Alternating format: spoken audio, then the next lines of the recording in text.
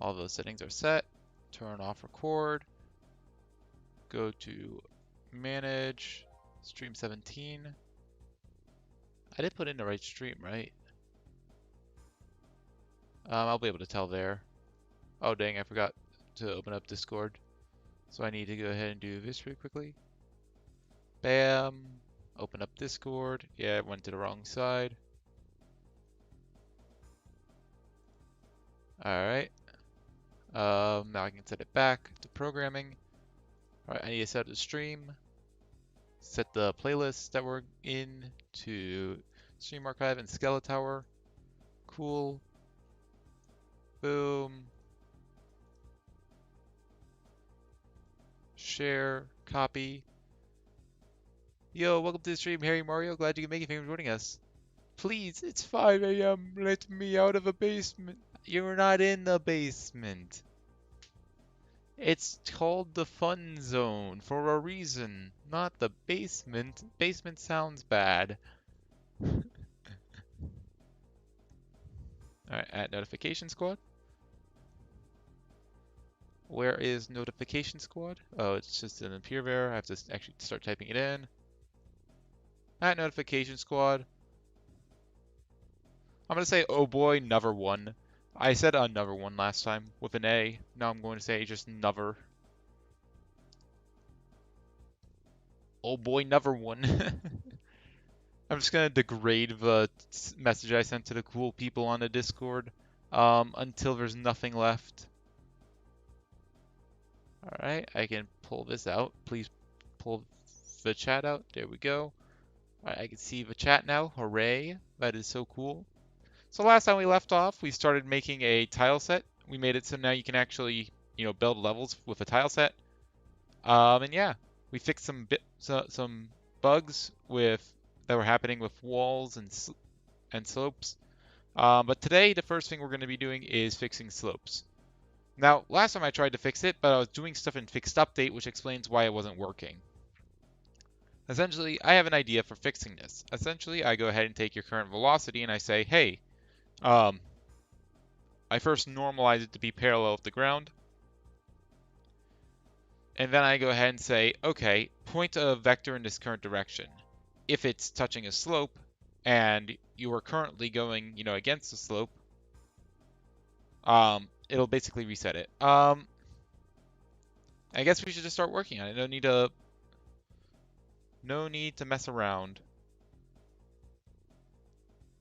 We need to go ahead and open up Visual Studio. There we go. So the problem that I was having before, I'm pretty sure, was fixed update. So I was actually hitting the slope and losing all my speed before it was redirecting me. And I think that was my issue.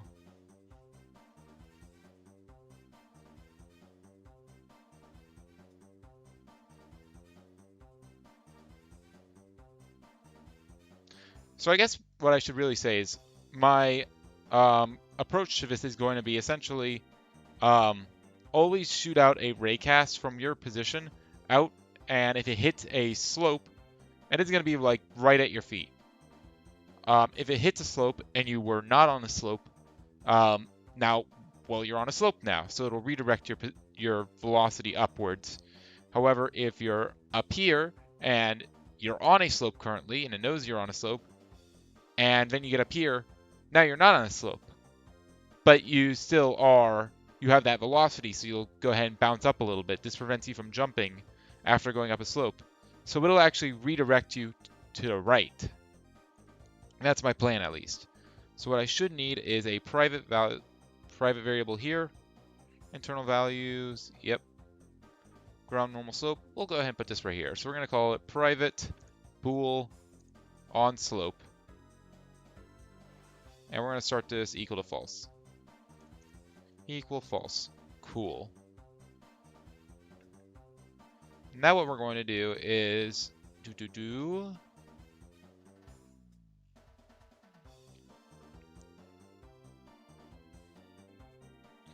what do I need to do?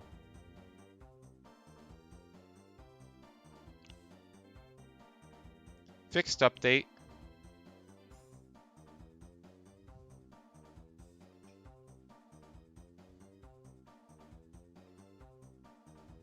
Oh, I just realized something I should do, but I'll work on that later. Anyway, so an update, what I need to do is, if my state is normal, if jump is detected, then it's going to do that. I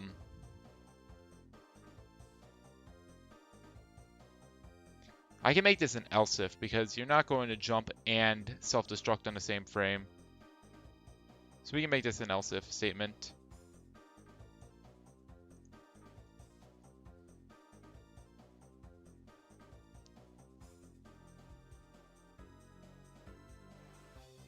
Now I don't want to eat your jump, so I'm going to make this secondary. So down here I'm going to say else if oh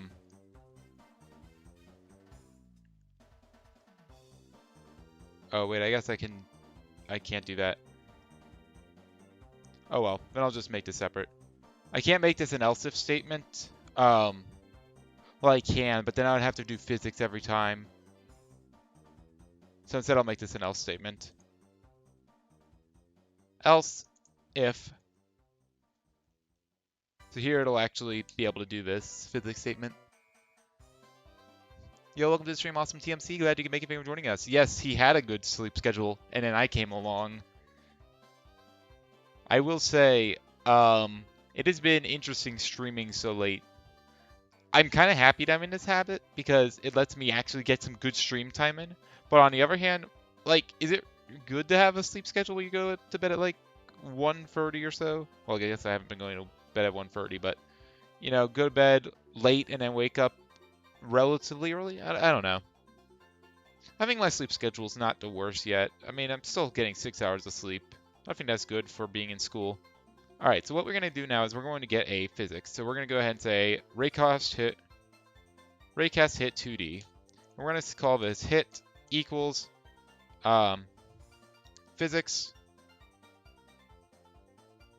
Also, we need to make this a array list. Also, this is going to be a raycast all, so we actually need to do this. So now we're going to say physics 2D dot, I guess I spelled it wrong or something. Physics, I don't know how I spelled it wrong, but sure. 1:30 p.m. Is that what time it is for you? Because for me it's 12:47 a.m. Eastern time. So physics 2D dot raycast all.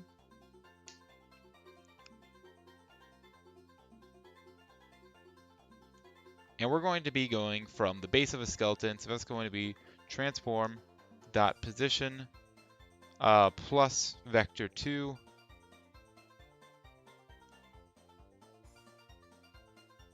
dot down. It might complain. It is because it's a vector free versus a vector 2. Yeah.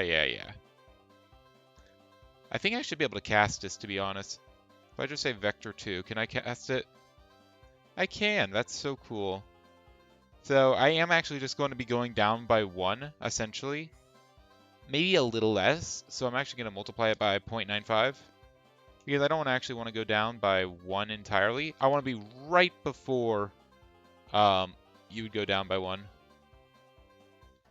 Because remember, what I'm trying to do is I'm trying to say, oh, basically where your knee is, or really a lot lower than that, more like where your ankle is, but still a point that's above the ground.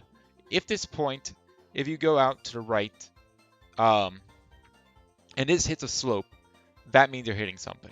I don't want to be at the very bottom of the model because then I might hit the actual ground due to floating point rounding. And I don't want to hit the ground if you're not near a slope, so that's why I'm going to do what I'm going to do. So yeah, so I'm going to raycast all, comma. So now we have the vector 2 dot direction. So this is going to be vector 2 dot right. Actually, no. This is going to be your velocity direction. So this is going to be player rigid body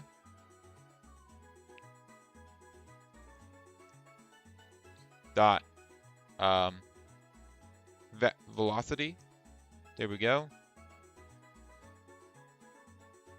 And this is a vector 2, but we're going to normalize it. Dot normalize.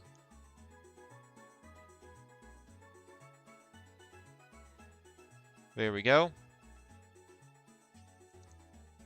Float distance. I want this to be based on your speed, so I'm going to say player rigid body again dot speed. I should actually, no, it doesn't let you say speed. All right, whatever. Velocity dot magnitude.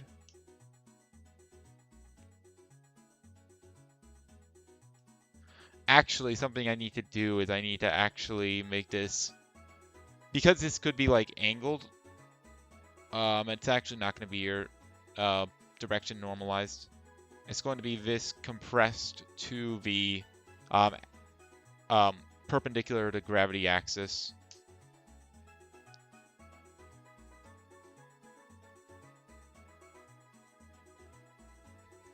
So we're going to make a vector 2, and we're going to call this, not vector 2, we're going to call this angle, test angle.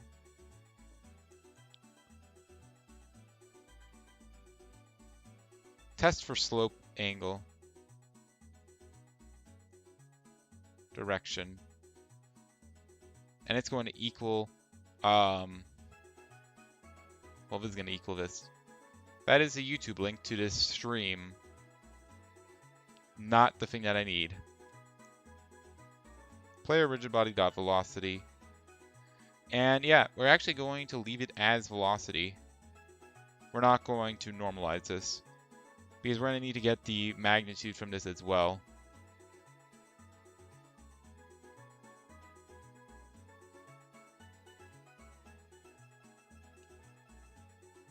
Test for slope direction.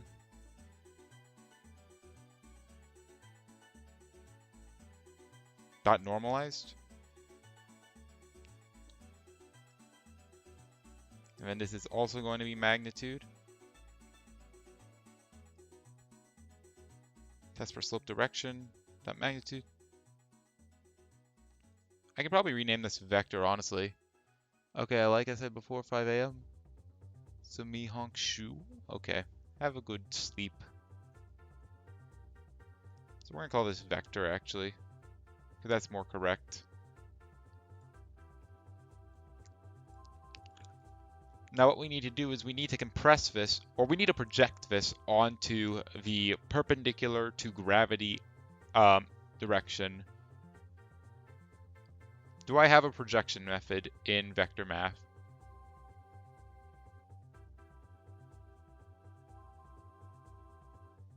Internal multiplication, absolute vector, flattened vector.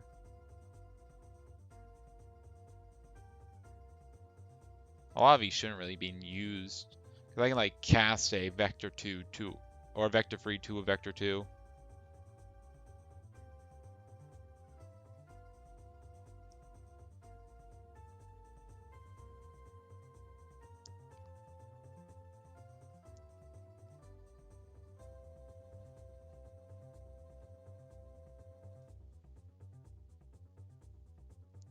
Alright, whatever. I'm going to make a projection method. Public, static. Actually, I'm going to write a description first. Projects a vector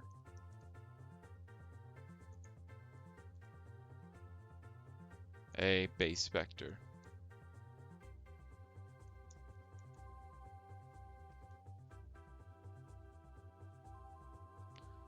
Alright, so we're going to make a public static vector 2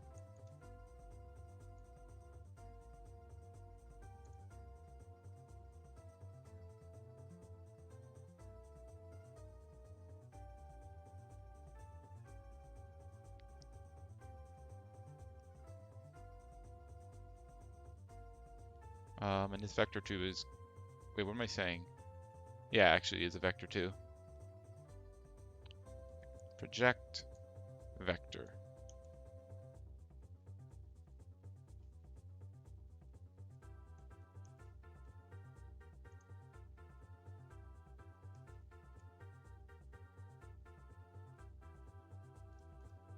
I'm actually going to call this an axis vector. Because typically when you project, you're projecting to an axis. Like if I project a triangle to the x-axis, then you flatten it to the x-axis, or you flatten it to a plane.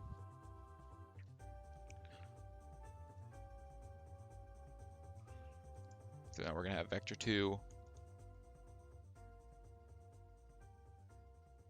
Shouldn't this just be the dot product? It really should be, now that I think about it.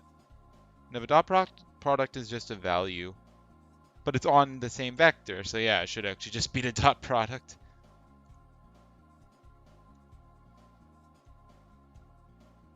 Alright, so yeah, we should be able to just say, yeah.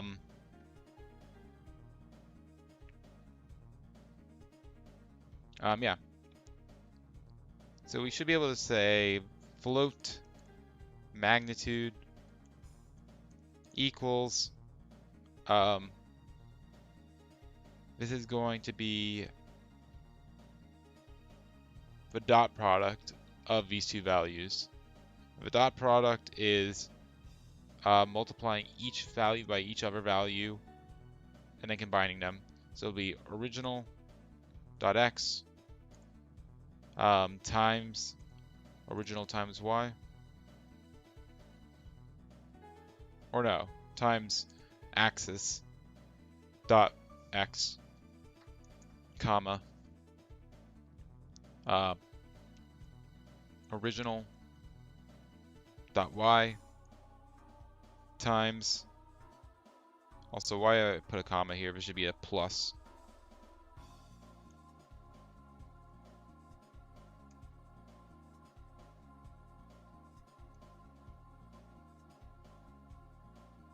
so we project original y, axis y, there we go, and now we're going to say return axis dot normalized times magnitude. There we go. Now we go back to player controller. We'll say test for slope vector. That's going to be the projected thing. So this is actually going to be math or vector math dot project vector. So this should be a capital P to start it off. I can't rename this element. Okay, I see. It's probably because it's an error right now.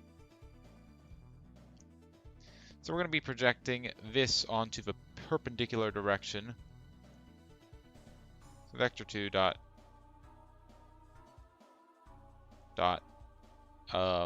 right. Obviously this is going to need to be changed to perpendicular of gravity, but I just want to rename this really quickly.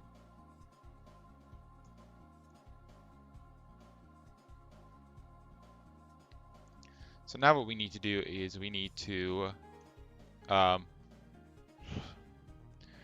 we have to get the perpendicular of gravity. Now this is a little tricky to do because the perpendicular of gravity changes. Like, if I'm on the ceiling, I can't just, if my gravity's downward, now obviously if I'm moving to the right, I want to, you know, have it be to the right. I want my vector to be to the right. However, if I'm on the ceiling and I'm moving to the right, if I rotate the vector by 90 degrees, it'll be pointing to the left, which will flip all my values.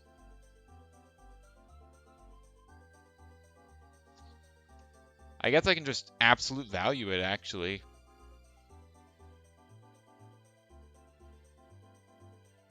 Yeah.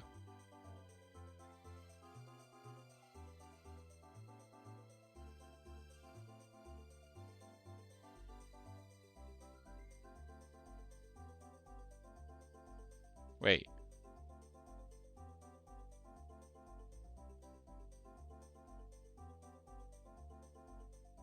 So if I'm going to the right, my velocity is going to be towards the right. I don't want that vector to be there. So yeah, I'm pretty sure it needs to be absolute valued. Yeah. Vector math dot absolute value. This also needs to be cannot rename, sure. Vector2. Actually, we need to use vector math again. Dot rotate vector.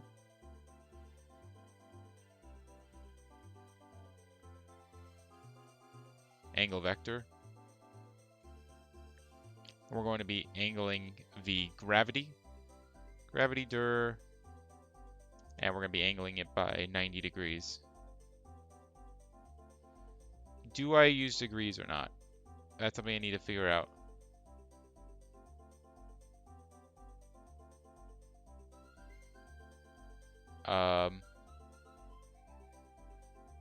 Yo, welcome to the stream, Travis. Glad you can make me. Thank you for joining us. I do not have any ideas for your game. I'll be honest, I don't have a lot of ideas for tower defense games. That's why I haven't made one.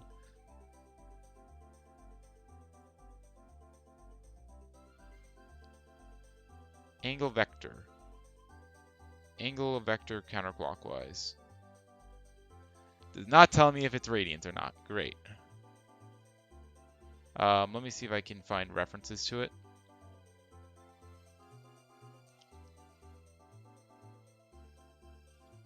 Not go to implementation.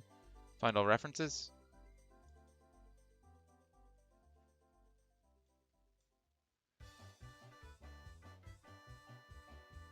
I do have actual other references to it. Cool.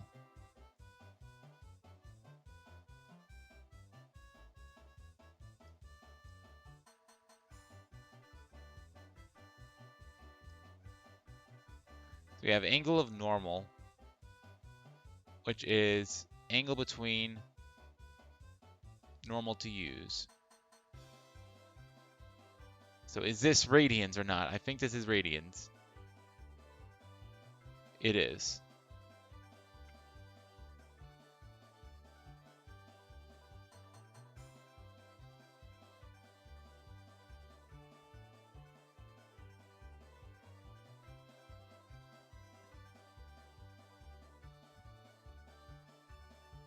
So angle vector counterclockwise.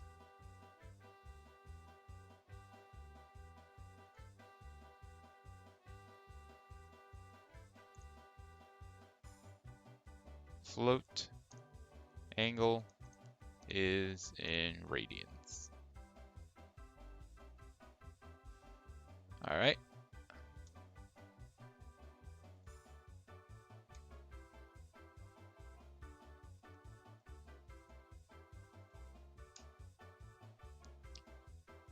Okay, I made an Instagram account. Nice. I don't have Instagram. The only social medias I have are Discord and YouTube, personally.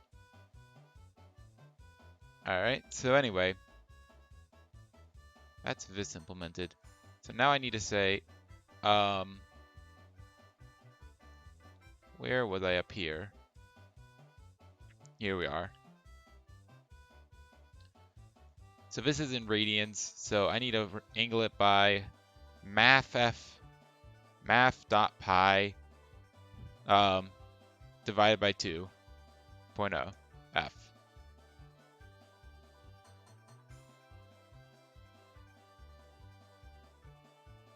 If I use f, oh, that works. Is that the difference between math and math-f? It's that math uses doubles and math-f uses floats? Is that actually it? Hold on, I'm actually curious. Does math-f use floats? And math use double?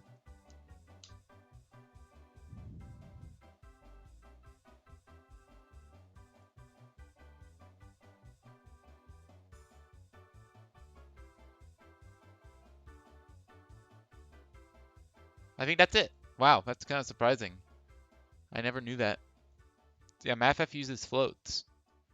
That's interesting, and they're actually really useful to know, because I normally always use floats. Anyway,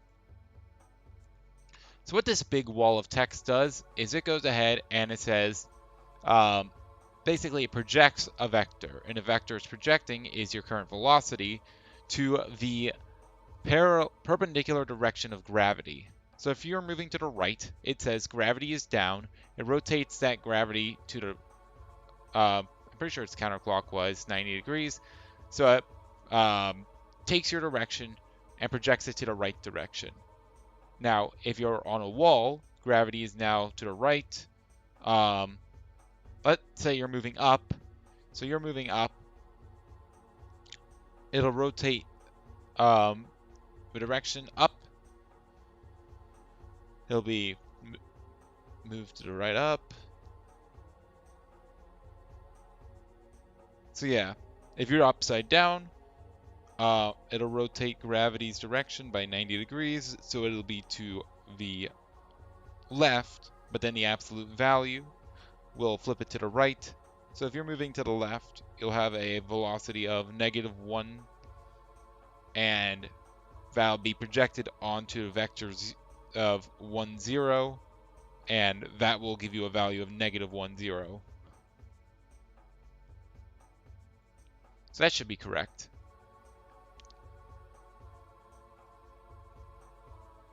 So yeah,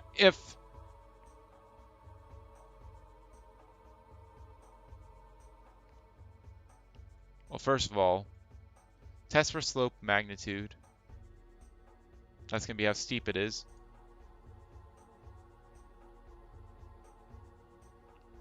The distance actually should be larger than that.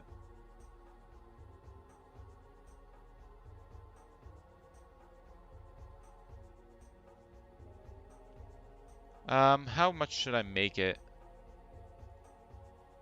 So first of all, it should be plus 0.5.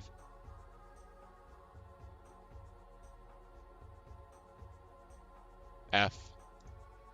And then it should be, I guess this should be multiplied by, I don't know if it needs to be multiplied.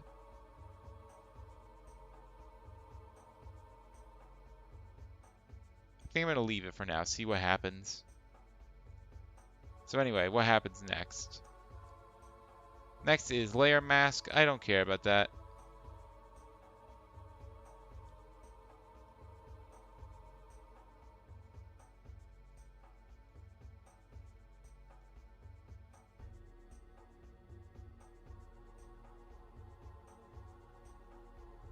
Do none of these have out? I guess not. I guess it's Boxcast that has out. Interesting.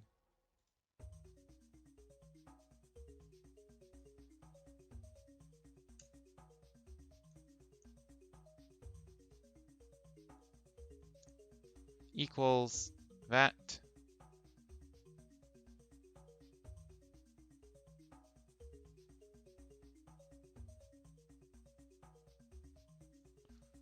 For each hit,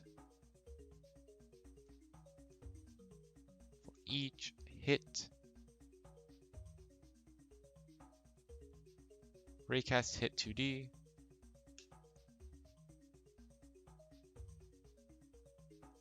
hits, hit in hits,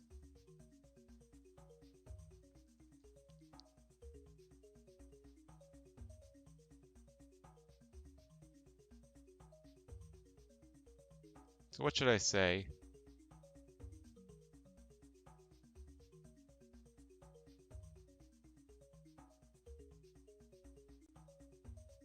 I guess it's going to be different whether I was on a slope. Well,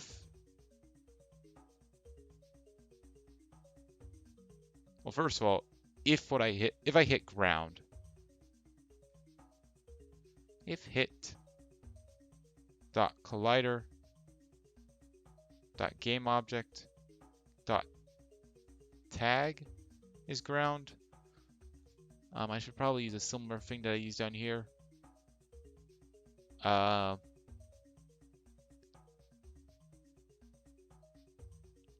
Set ground variable. it goes ahead if collider game object dot tag is player versus ground.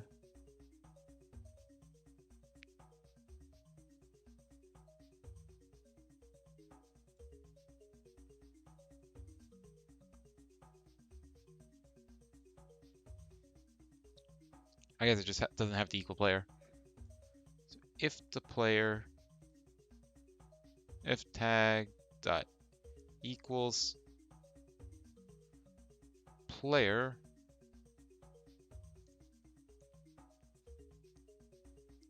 so now what we know is this collider that it hit is not a player. So after all this, we're going to break, obviously. And now we're going to need to determine whether we should be going up or not. If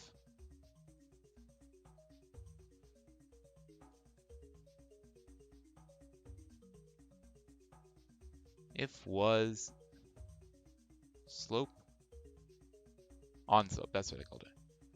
If on slope. Oh, wait. I guess if I don't hit anything, then it needs to not do it.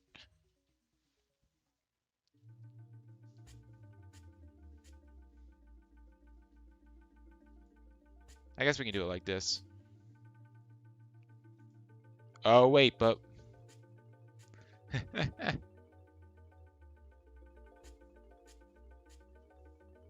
Alright, we have to add a little bit more nuance to this that I thought. Bool is now on slope. I'll just call it now on slope.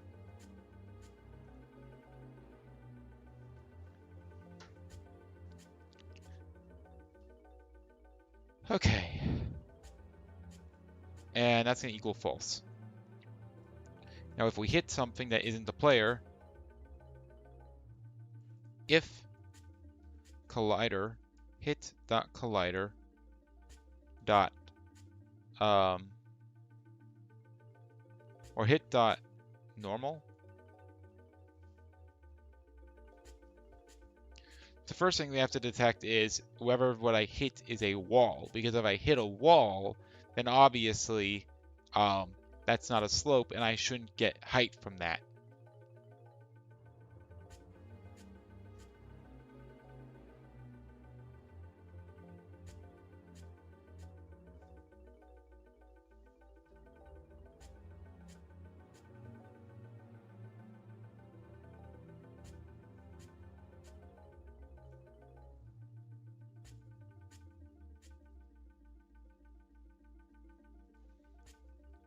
Should be like minimum angle.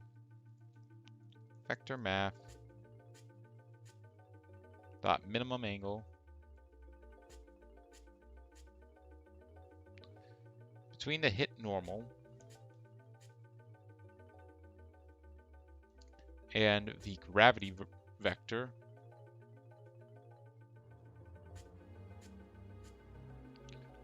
So first of all, minimum angle between, I want to check something here.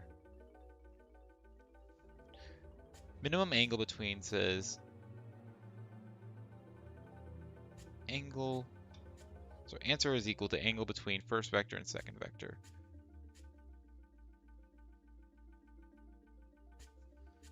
And is that ever going to be oh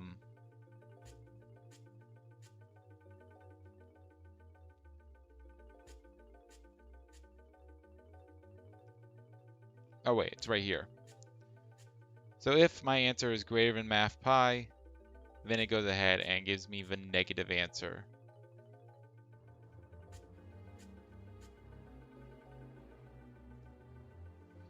So let's say so if my hit normal is to the right or to the left, and my gravity is up, that means the minimum angle is going to be between negative 90 and 90. Now if I hit a slope, then the minimum angle will be between like 45 and negative 45. That will be the minimum angle between.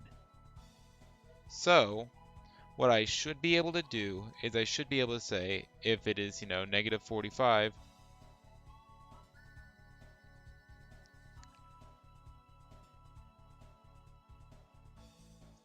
so this value has to be greater than, it has to be between two values.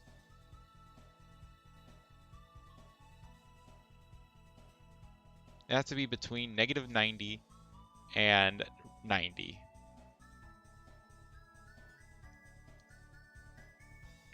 But it's radians, so pi over 2.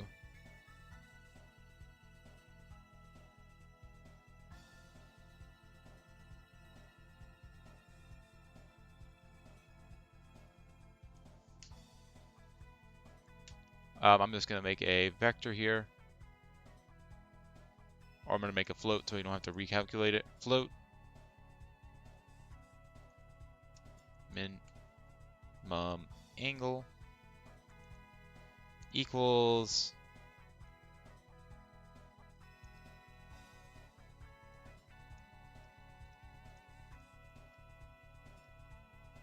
I'm going to call this angle between.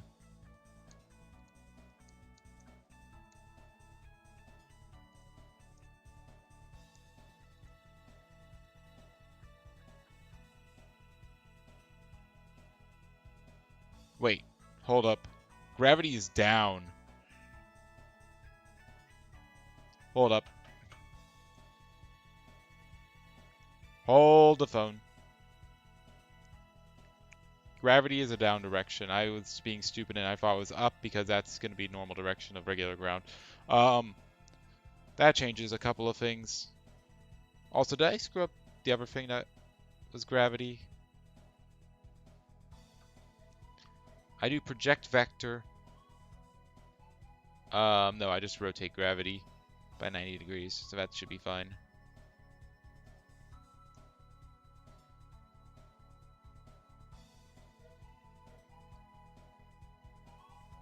So if the angle between is, so gravity is down, the walls are 90 and negative 90. And then if I have a slope, which is a true value, it's either going to be like 135 or negative 135 degrees. So it has to be greater than 90.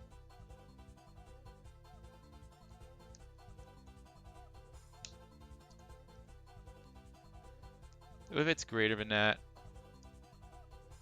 or it's less than the alternative. Wait, what am I saying? I can just math.absolute value it.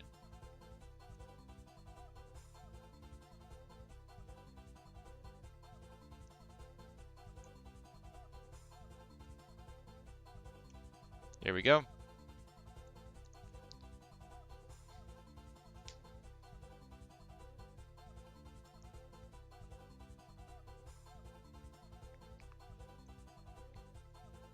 And obviously, if we're going left, the angle between is just that way. So yeah, that should be okay.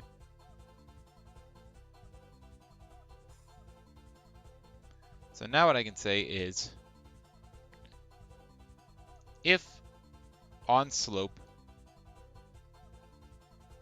and not now on slope,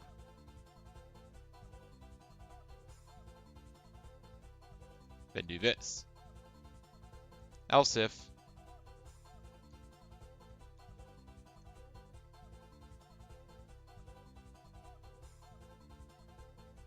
I do use proper this here.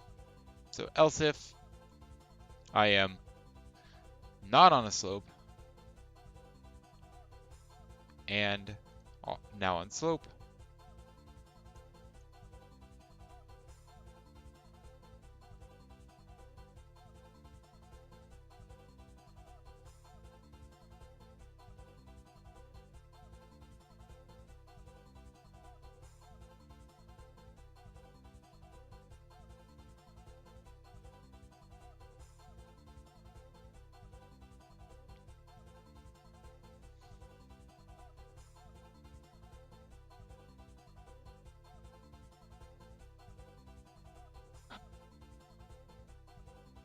So if I'm no longer on a slope, here I can just set your velocity back to nothing. So I can just say vector 2, or I can just set it to gravity.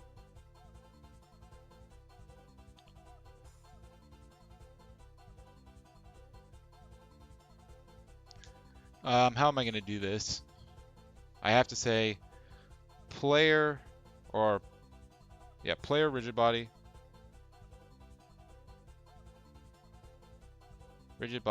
dot velocity equals. So here what I'm going to say is, so I'm going to set your velocity to vector math dot angle vector, and the angle the vector we're going to be angling is going to be player velocity. So player rigid body dot velocity, and we're going to be angling it by basically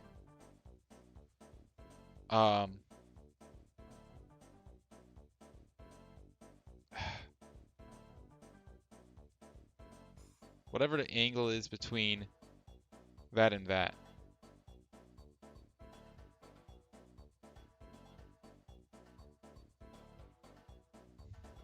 That should just be vector math dot minimum angle between.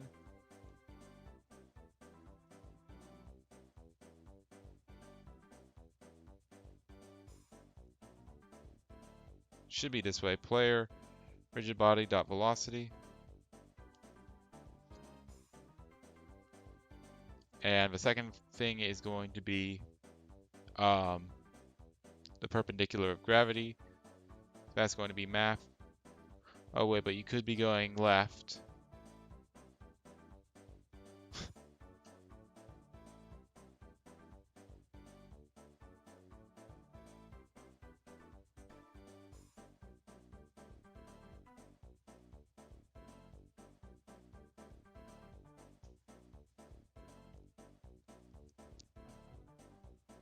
I guess the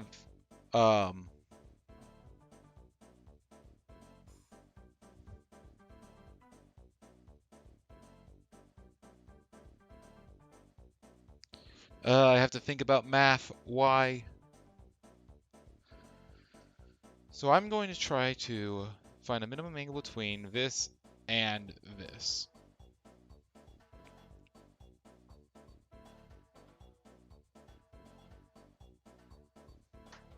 Wait, the way that I'm going though, that should already be recorded. That was recorded up here, I'm pretty sure. Yeah, test for slope vector.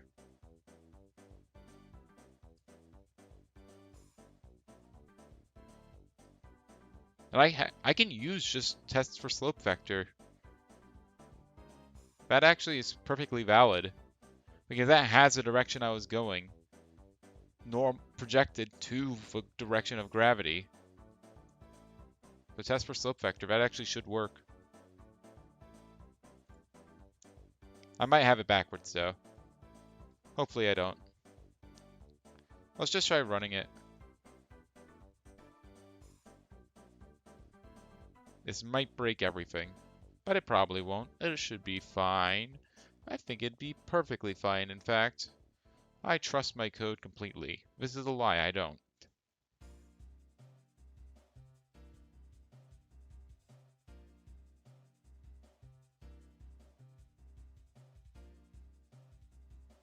It does not appear to be working.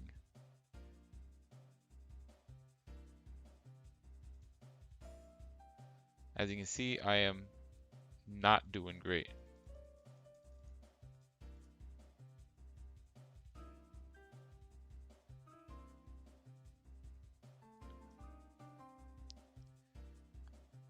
All right. If is player 1, I'm only gonna record player 1 for this. Debug debug.log. I'm gonna say was on slope.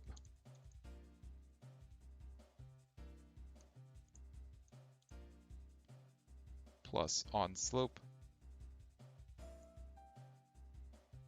Plus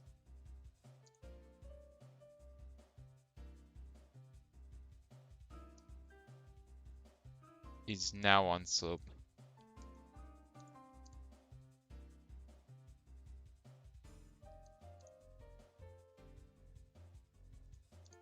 Plus is on, what do I call it? Now on slope.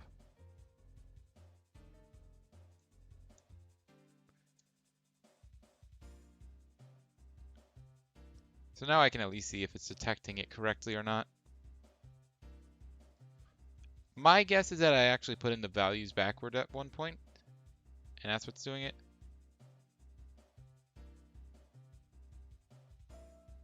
Why is it seeing true for a second when it hits the other player?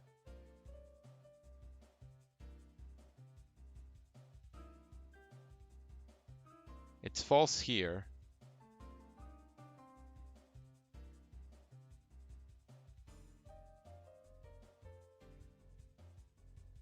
Oh, wait.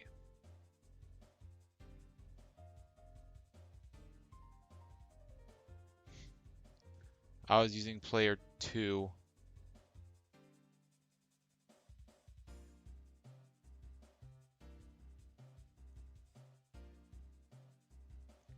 Yeah, so this is player 2. Get rid of him. Is now on slope is true. Also, one thing that I should do is this. If it's now on slope, I should say on slope equals false. Just something I should add. Also, I should make on slope true.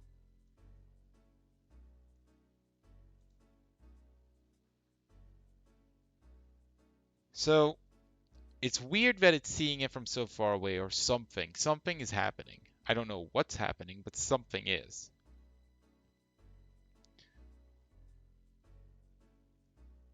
Like it's saying I'm on slope true right now. Why? Am I going down too far?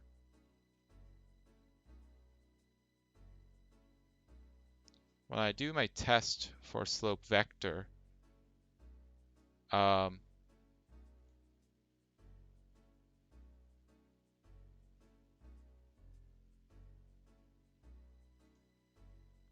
when I do this, I do vector 2 dot down times 95 or times 0.95. My guess is it's this. I do test for slope vector magnitude. Now what it should be doing is, this is a projection vector, right? So it should be taking, so it's taking the velocity and it's putting it onto gravity.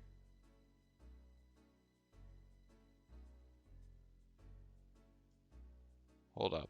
Gravity direction. Oh, this is just rotating it.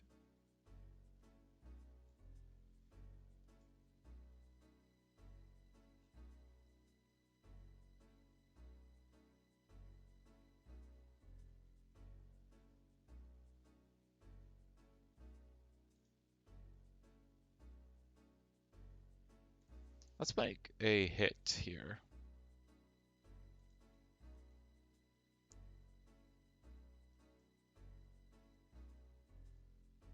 Raycast hit 2D slope hit equals we're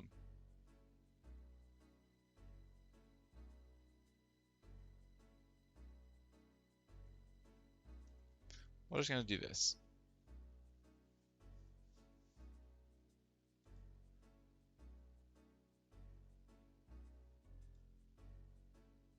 Wait a second. If collider is not equal to player, angle between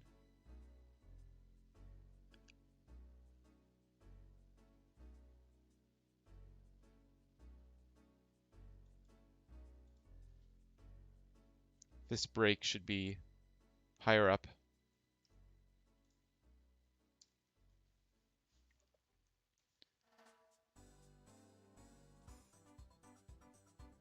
And slope hit equals hit.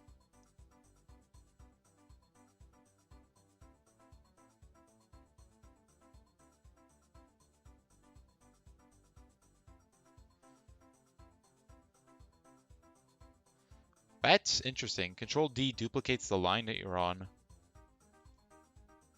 Pretty neat.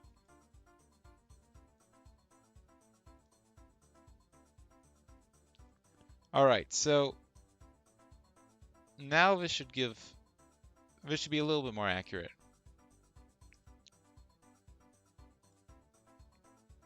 It says false. Still detecting it from really far away. What if I'm like running up to here? Saying true. The reason I did this as well is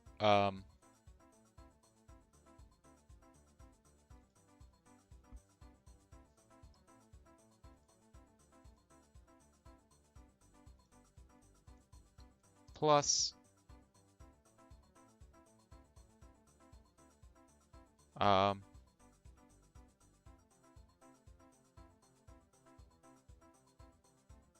now on slope hit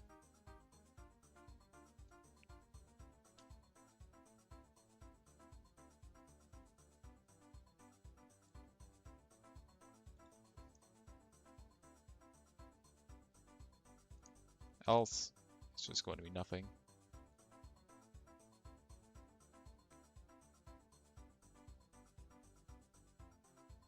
Use of unsigned. I assigned slope hit right here. What are you talking about? I guess it's because I don't have it here. I'll just say it equals null.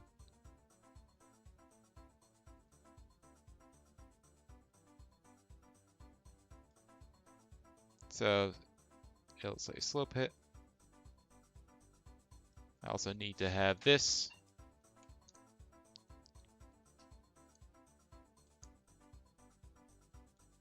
So slope hit was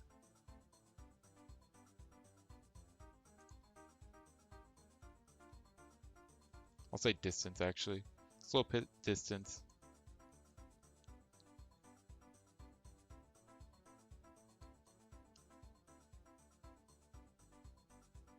There we go.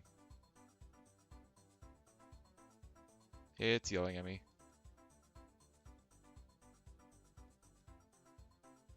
The hell you mean? The non-nullable type. Great. In that case, raycast hit 2D dot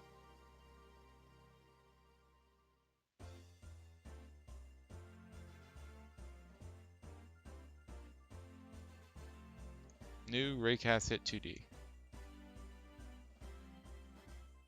You happy now? Great.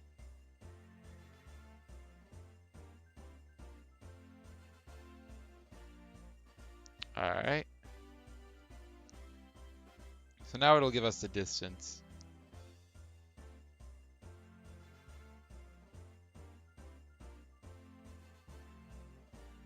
So yeah, it's hitting the slopes from really far away.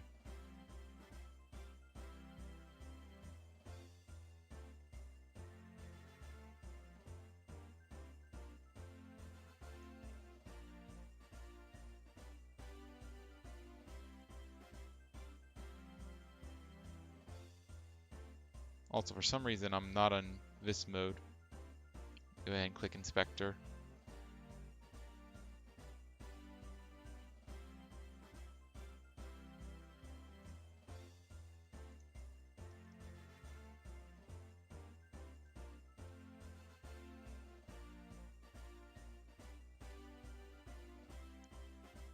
Slope hit distance 5.88.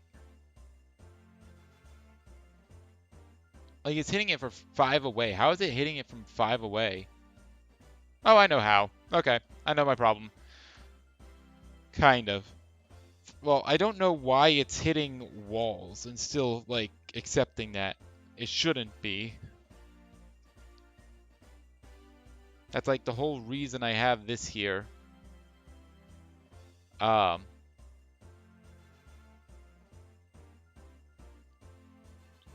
That's why I have this float angle between.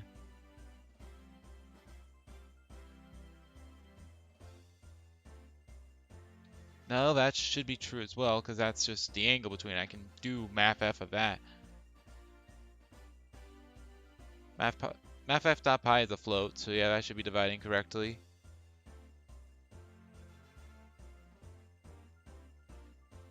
Yeah, first of all, I know why this is failing, why it's giving me really large numbers. That shouldn't be happening. And I think the reason it is happening is because of this. I'm using the player velocity for this, right? That's my problem. I'm using the velocity, and the velocity needs to be multiplied by time.delta time. And like that, now I'm getting a much more accurate vector. That would explain why I was going, 5.8, because your velocity is 5.8 per second. If you divide this by the amount of time you have, or multiply by delta time, which is like 0.01, it'll shorten your vector significantly. As you can see, I'm getting a whole bunch of falses. And I'm still getting falses here.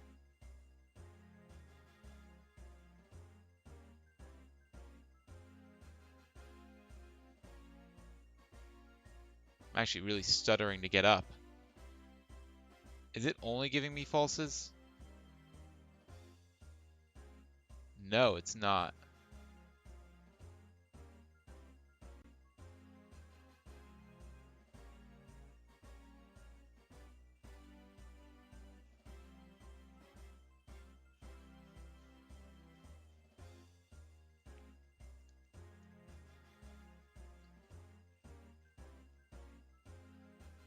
It's only hitting it occasionally.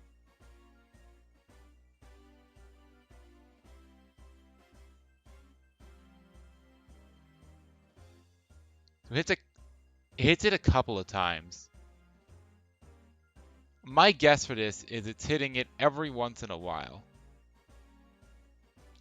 Alright, the solution, and then whenever it hits it, it then immediately doesn't hit it or something.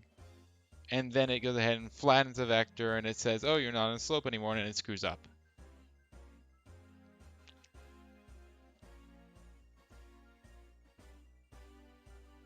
So I think instead of just adding 0.5 to this, I'm just going to say it's like 1. I'm just going to put in a dummy value. 1.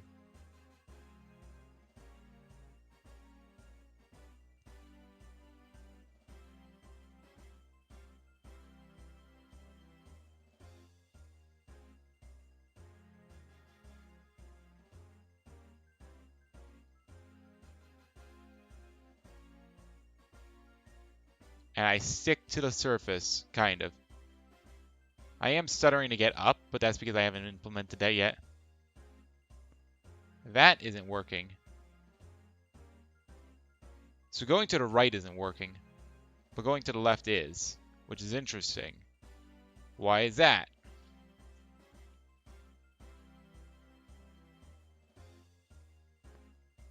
That should be going to the left. Well, first of all, I can actually test this. What I can do is I can say, so nothing. It sees that there.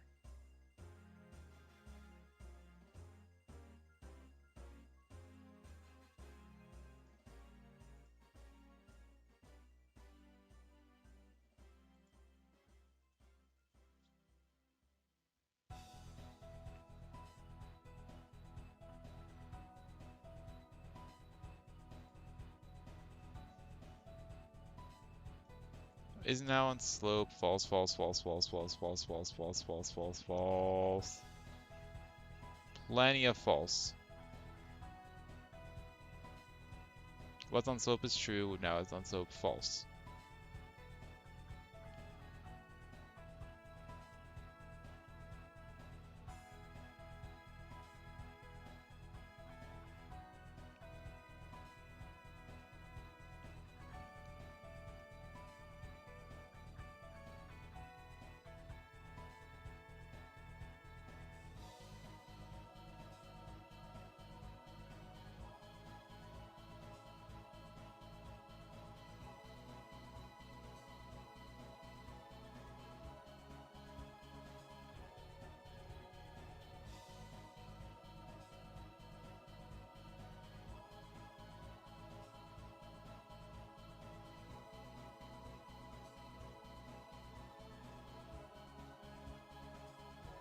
Like it looked like it worked there, but it's not. You can tell because I can't, when I hit the jump button while I'm falling, it doesn't work.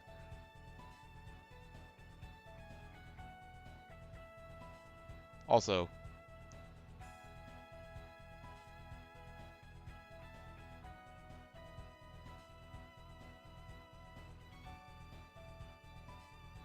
okay, now it's not detecting the wall, which is good.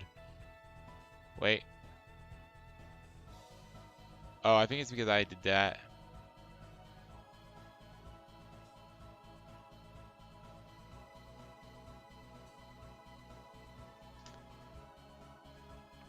Oh.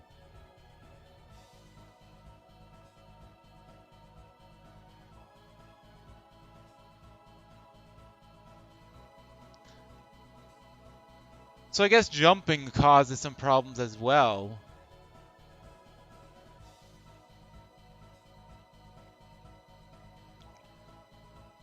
Probably because you go from being on a slope to not being on a slope.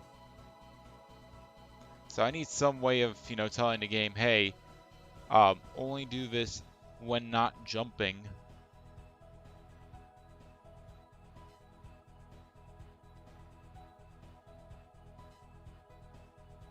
I guess it's doing it the frame after a jump is detected.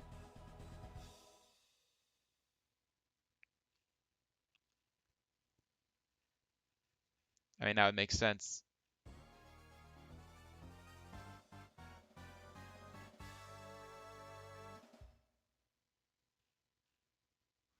Oh, wait, another thing.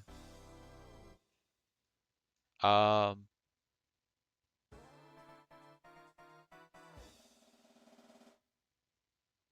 okay, so that's one away. That's actually 0.5 there.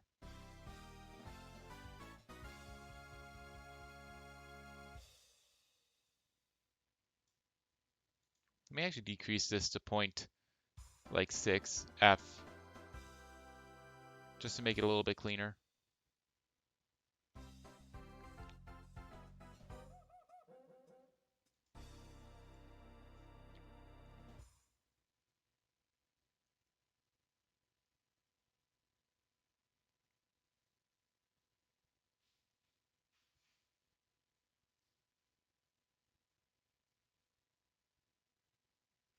So yeah, when I go ahead and jump, it should just automatically stop.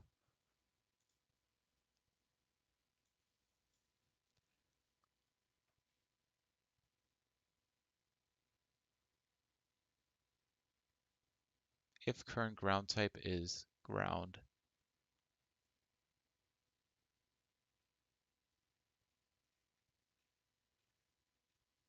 Also, first thing I'm going to do is I'm going to go ahead and put on some more music. Mario 64 is over. Mario Kart Super Circuit's next. Maybe, I don't know. That's going to be the one I put on next.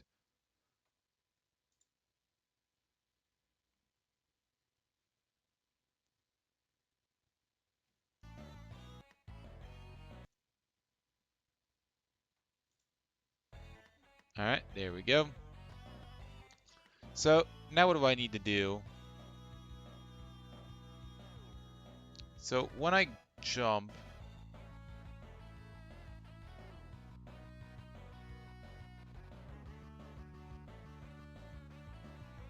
current ground type is ground.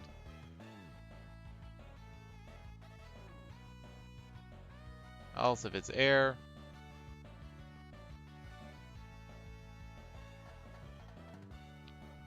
One thing I'm going to do is was on slope.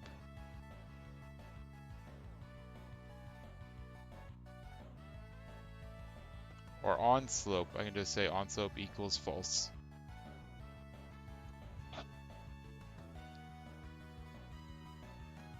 Let's see if that fixes the bug of jumping on a slope.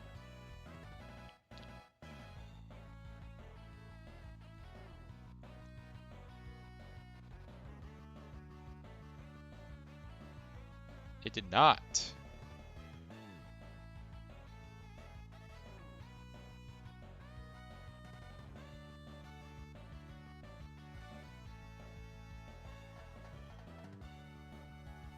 So why is it not doing what I want it to do? My guess is that it's detecting that it's on a slope from being in the air. So what I need to do now is I need to say else if cur ground type equals ground.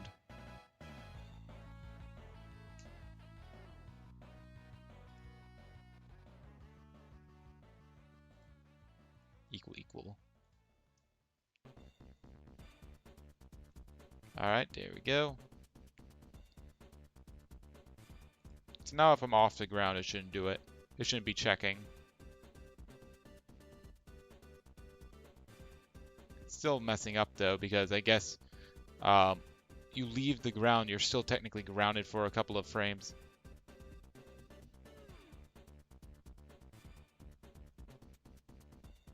Obviously, it's faster than I can double jump. I guess if you had like superhuman reflexes, you might be able to like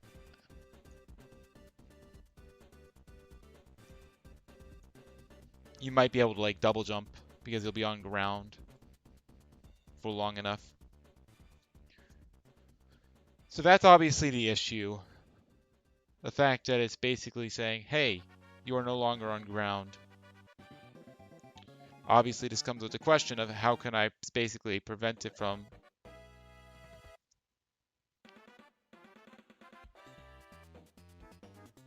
going up the slope? Yeah, that's something I'm trying to fix. Essentially what I'm trying to do is I'm trying to make it so if you are going right and you're on flat ground and you hit a slope that's going up, you're able to immediately start going up that slope.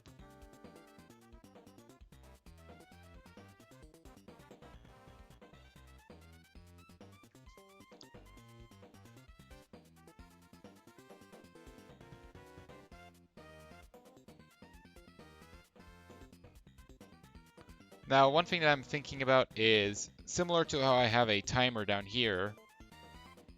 Where is it? Not play or die. End wait. Inherited, that's what that means.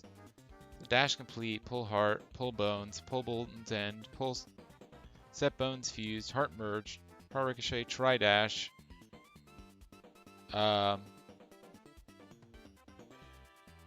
Dash complete.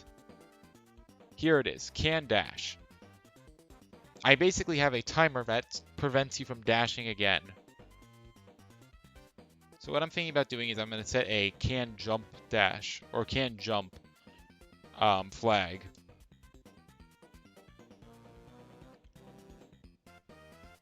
So can waitable dot wait event dot can jump.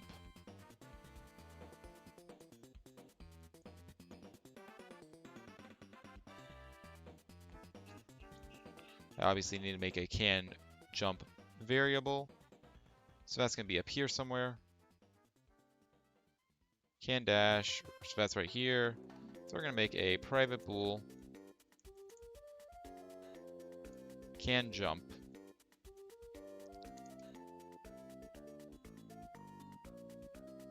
And we're going to set this to true. Sure. Doesn't really matter.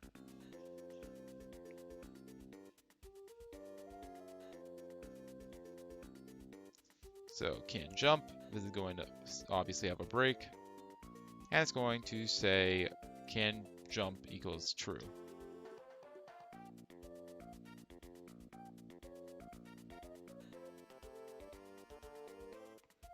Actually, I'm going to rename this to snap to ground.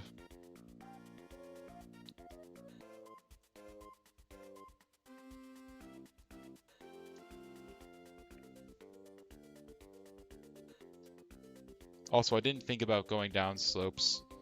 That's also going to need its own raycast.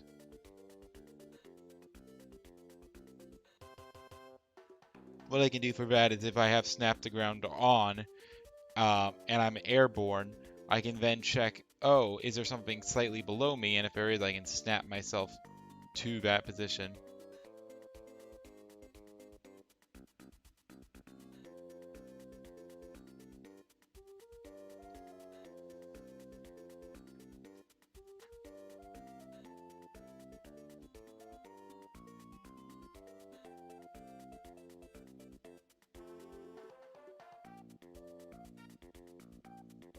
Snap to ground. Alright. I need to make this an enumerator.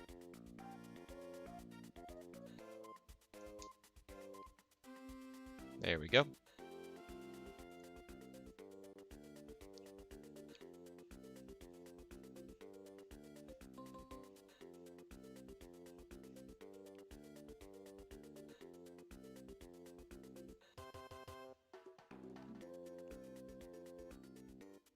So for, no, not here. Wait, what? Oh, this is a start thing. I need to go down. I probably have a timer here as well. Where's snap? Snap to ground. So can dash. I don't see a timer. Oh, it's probably dash time or something like that. So we're going to make a private float reset snap ground timer. We're going to set that equal to, first of all, we're going to make it static. And I say we're going to make it about 0.1 F. This doesn't have to be fast, or it doesn't have to be long. It's just so that way you're off the ground by the time you know, before it checks again. So now in fixed update, snap to ground,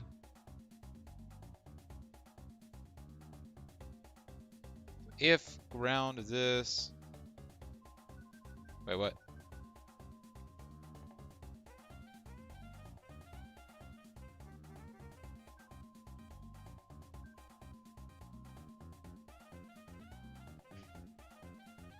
Oh, this is fixed update, that's why.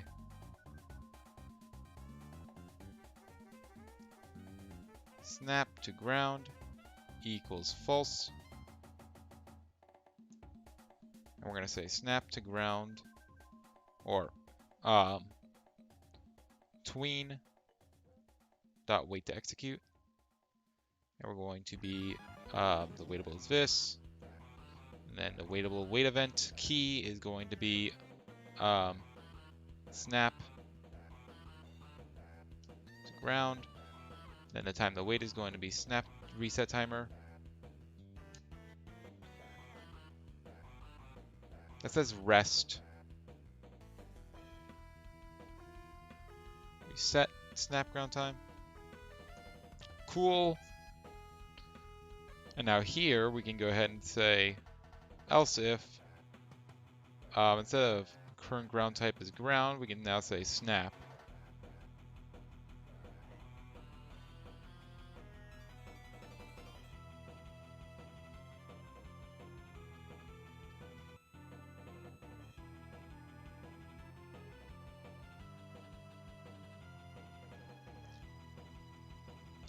So this should fix the issue of us wall jumping off of a slope. Because now when we jump, it'll immediately say, hey, no more of that.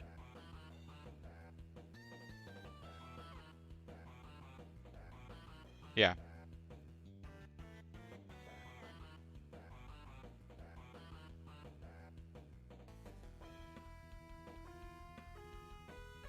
Obviously, we still have this problem. Now, this is also something I'm going to have to fix.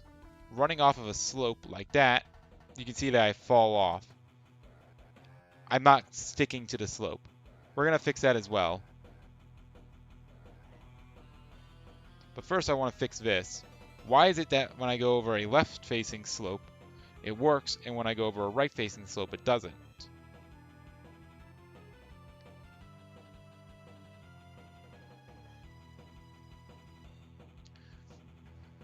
Um, hmm.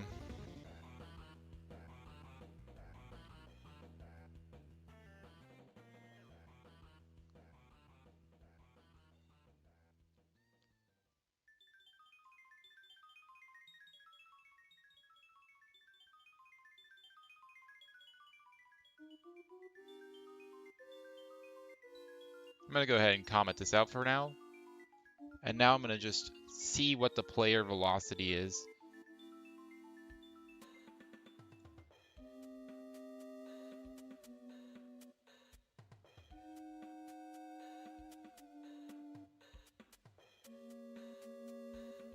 Right here.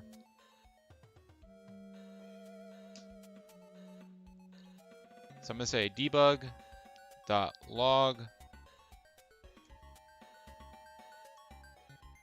player rigid body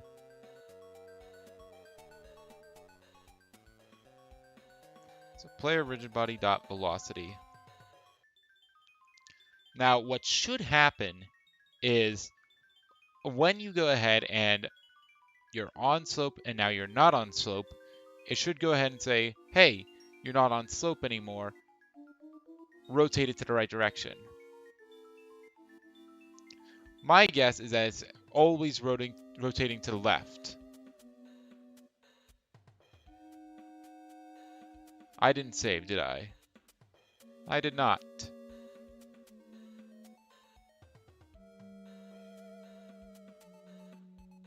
But yeah, adding sticky slopes like this is going to be really nice for platforming, because right now getting stuck on a slope is kind of annoying. So you might notice something. When I went off of that slope, my velocity was set to 0, 0, 0 to 21, 41. So it completely removed my x velocity, and it gave me a lot of y velocity. And what's a lot is a relative term. Now that's interesting. Player rigid body velocity assign attempt for player 1 is not valid.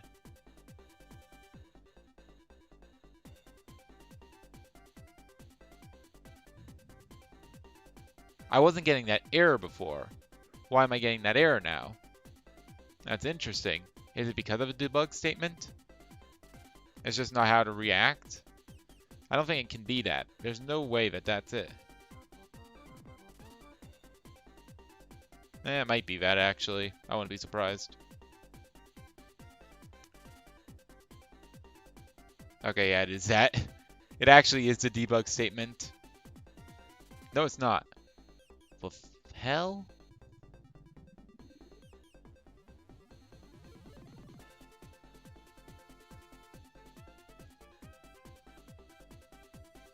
Okay, I guess it wasn't that. I guess that makes more sense. I'm good at finding bugs. I wonder how much I'll mix. You know, I'm only one guy, but I do hope to make this relatively bug-free. That's not to say there aren't going to be exploits. Oh, don't get me wrong. There will be plenty of stuff for speed runs. This will be a very speed-focused game. But in terms of actual bugs, I want the game to feel silky smooth. I don't want it to feel janky. You know, if there's some weird out-of-bounds exploit, yeah, go ahead. But if it, heck, I might even make it that so it's a feature. Add a secret there or something. But, for something like this, where it's like, oh, when you go up a slope, it feels really bad. That's not a fun bug. That's just a, oh, so this feels bad, but it doesn't feel good. I don't think you want to get stuck when you're going up a slope. Or, you run up a slope and you try to jump at the top and you're like, oh, the game made my jump. That's never a fun experience. Not really. So that's why, that's my general stance on bugs. Obviously, before I release it, I want to remove as many bugs as possible that aren't fun. I don't get why I'm receiving this. Rigid body velocity assign attempt for player 1. Maybe it's because I stopped moving or something? If I keep on going, then it doesn't do it. No, it still does it.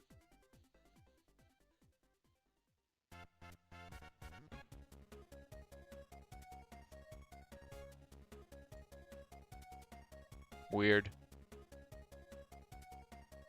Whatever, we'll look at that more later. Anyway, first things first. I didn't save this. So let's see what velocity it sets it to here.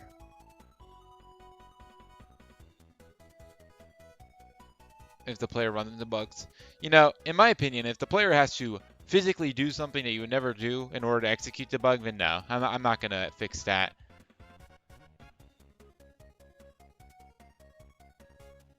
So here it actually sets it to -25. That's interesting. Also, if you stop moving, obviously, it says 0, 0. But that's because, obviously, you aren't. It doesn't produce a vector and doesn't do that. Yeah. So, like, take Tears of the Kingdom, for example. There's plenty of bugs in Tears of the Kingdom. I would honestly probably not patch many of them. Because, why?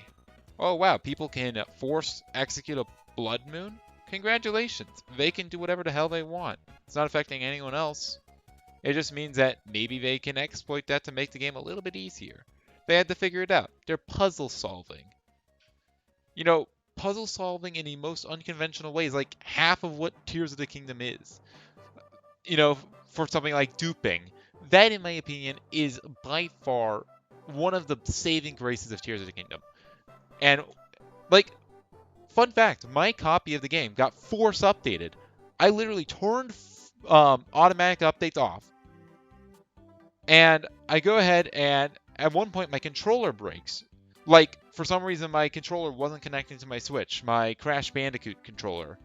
And it's not fun to play with Joy-Cons. I don't like playing with Joy-Cons anymore. I guess I played Donkey Kong Country Tropical Freeze with Joy-Cons, but that's besides the point. Single-player games I like to play with a Pro Controller. It just is bigger, so it fits better in my hand. But at one point it just stopped working. So I had to go ahead and reset my console in order to, get it to work again. I don't know why resetting the console fixed it. It did, though. It's a USB connection. I don't know. Anyway, so I, close the game in order to reset my console. And when I do, it just automatically updates the game. And that patched the glitches with duping. And that made it so much less fun. It's a lot, at least for me. And, I get the point of, oh, but duping makes the game incredibly easy because you can dupe infinite fairies. Okay, sure. I can understand not wanting to let the player dupe fairies or whatever, but that's one thing.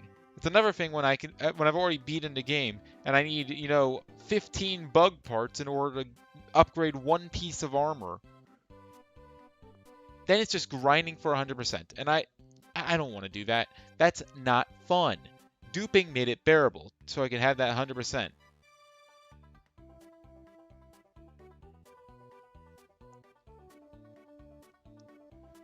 So yeah. Duping was a fun glitch.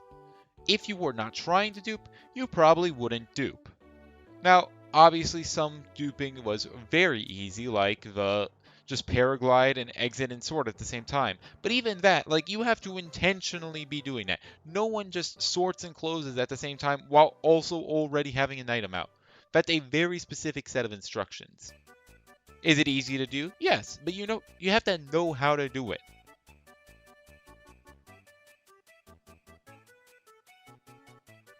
I'm just glad I bought a physical copy of the game. Otherwise, I wouldn't be able to revert it back to the original version if I want. However, even if I want to revert it to the original version, I have to go ahead and like factory reset my Switch, which I don't really want to do. I don't want to lose all my save progress. I'm just glad that when it did force update, I was already close to the end. I already duped like all the great fairy stuff. Thank God. But I lost access to duping Zonai stuff easily. Obviously, you can still dupe Zonai stuff, but whatever. So that's my stance on glitches. If it's not hurting the game, you have to go out of your way to fix it, then yeah, leave it in. As long as, now there is one exception to that. If you are a multiplayer game, if you have like, oh, Fortnite gets discovered, oh, you can get automatic headshots by performing LRLS 17 times in a row. You just, press 20 button combination and bam, guaranteed headshot every time. It inputs a debug value or something, I don't know. Or something lets you clip into a wall, and then you can shoot people without them being able to retaliate. Okay. In that case, it doesn't bring balance to the game. So I can understand removing a glitch like that. That makes sense to remove, because a player joining in for the first time would not be able to, might not know that. Or, it might go ahead and give someone unfair advantage. Whatever. So for a multiplayer game, I understand patching all types of glitches, basically. But Tears of the Kingdom is not a multiplayer game. This is not really a multiplayer game. Even when I add, like, co-op, if you want to use glitches with your co-op buddy, go ahead! Have a laugh. I don't care. That's something fun. I like glitches that make the game more fun to use.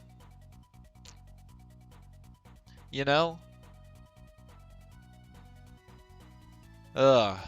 Anyway, where was I? Oh, yeah.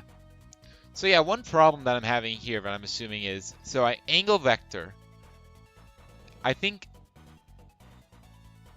so I angle vector. And the vector that I'm angling is the player rigid body dot velocity. So that's either going to be up right or up left. And then I go ahead and take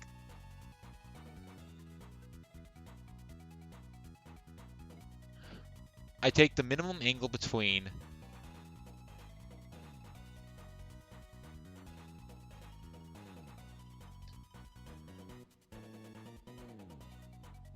player rigid body dot velocity, which is either going to be up right or up left, and test slope vector, which is either going to be right or left. Now, let's say it's right. If the minimum angle between that is right, so you're going up right, and test for slope vector is going to be 1, right?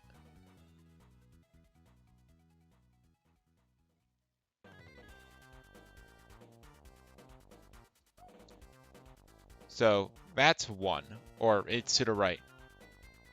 So that means the minimum angle between should be negative 45, basically. So negative 45, plug that in.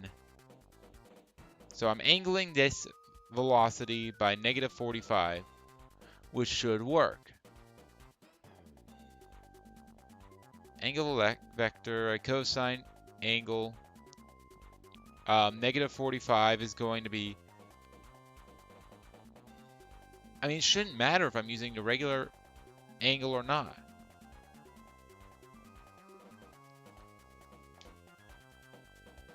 Here, let's try this.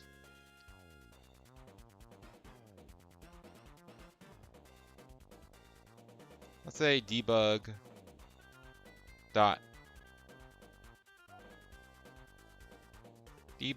log.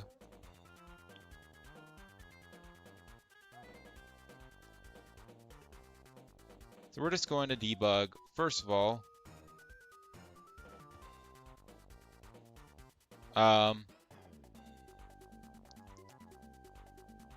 let's see what this angle is.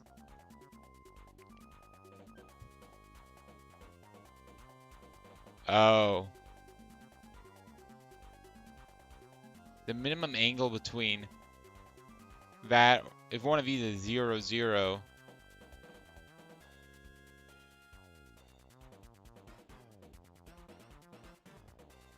alright, something I need to do in vector math, when I say angle between,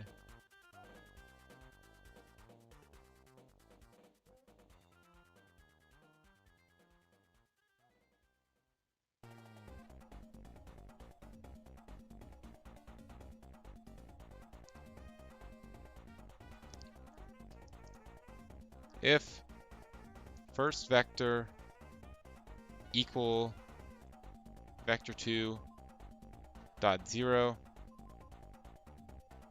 or second vector equal vector 2 dot 0, return 0.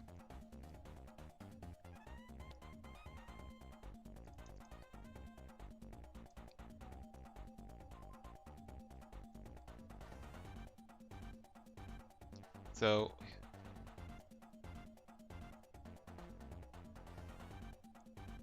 let's go ahead and see if this changes anything actually. It shouldn't. It just might make it so it doesn't have this error message pop up. Because now you actually get a value.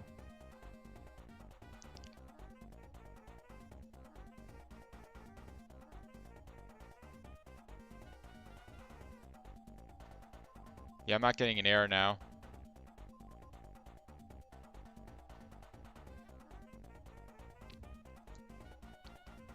So debug.log.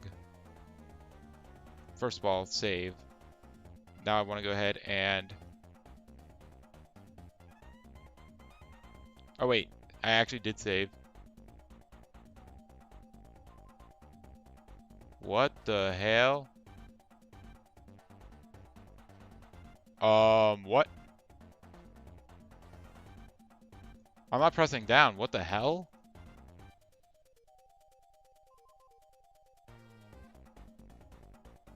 Alright, so now it's really screwed up. What the hell is this? That still doesn't work. Why am I self-destructing? What the hell?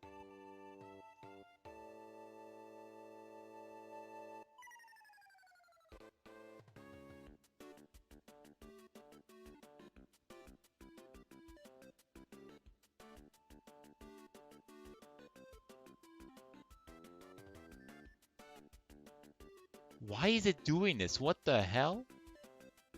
Why am I dying?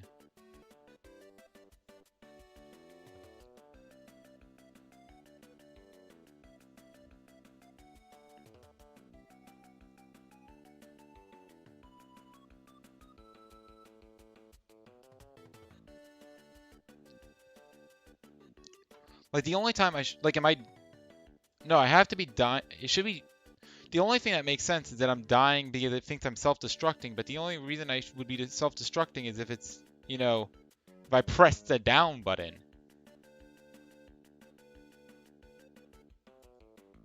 Unless it's, like, interpreting me releasing the up button as pressing down, but that also doesn't make sense because the only way it self-destructs detects is if it's that. What the hell?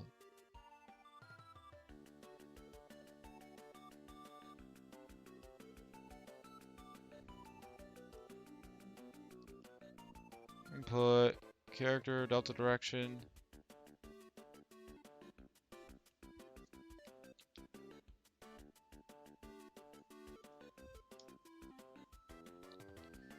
Debug.log.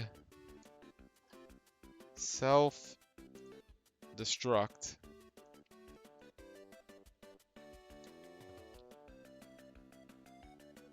Oh, it's because I changed the vector math angle between.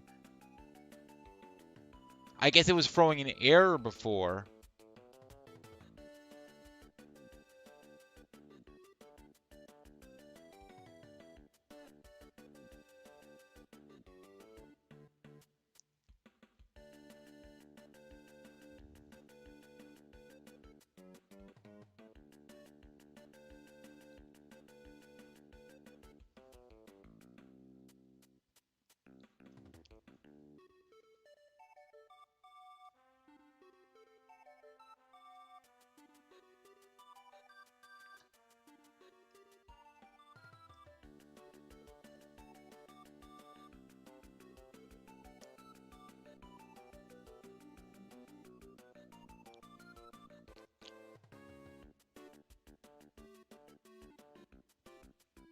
What does normalized vector do?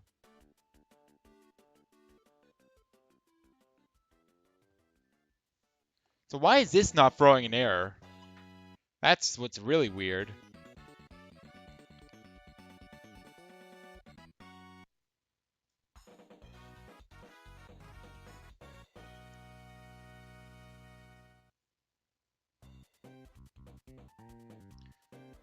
Okay, so why is it this way? Angle between first vector and second vector. If either of them are equal to 0 vectors, then it should be able to make it through this first part.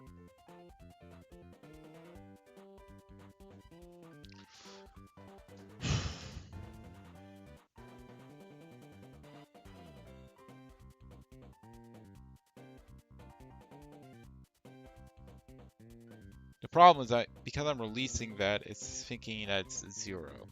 So how do you change that?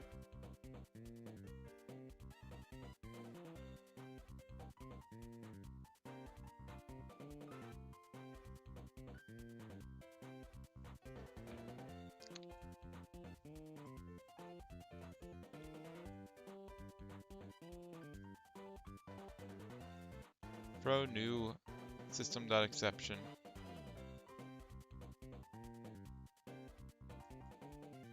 Null value.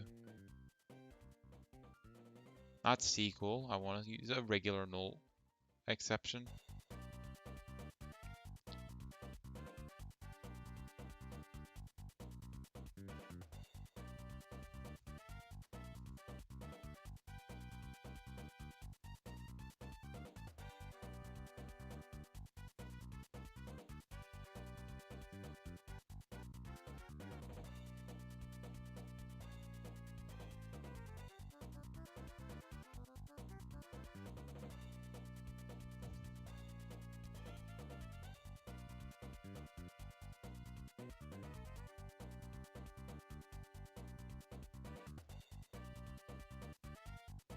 No null allowed exception. There we go. So now you shouldn't explode, but now you're going to be throwing an error every time.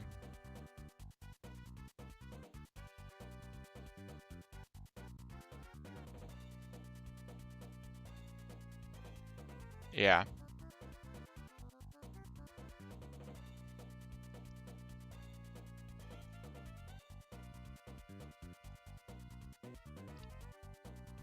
So now what I can do is self-destruct detected. Angle between. Is this the only time it uses angle between? Well, gravity direction is never going to be 0, 0. So I can just say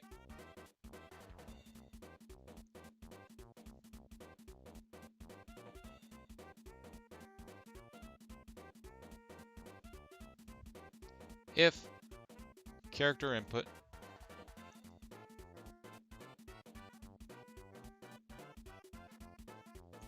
not equal to vector2 dot 0 and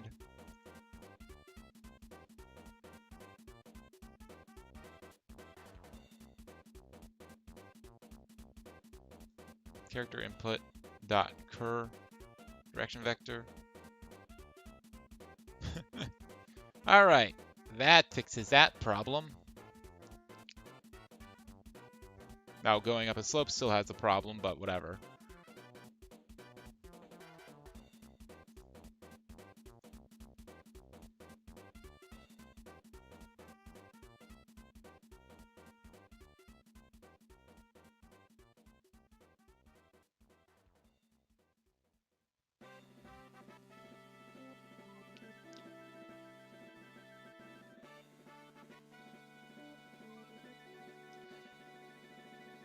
So now what we need to do is we need to go back up here.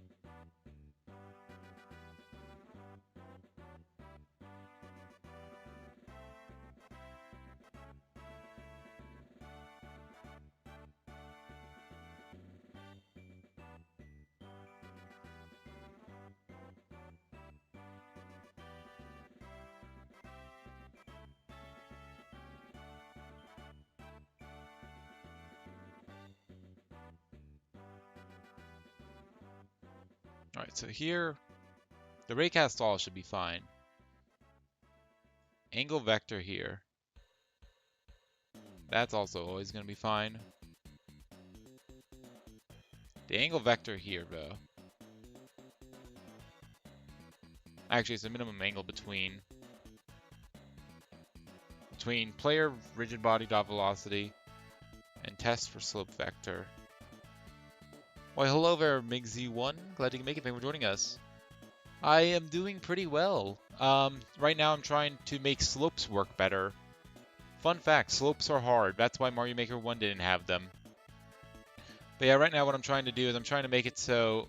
Right now, slopes work. You can move up and down them just fine. However, I'm trying to make them sticky. Because right now, if you go ahead and you run up the slope, you can see first of all, when you start running up the slope, you like kind of stop, you hit like a wall, and then you can move up it. I'm going to try to make that more fluid. And also, if you run up it, as you can, I actually pressed jump there. But because I was in the air, because I just left the slope, I had velocity from the slope, I was in the air, I couldn't jump. As such, I'm going to try to make it sticky so you can actually jump after that. As you can see, if I go up the left side, it actually works. I don't go flying off.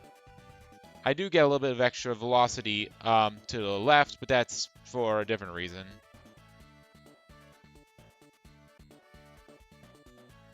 Why is this giving me a null not allowed exception still? I fixed that.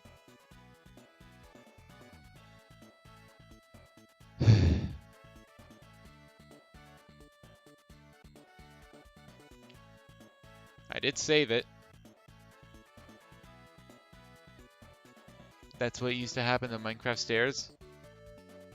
Neat.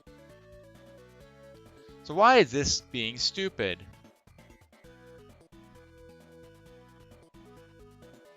Jump detected. Ah, it's this. Approximately between this. Character input. So it's just this again. I just have to check again here. So first I need to say if this is not equal to vector2.null .0 and that fixes that glitch or that bug. But yeah, so there's basically three scenarios that I need to fix. The only scenario I don't need to fix is when you're going down a slope. It basically works as intended. So the first scenario that I'm trying to fix is hitting the slope, obviously going off a slope, but also another thing I need to fix is this. When you go ahead and run off of an area with a slope, I want you to stick to the slope. Right now, you just fall right off. You fly off. The whole stopping when you walk into a stair. Yeah. So yeah, it's a 3-step process.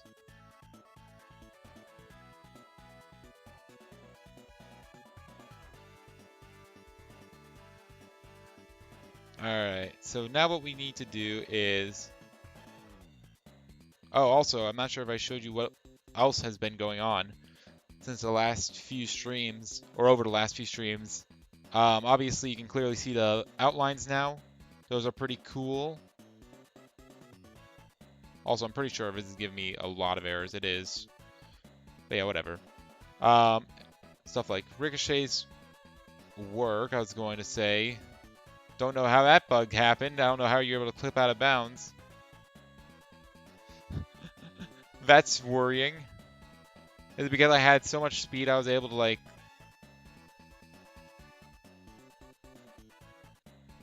Yeah, I have no idea how you clipped into the wall.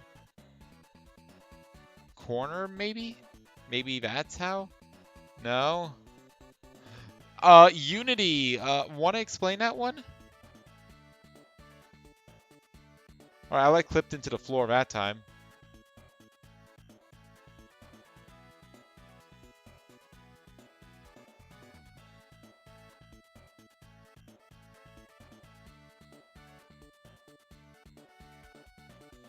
What the hell? How did I clip in here? I do not know how I clipped in here. Okay, that is a really weird glitch.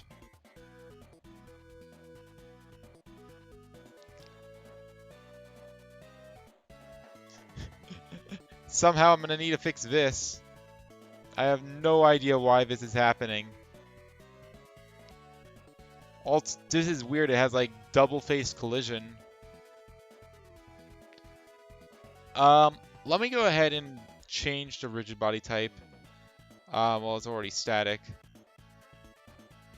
I could have sworn there was something else that was like, oh, do you check this every half a second, or do you check it every, every second? I have this set to dynamic.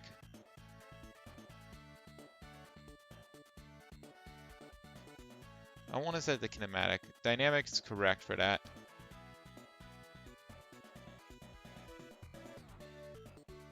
What's it called? Continuous collision detection.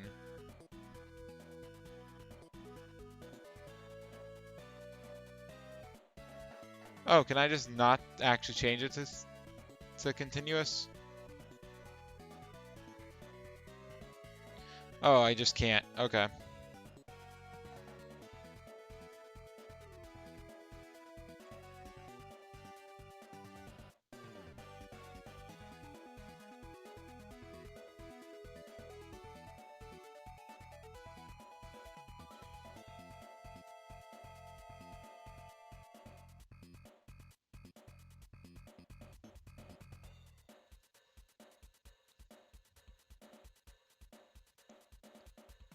But yeah, I honestly don't know this. I don't know how you're able to clip in.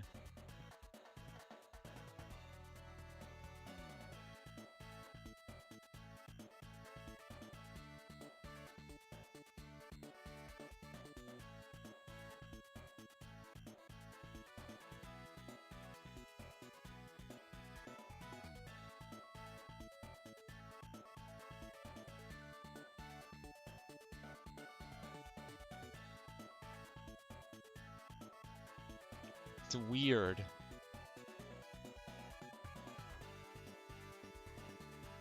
Is it like right as I'm going up the slope?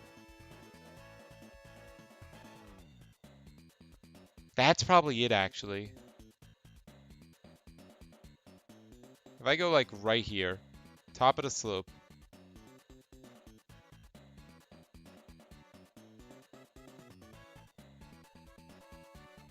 I think that might be it. That's my guess. If you get up to a specific height, it doesn't detect it for a while. And then it goes ahead and it's able to clip.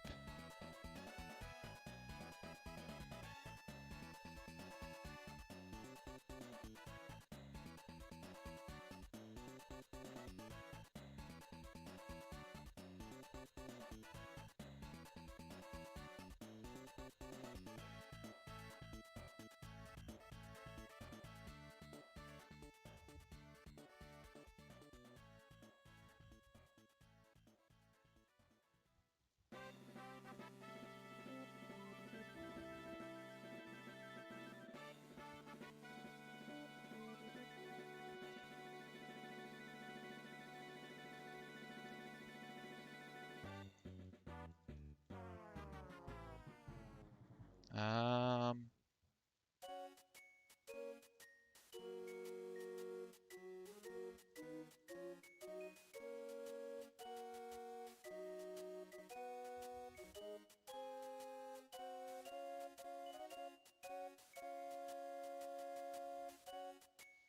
I don't know. That is weird. I don't know what's causing it. I'm guessing it's gotta be something with the dashing. We'll see about how to fix that later. For now, let's go back to fixing this bug, that being this whole thing. Null not allowed. So first of all, which thing is null?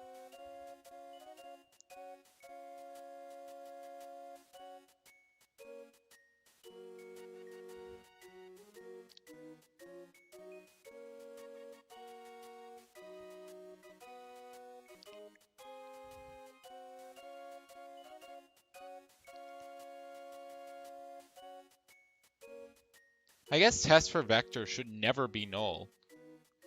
Because what it does is it always takes the velocity. It projects the velocity. No, it could be null if velocity is null. If velocity is 0, then it would be null.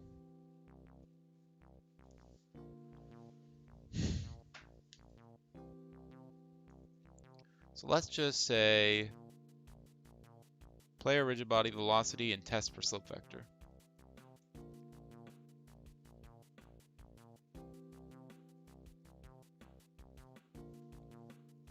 I mean, yeah, I could just say if player velocity, player rigid body dot velocity is not equal to 0, and or vector 2.0, I mean, and test for slope vector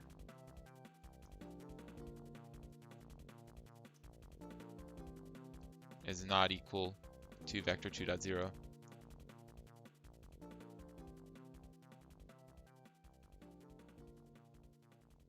That's 0.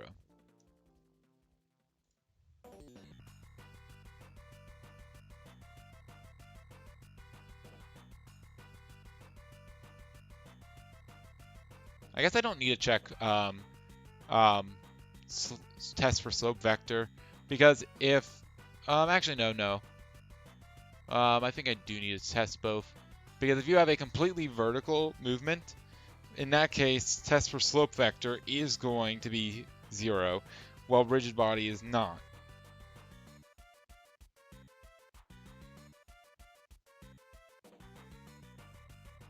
However, if you're, not moving at all, well then I guess, yeah, rigid body also wouldn't be.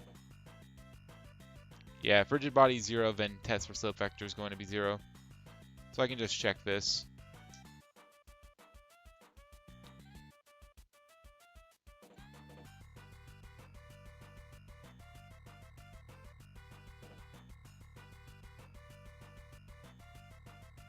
Alright. So now we shouldn't get these errors.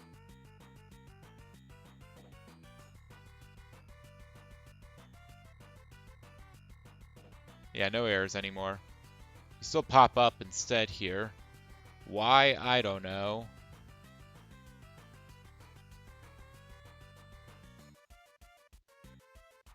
Anyway.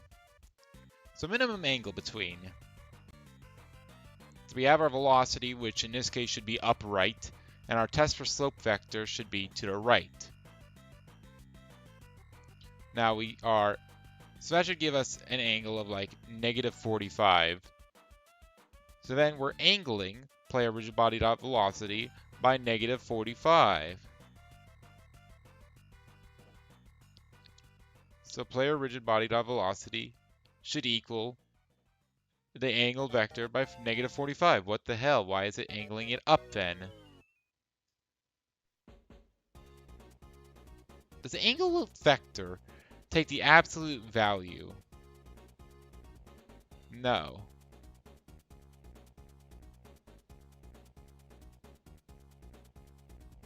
Then why? All right, let's put it in the debug statement. Debug.log.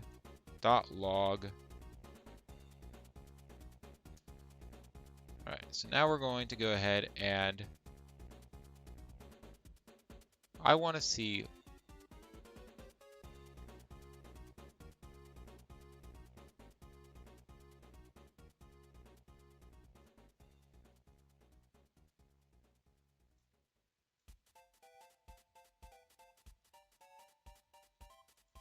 what that is. What's it giving me for the minimum angle?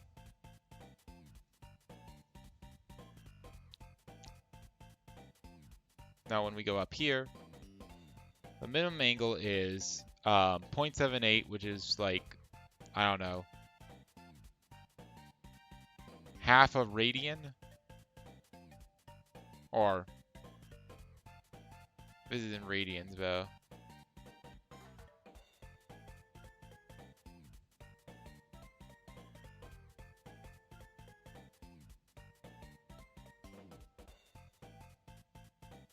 That's the same number.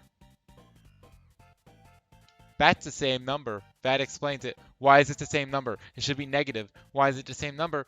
Why is it? Why is it? What are you doing? What are you minimum angle between? What do you mean? What do you mean? Minimum angle between first vector and vector 2. Answer equals, if it's greater than math pi, which in this case it is, then take 2 math pi minus answer. Oh. Wait, what? That still doesn't answer it. Or does it? Oh. I was using minimum angle wrong. I was thinking it was, like, if you had an angle of, like, if you had a 90-degree angle, I thought it was going to be like, oh, you recorded this angle of 270 degrees. That's really the same as saying negative 90. But no, what it's doing is it's saying 90. It flips it around. Okay. That explains it. That explains it all. Alright.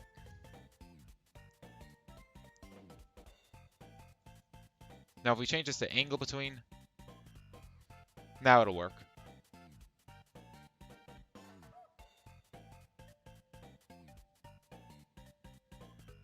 Is there any way to see what happens frame by frame?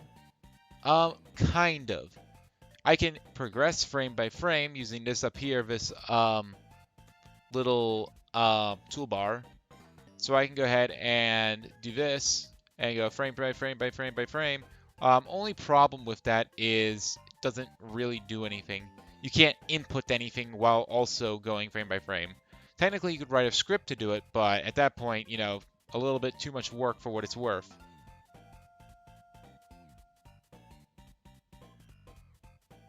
But yeah, now I'm sticking. Now you stick to the thing.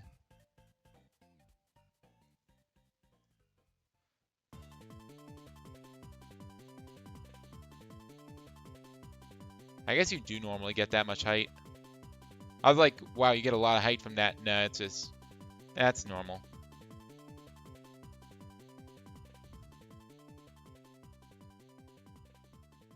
Why did I get a null exception here?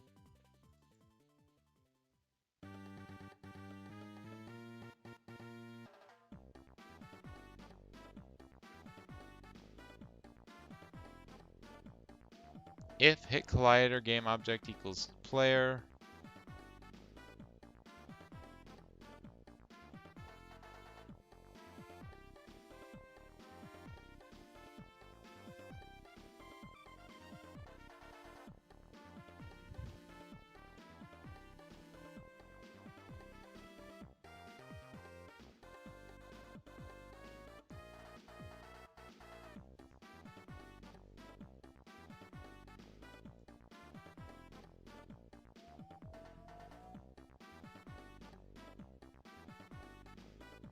Wait, what? That doesn't make sense. Null not allowed. And it's because of angle between here. But what the hell? This is hit normal and gravity direction. Gravity direction's always going to be 0, -1 unless I change it. Also, welcome to the stream, Leo. I'm glad you can make it. Thank you for joining us. Why does Waluigi go wah? Because someone had to do it. And Waluigi was the perfect guy. Anyway. So, this doesn't make any sense because hit normal. First of all, note that this exception is a no null exception, no null allowed exception, null not allowed, and it is happening in angle between. So it is running the method. This is a valid thing. It's not like hit doesn't exist and requesting normal is not allowed. That's not the case. This exists as a value. And so does gravity direction. However, somehow, hit normal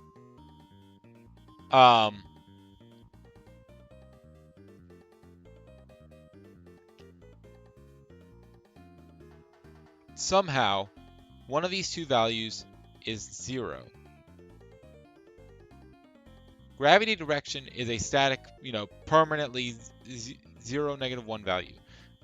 I guess it's not static, but it's never being set. Nothing sets gravity direction.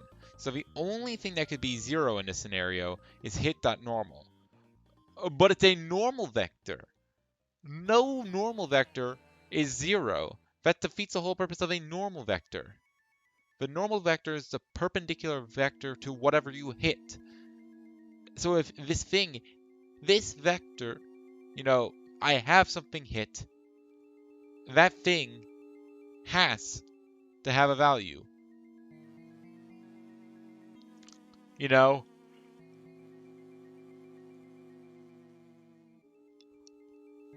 it literally starts off with just those values. So it's just passing them in. So I have absolutely no idea how it's getting that.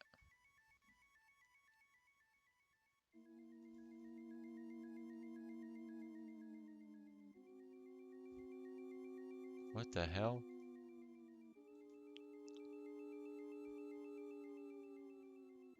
If I move around, this is fine. I break apart, that's fine. Maybe it's because I started by breaking apart.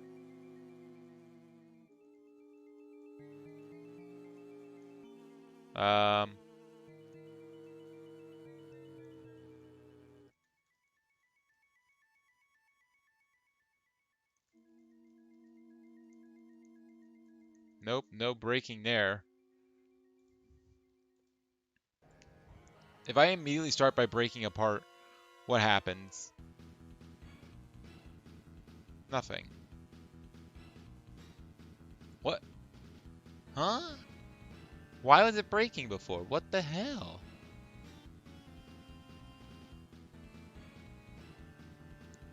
What if I hit down on both of them? Nope, that didn't break anything. That did, though.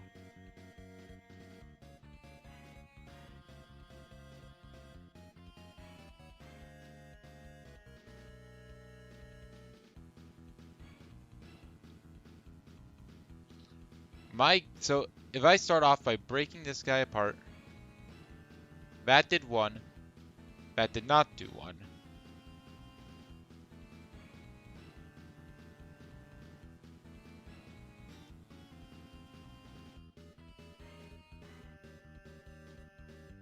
Note this is only happening during normal. So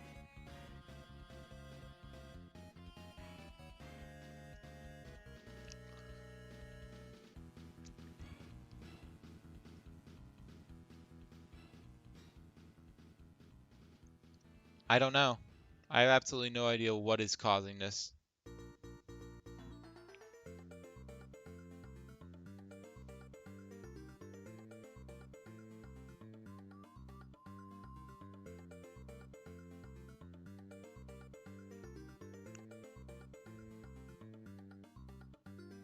I don't know. Anyway, I'm not gonna focus on that. Let's go ahead and keep on editing this.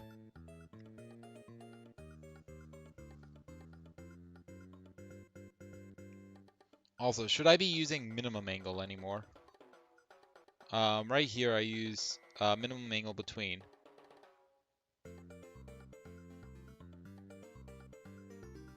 So I'm saying vector math minimum angle between is this.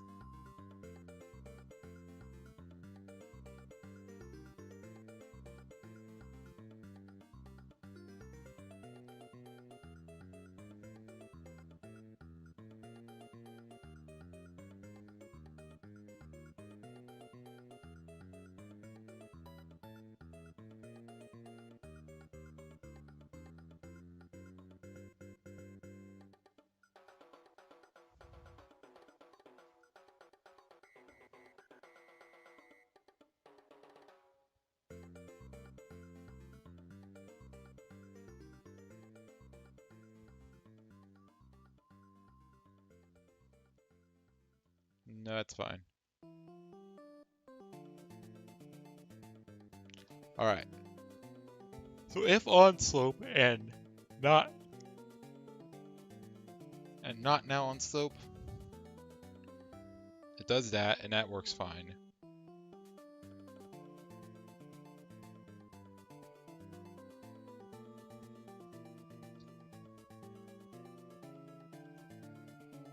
Pretty sure I can delete this now. Clean this up a little bit.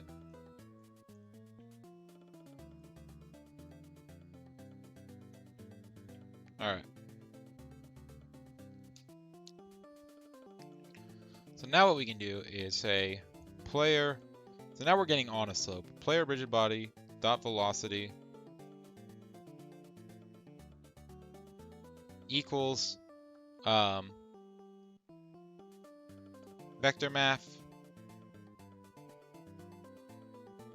dot angle vector.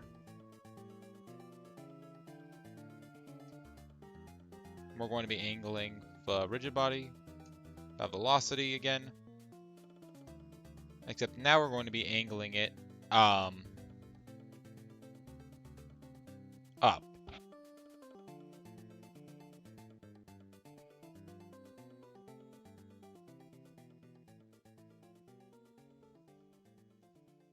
So what we should be able to do is we should be able to say game object, or not game object. We should be able to say vector math dot angle between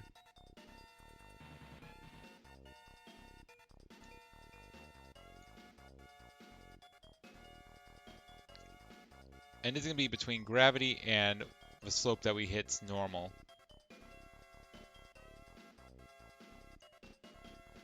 Gravity direction, negative. And then we're going to be going towards whatever slope we hit, which is going to be slope hit dot normal.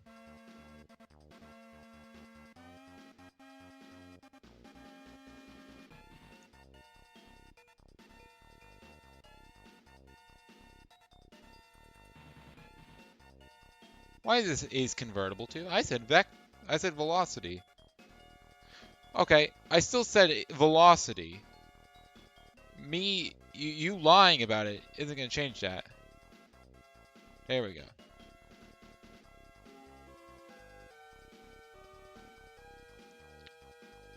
Let's see what this does now. So now climbing slopes should work. Please. Please. Please work. Please work, game.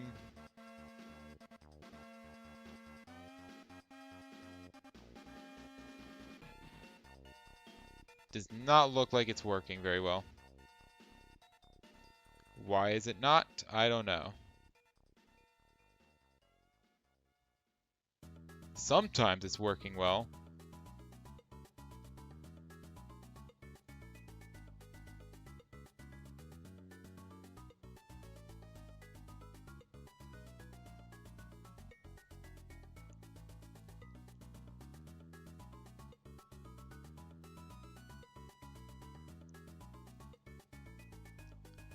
Debug.log. Not warning, I said log. On slope.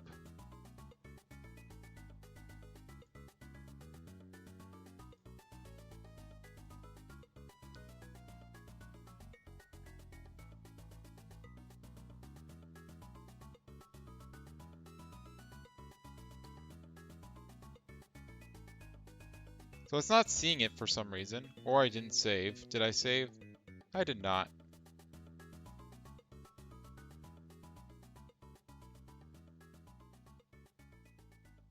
Alright. Warning! The light component that you're inheriting from is a light component. That's a light. Alright, so we go up. It's repeatedly getting on slope.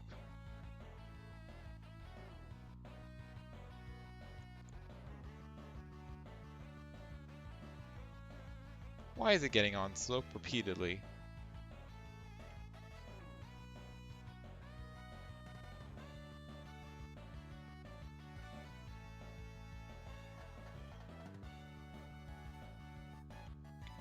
Should be going vector math, angle vector, and we're angling the velocity. And the reason we're doing it is so we're going from negative gravity direction so the slope hits normal. Wait a second. No, that should be right. Because if I'm going right and I hit a slope, yeah, I hit a slope, I should now be going right up, or upright. So it should angle me by 45 degrees.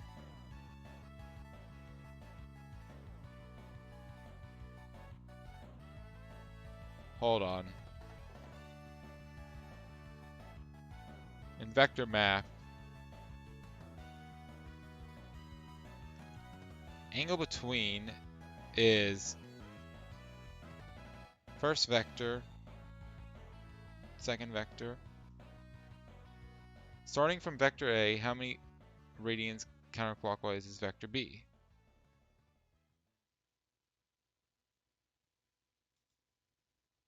So yeah, gravity direction is up, slope hit normal is going to be up left.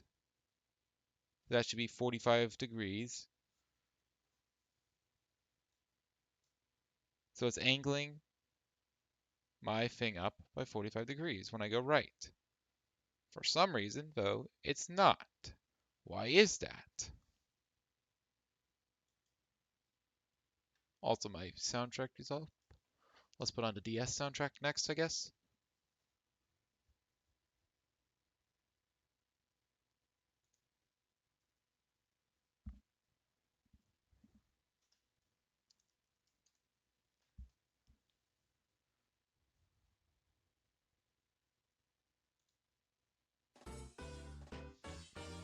There we go.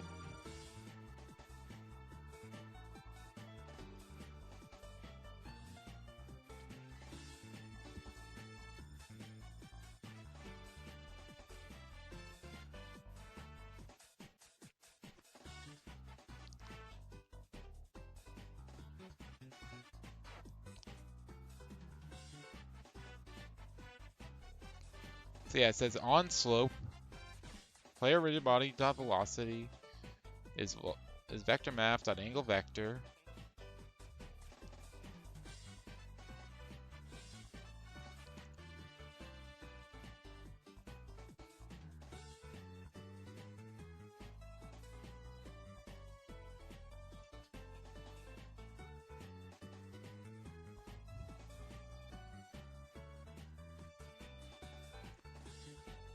Dot velocity.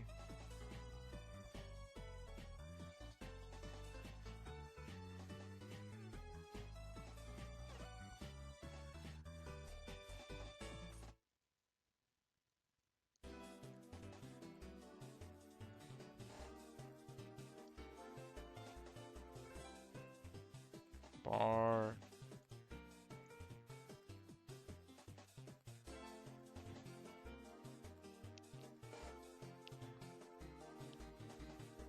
So let's see what happens when I go up a slope.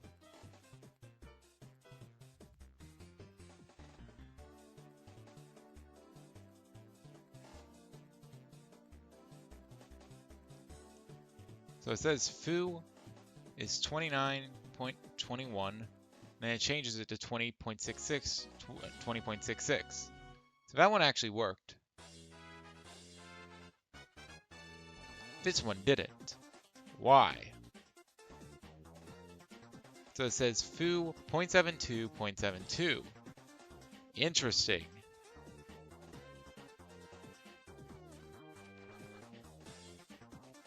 So at this point, I already had vertical velocity. In fact, I was going at a 45-degree angle. And yet, it changes it, so now I'm going straight up. This then means that I hit it again,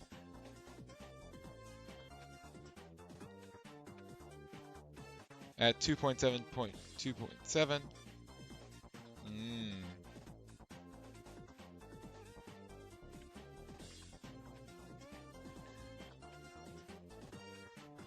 Now this is extremely interesting because it should be weeding that out here. If my direction is the same as the slope, if I'm going parallel to the slope, it should be registering as now on slope. Or I guess that's the problem. I'm on the slope already.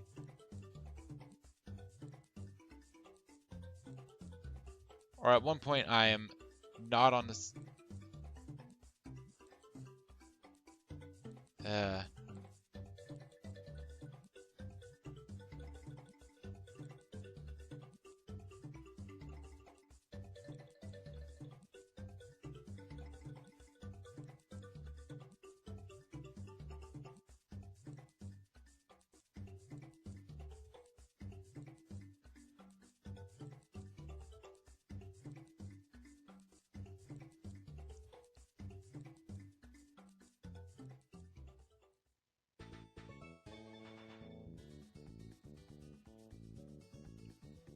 The problem is that it already has it. It already knows that my current direction is upright.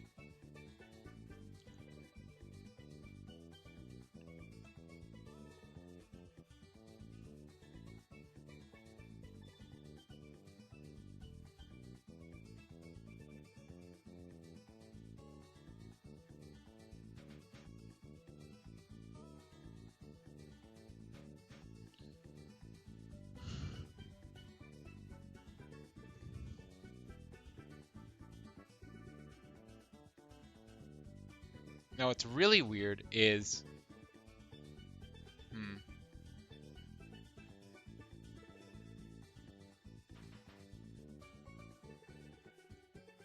Let me see if increasing this distance helps at all. I just want to see. It might. Or it might make it worse. I honestly have no idea.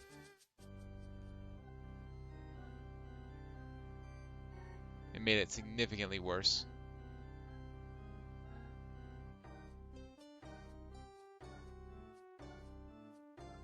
Why is that happening?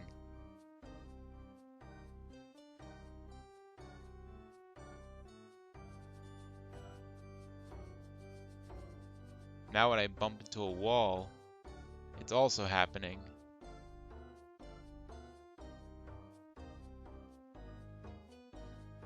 It's going from 17.81 to 17.81.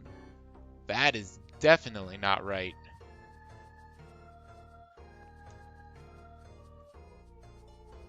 Why isn't it being weeded out here? You know, it should be going, oh, float angle between. This is minimum angle between.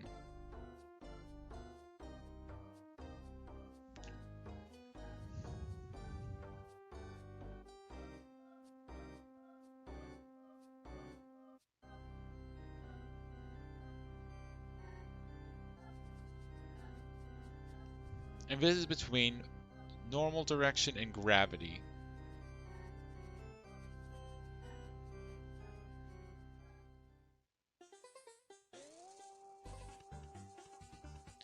So if gravity's down and I hit something that is 90 degrees,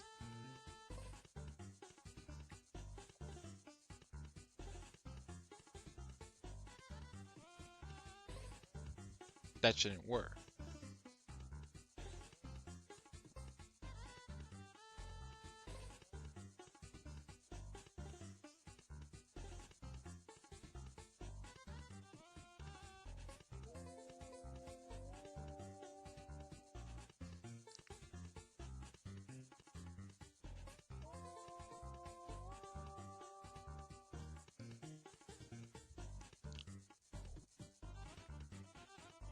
So it goes ahead and says angle between is greater than that. 90 is not greater than math f pi divided by 2. Or pi over 2 is not greater than that. It shouldn't be. Now note this is using gravity direction and hit that normal.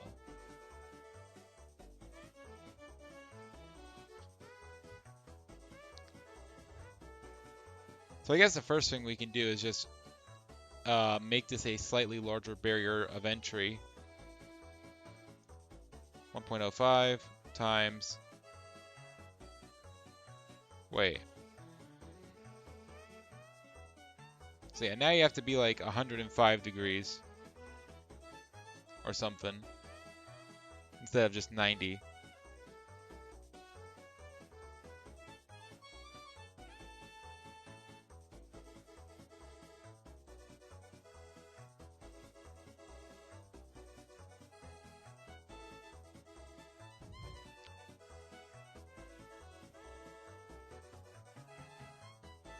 Yeah, that fixes that problem.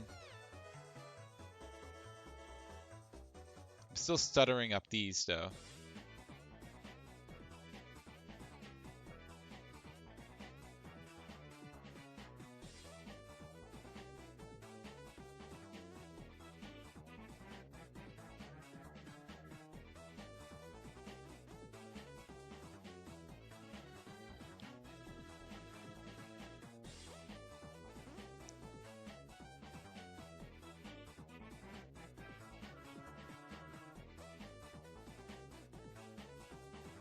I mean, there is an easier way to do this. That being, I could project my current speed instead of rotating my current speed. That would guarantee whatever speed I have just gets projected onto it. So now if my vector is already on the thing, now it will, be fully transferred. That doesn't make sense. If I'm going right, I want my full speed to be transferred into upright speed. So how do I fix that?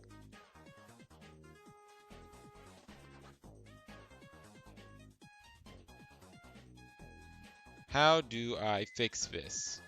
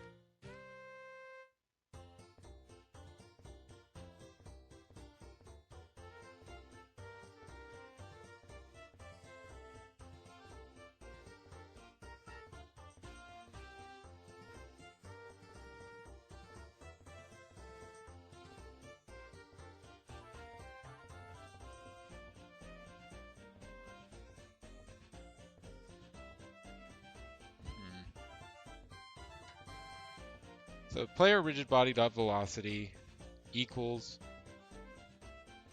right now. I mean, the problem is that I'm getting angles that are already going up.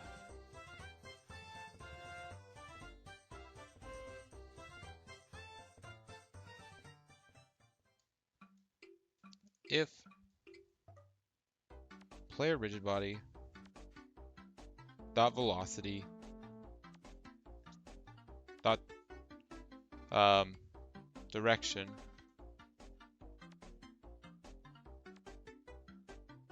dot normalized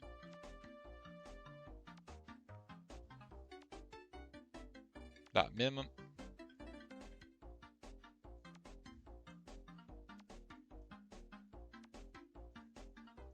if vector math dot minimum angle between So if the angle between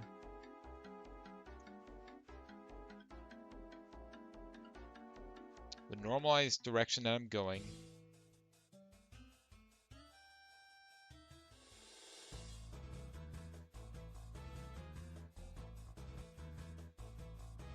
and a normal vector,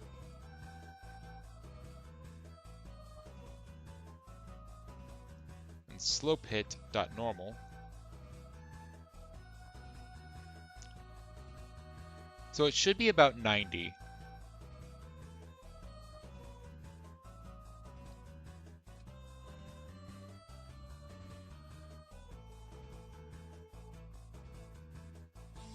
Normally, it should be about 135, actually.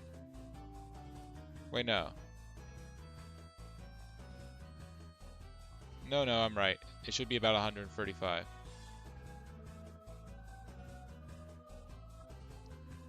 So I'm going to say, if this is greater than 100,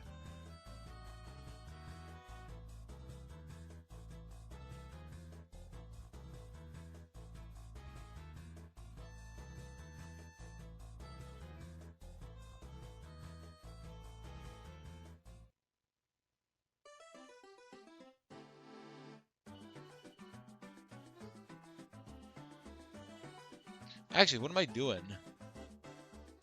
It shouldn't matter, actually. Because right now I'm taking the angle between gravity and the slope hit. Why am I doing that? I should be taking the angle between player rigid body, the velocity,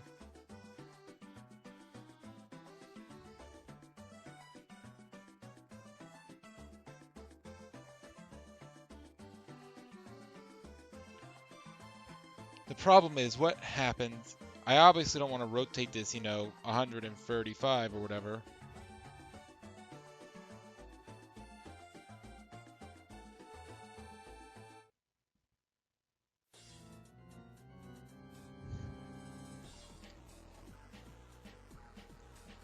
So there's some cases that I have to consider.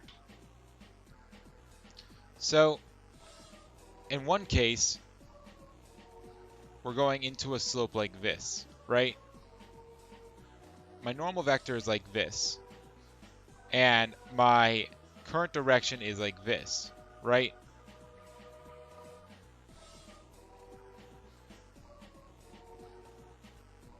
Now, in this specific case, what I could do is I could rotate this. I could rotate this normal vector 90 degrees to the right. And that would give me this vector here. And then I can just basically map this vector onto it, right? So I rotate it 90 degrees right there. However, what if I'm going left? So in this case, I'm going left. This vector is like this. Here, I should be going ahead and mapping this up like this.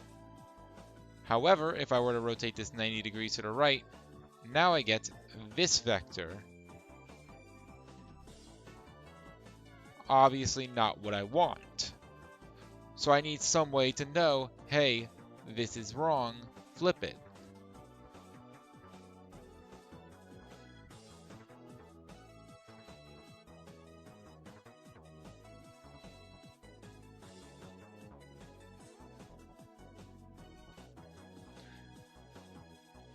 Alright, I think I know what I can do. What I can do is I can use gravity, because this is going to be a pull. So gravity is always up, except for when it's not, but we'll cover that situation. So gravity is up. So what we do is we say the angle between you and you, and then we go ahead and rotate it by that twice. That way we get the reflected version. We have a slope like this, it goes up to gravity, and then it goes down here, and then it's like this. Now, what happens if gravity's not up? Let's go ahead and cover that scenario. We're on a wall like this. Gravity's like this. In that case, I'll I'm going to move this down actually a little bit.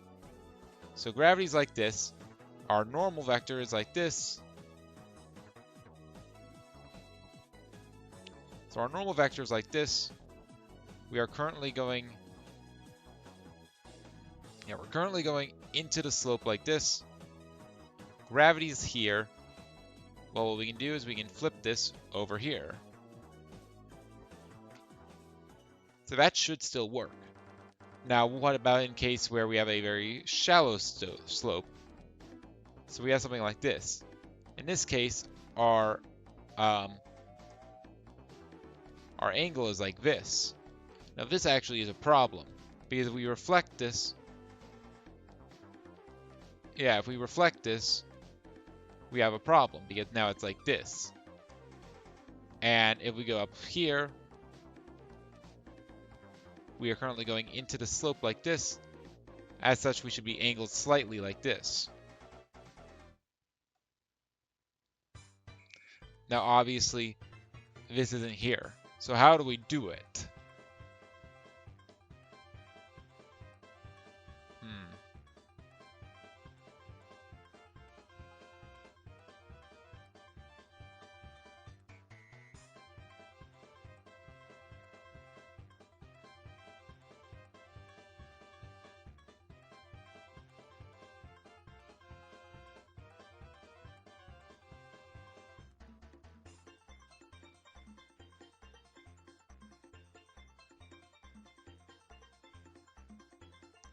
So this wouldn't work with shallow slopes.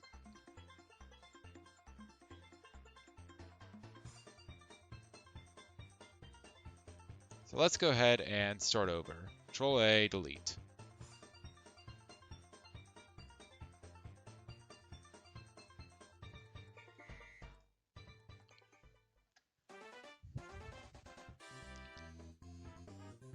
So let's say we have a slope again. Our normal vector is like this. We are going into the slope, and it works. Now, something we could do is...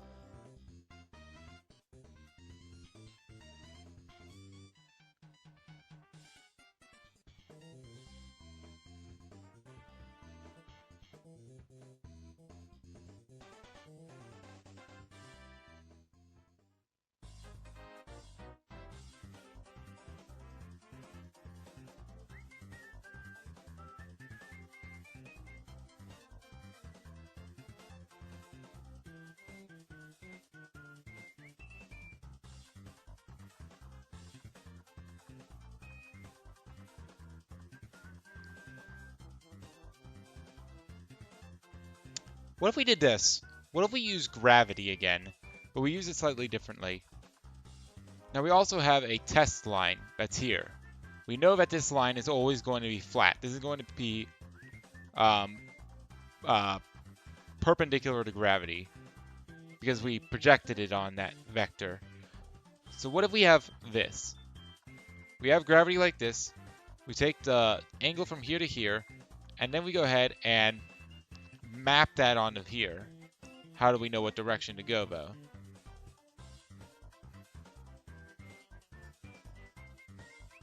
I guess it would be the same direction as this.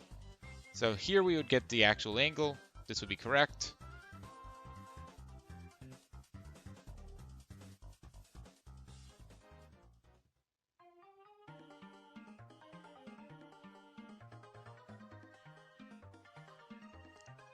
So we use this. We say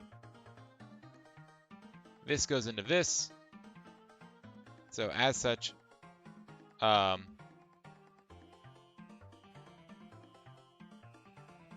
this goes into this.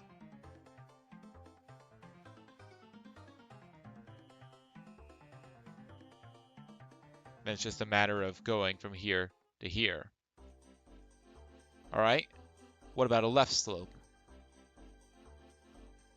In this case, our target, our gravity is like this, and our current direction vector is like this.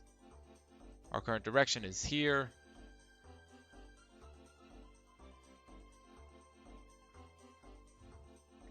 Then we can just go ahead and say, well,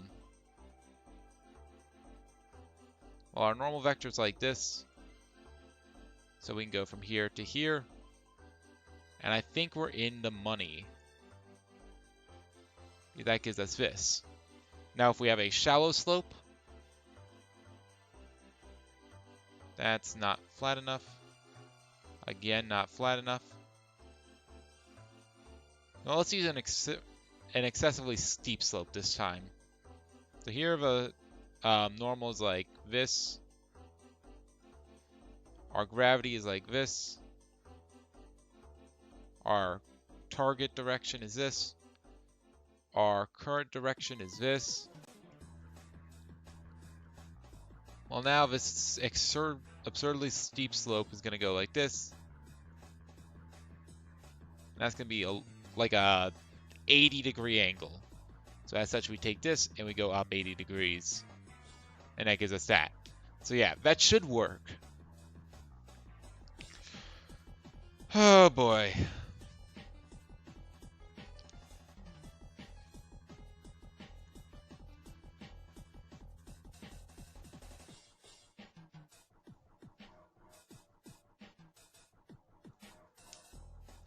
So what we need to do first is we need to find a float angle from gravity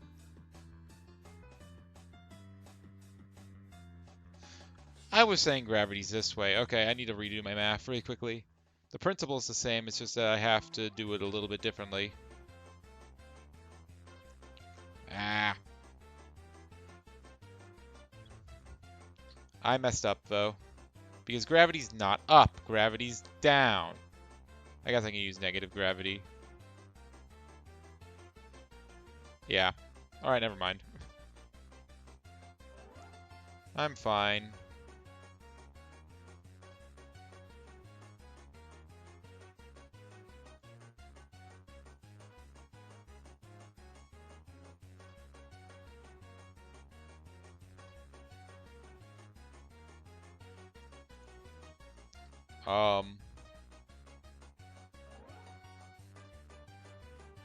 Yeah, parallel vector.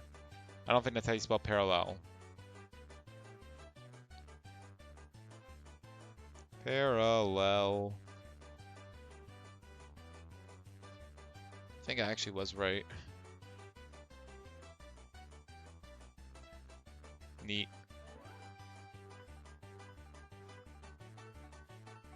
So yeah, we have float parallel vector.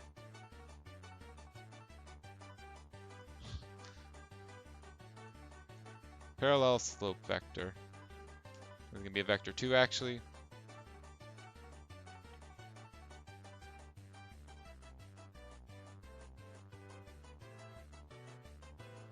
So what we're going to do is we're going to do test slope vector.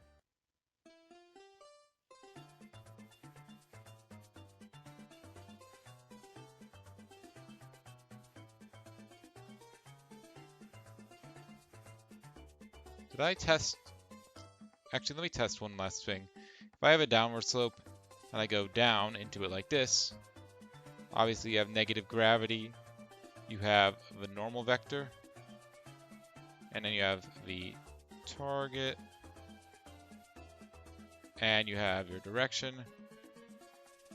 So you would go from here to here, which is also the same as saying going from here to here.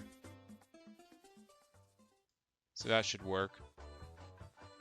My idea works. So what we do is parallel slope vector is going to be equal to, we're going to angle the test slope vector. So angle vector math dot angle vector. We're going to be angling the test for slope vector.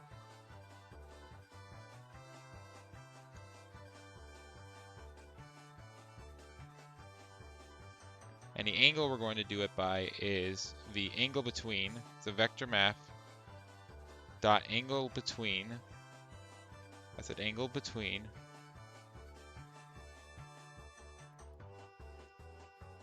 the angle between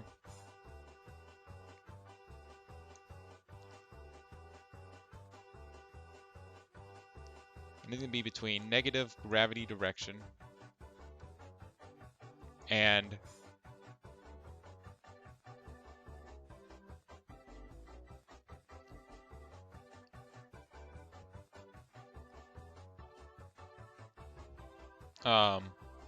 the normal vector.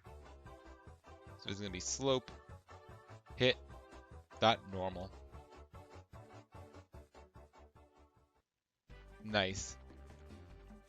All right, so this gives us this. Also, I'm going to go ahead and rename these. I'm going to give them their capital letters.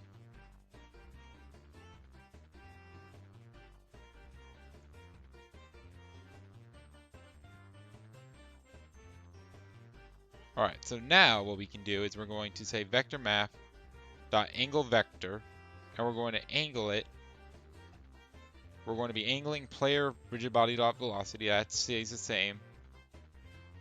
And we're going to be doing it between the angle between I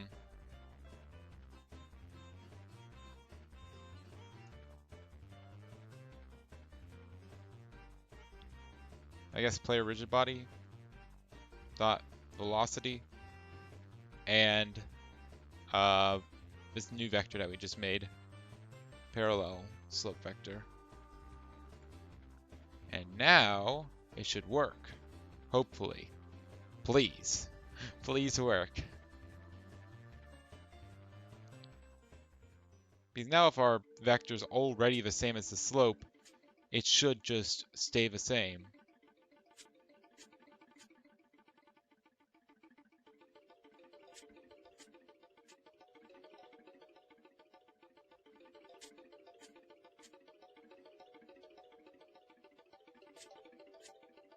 Still having some trouble. My guess on why is it's just not detecting it early enough.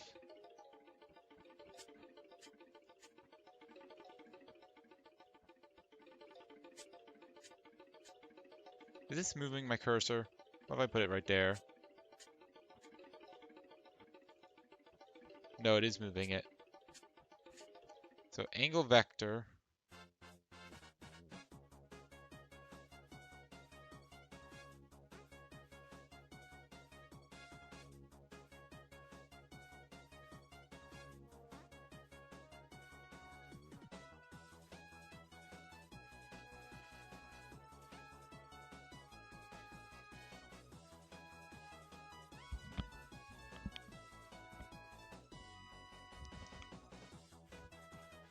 So if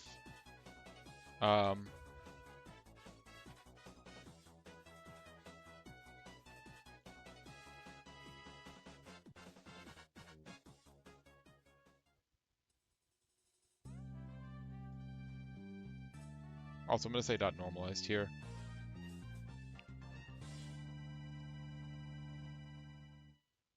If player velocity equals 0, player rigid body dot velocity not equal to vector 2.0.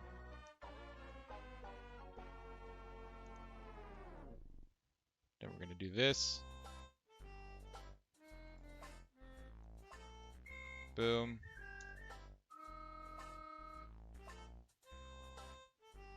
See, I'm assuming I'm just not hitting it fast enough.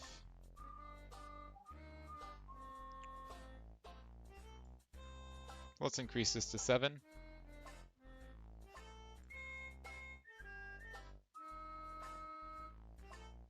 So now we should hit it a little bit earlier.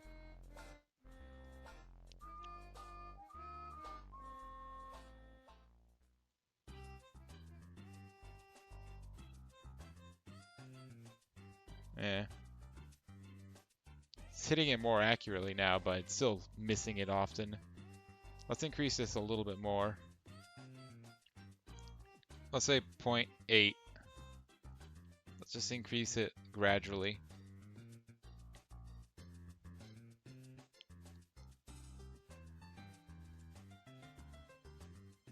All right. No.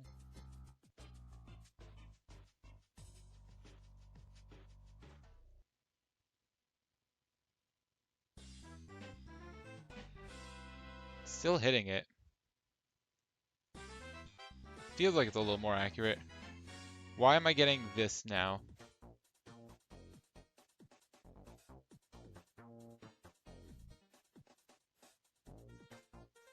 What? Is it saying angle vector?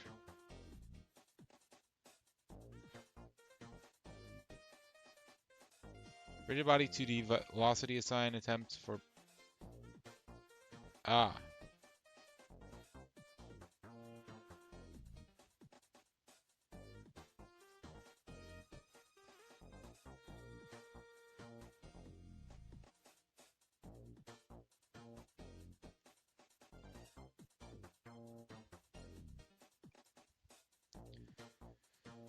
So this is angle vector, player rigid body velocity.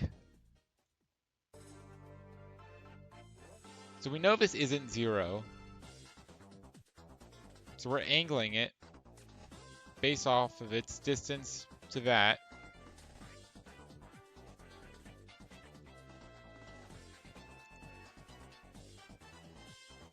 And parallel slope vector not equal to 0.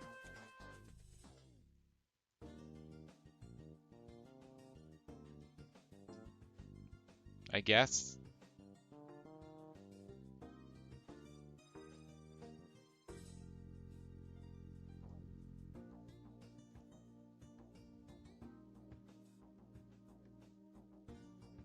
Alright, so that made it. This one didn't.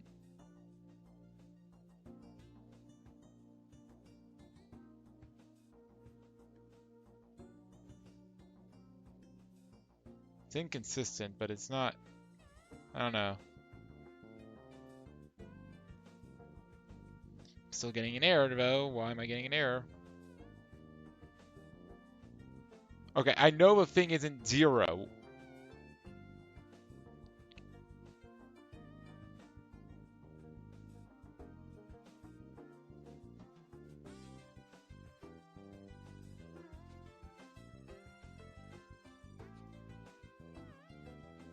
Is it angle vector? I mean, we're passing in a valid angle. Any value that's not that is a number, when passed into a cosine or sine function, is going to be fine. And we have an original vector. We know we have an original vector that isn't 0. The hell you mean? Nuh-uh. What do you mean? No, I don't agree with you. Screw you, Unity. Everything in here is valid. We know that player rigid body dot velocity is not 0. We know that the angle between, I mean, even if it's got to be some number from 0 to, 2 pi. And any number is fine. Because it's just being used for cosine stuff.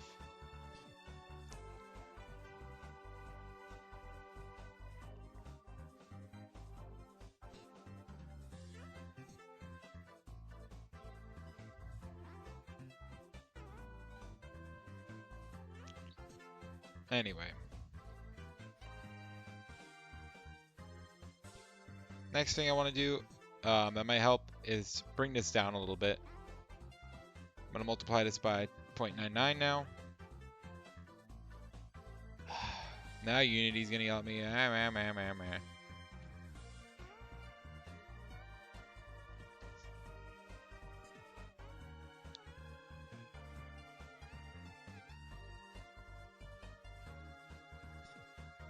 a little bit more consistent, it feels like. But it's still messing up occasionally.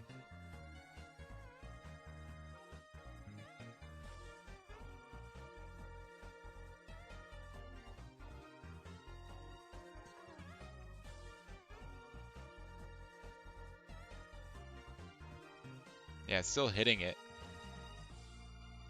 And when it hits it, it just loses all of its speed.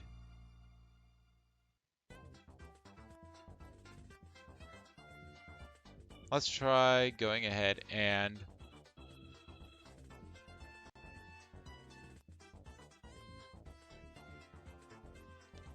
I guess we can make it even longer.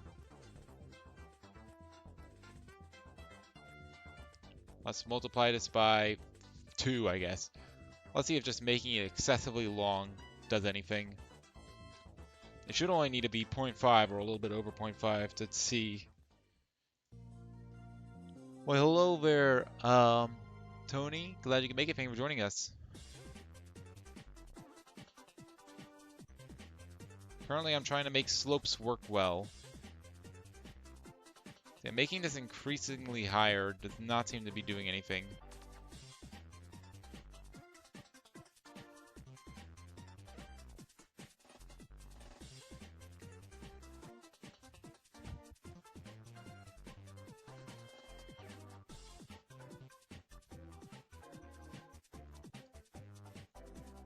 Let's bring this back down to like 0.7 or 0.6. Because increasing it didn't really help much, which I'm kind of surprised about.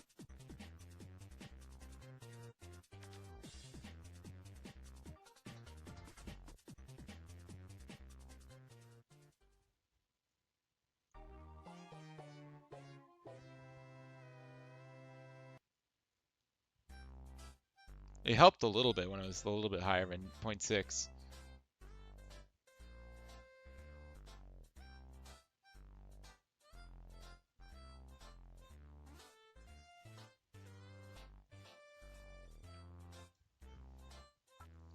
Now, one thing I can do is just have a current velocity that only gets updated after all this.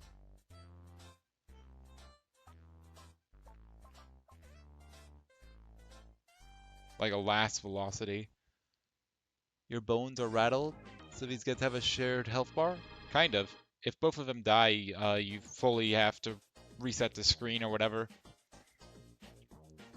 But normally it's, normally if one of them dies like that, it's just a ability that you can use. So like here I can use it to get more height or more distance. So normally self-destructing is honestly the way to go.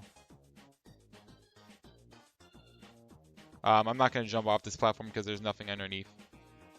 Not with both, at least. You can always rebuild them. As long as one of them survives, you're okay.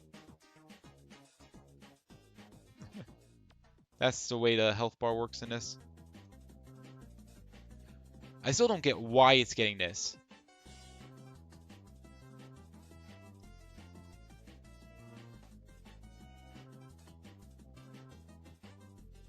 You know, I'm just going to say. You know, maybe one of these vectors is just not a number, and it's then doing something wacky. I don't know. I'm not going to bother with that anymore, though. It's not hurting anyone. Anyway, what I was going to do now is I'm going to... Also, why do I have all this? Yeah, I can get rid of all this. This was back when I wasn't using the shader right. Alright, so I'm going to go here to respawn time. No. Not a component.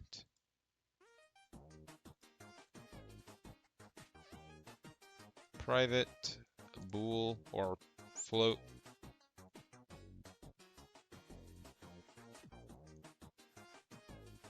Last speed.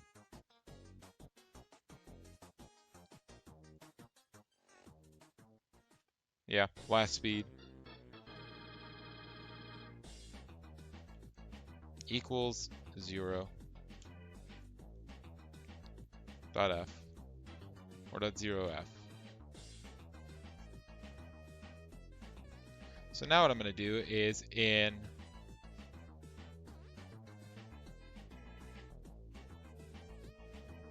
update. After all of this,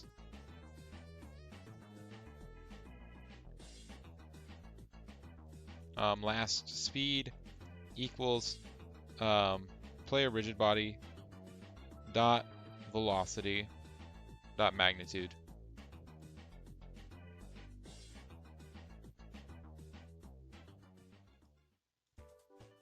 And now what I'm going to do is, after I go ahead and angle this,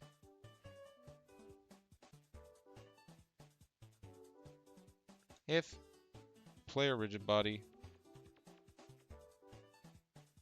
dot magnitude or dot velocity dot magnitude is less than, I'm going to give it a little bit of leeway, but if it's less than last speed, I'm actually going to call this last frame speed. No, I'll just call it last speed. So if it was less than last speed,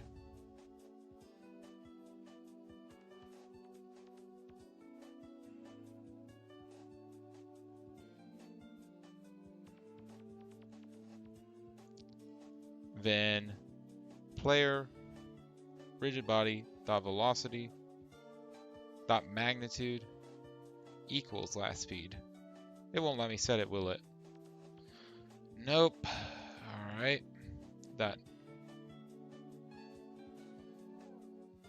equals player rigid body. I have to hit space. Player rigid body dot velocity dot normalized times. They had to make it a little bit extra complicated, but whatever. It's fine. So now, if my speed goes down at all,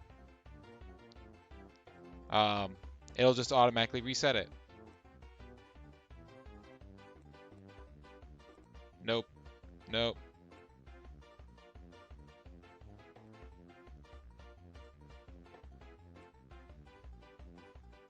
Like, sometimes it's hitting it, and it's actually doing what I freaking tell it to. And other times it's not.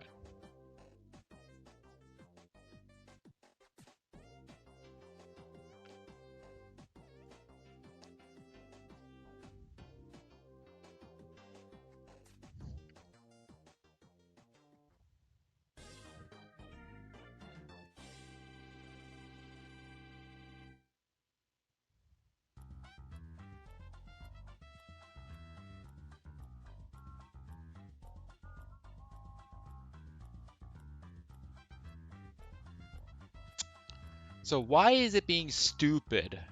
That's the question.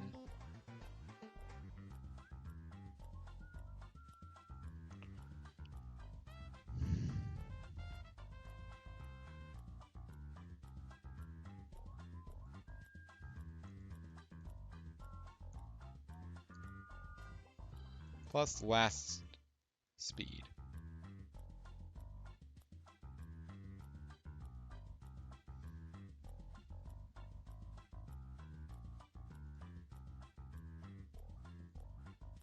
I'm actually gonna put in dot magnitude here.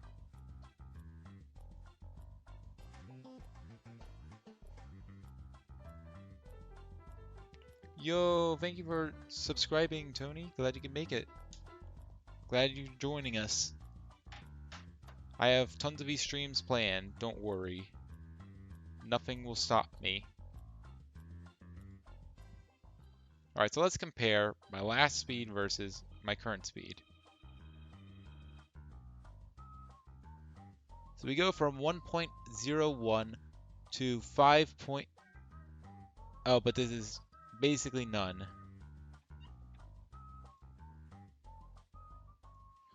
So why is that?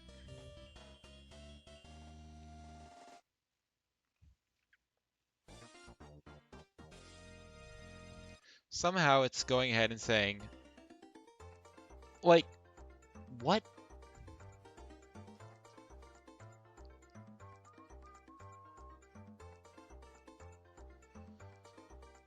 So somehow, it's getting through. Somehow there's a point in which my object loses all of its speed and oh my gosh. So somehow it hits the slope between update frames, which I didn't think was possible.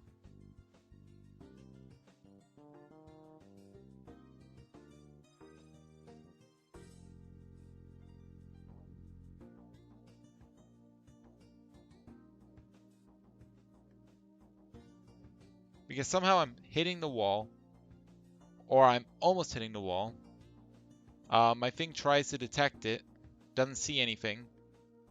Then before the next frame, it hits the wall. Then it detects something, or no, it still doesn't detect anything. But my velocity drops. Then the next frame happens. The next update frame happens after another physics frame or something. Wait, what?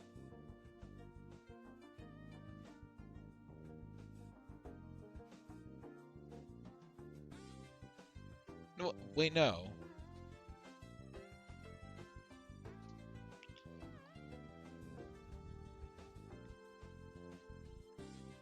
Somehow, it's actually like this. So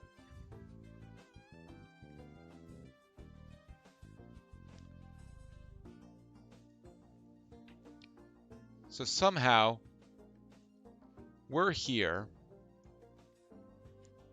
Our check does not see anything. And our current speed is, I'm just going to say F for fast. Then, somehow, we're here, and we've hit the wall. So our speed is slow. But somehow, our check still misses. Our check does not see the slope. Okay? Somehow. I don't know how. Even though we've literally hit the slope and lost all of our speed because of it, our check does not see it. Then,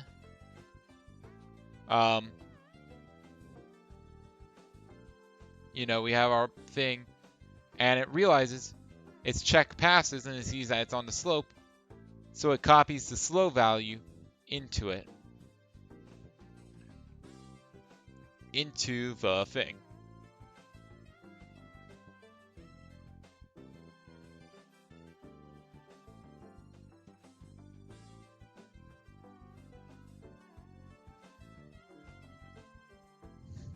Actually, there's a really easy way to fix this. It's actually surprisingly easy. All we do is we actually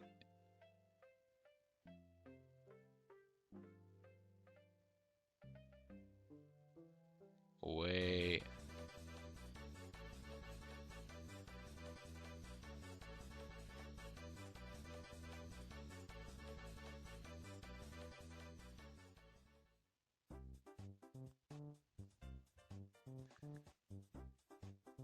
Doesn't it have to be multiplied by time dot delta time or something? No. This is a velocity. But yeah, what we have to do is just at the end of fixed, instead of putting it at the end of update, we just put it at the end of fixed update.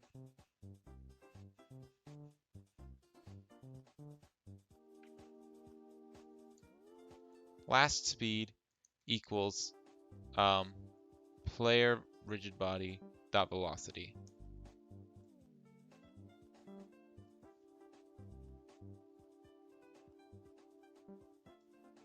Dot magnitude. Now, it'll be updated less often, which means it's less likely to be overridden.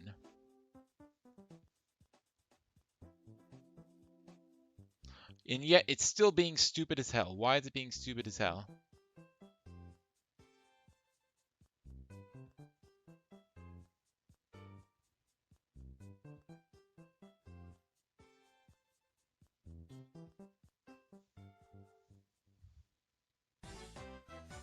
So there it was smart. However, there I hit it, and it was 1.01 and 5.04.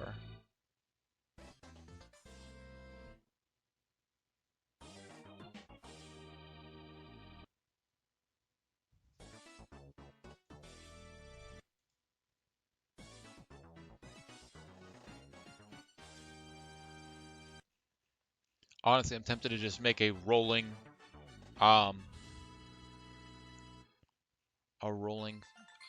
thing instead of just a static one. You know, I think I'm gonna do that. Screw you, game. Screw you, Unity. I'm going to do this. I'm going to make this a float array. And it's just going to be a new float array. And it's going to be of size, I don't know, like 5.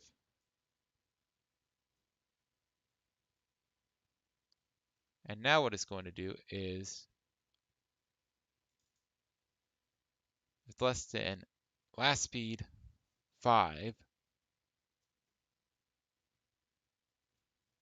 actually I'm going to say last speed, then last speed dot length -1.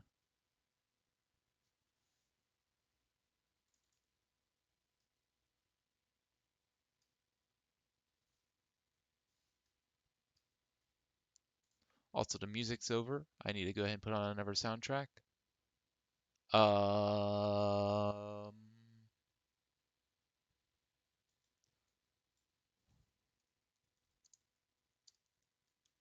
I don't know if this one will work.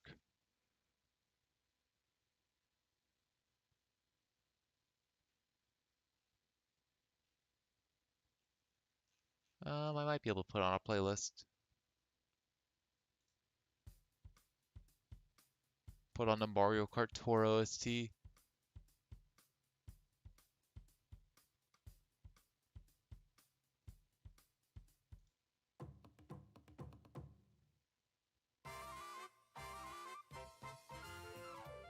I don't know how good this OST is going to be. I know a lot of race tracks are good, but obviously there's a lot of other, like, I don't know if it's like dynamic music that it's going to stop and start every 2 seconds. All right, but yeah. So here what we're going to do is, if our magnitude's less than this one, then all we're going to do is we're going to say, then we'll replace. However, last speed, we're actually going to say for int I equals 0, I is less than. Do you like Vaporwave, Zelda? It's not my favorite, I'd say, but it's okay. Like, I've listened to stuff like that in the past, but honestly, I enjoy more energetic music. So I is less than last speed dot length plus I.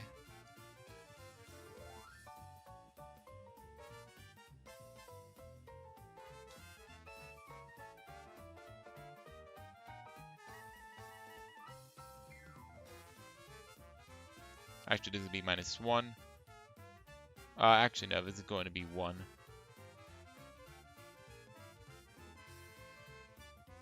The last speed, I, is going to be equal to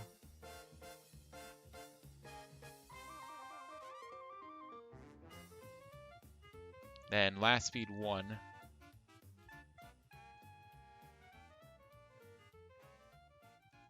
equals, or actually, or last speed 0 is going to equal this. Sweet Valley. Is that a artist? Is that a remixer, I mean? Also, I see you change your profile picture. Interesting.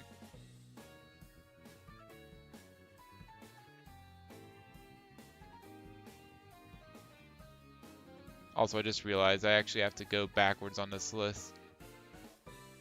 So yeah, we actually have to start at last speed.length.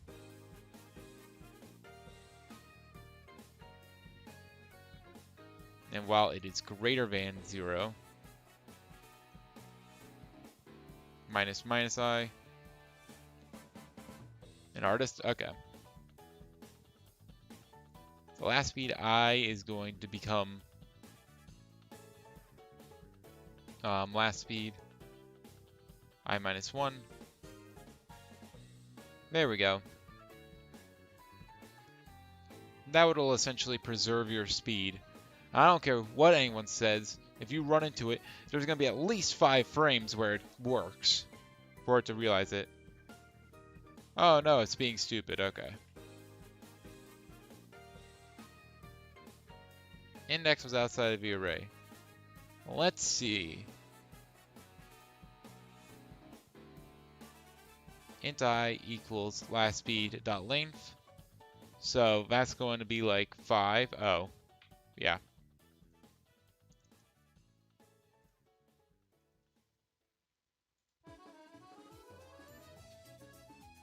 I was starting at the index 5, which in this case is not allowed because index 5 is, index 5. And there's 5 spots for it, but that doesn't correlate to the same amount.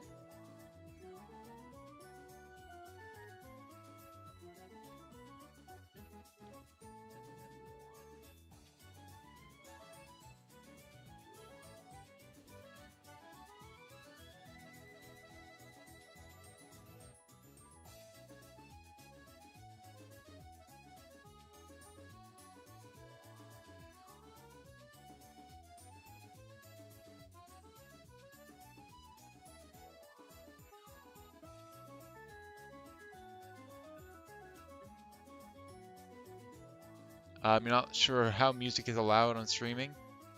I mean, I've always used music on streams. I use it in videos and whatnot. I mean, I guess technically Nintendo could take it down, but like, I really doubt they're going to care about, a 30-hour live stream with only a few people on it. I really doubt it, especially since I keep the music so low. I don't think it's going to be picked up by copyright protection. And even if it is, they give me the option in YouTube Studio to trim the audio.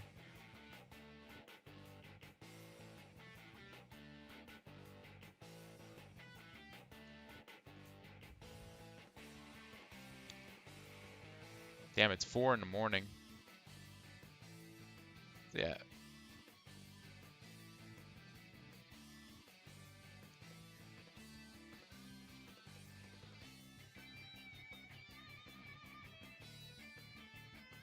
So yeah, it looks like that's actually right.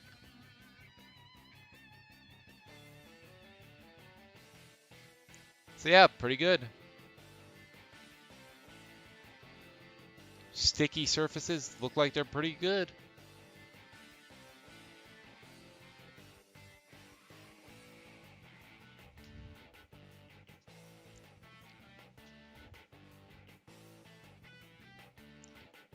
Only thing is now, if you fall off completely.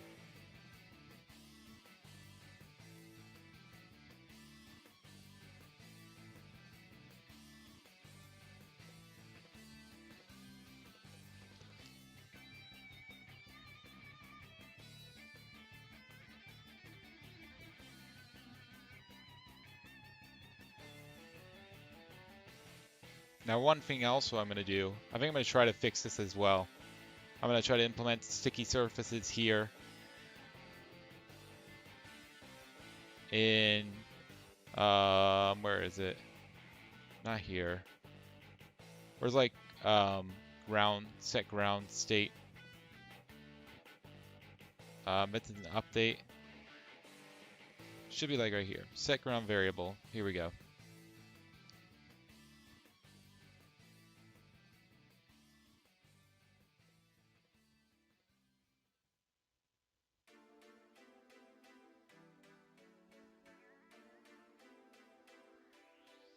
Here it goes ahead and for each raycast hidden hits. So yeah, it sets all this to nothing.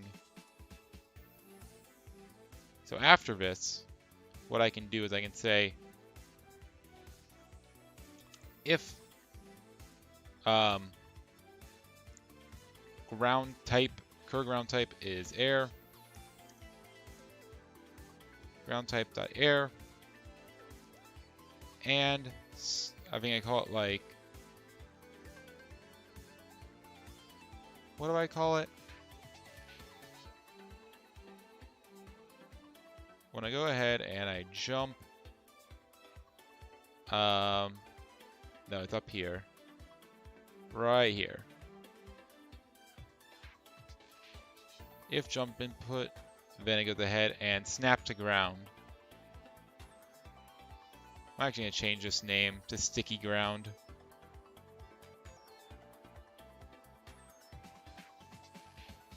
Just because it makes more sense. Like, when I'm thinking of this, the thing I think of most is the sticky roads in Mario Kart Wii.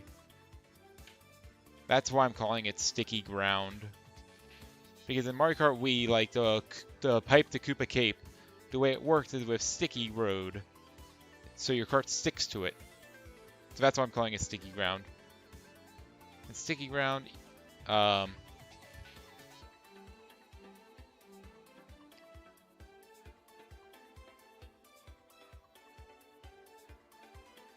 now what it's going to do is it's basically going to repeat the process.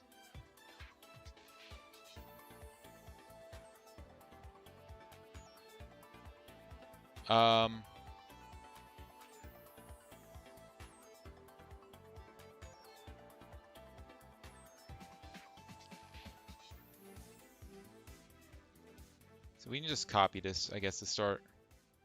So if this,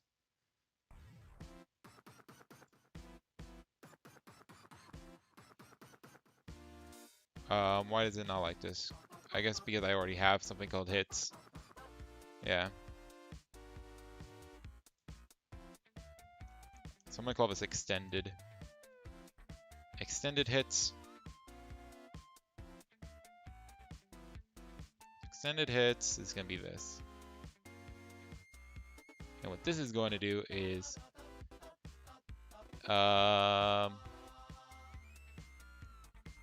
box cast all. Can I see? It's going to be origin, size, and then angle, direction. Distance is the last thing. So I'm actually going to extend this down to like 0.2.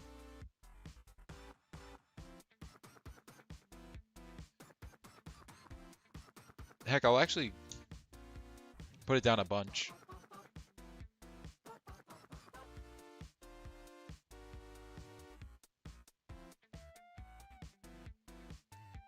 So if you go ahead and see the road, then it's going to go ahead and now it's going to go ahead and go here again for each extended hits and hits. Man, it's lagging. I'm kind of surprised that it feels like my computer's lagging from this.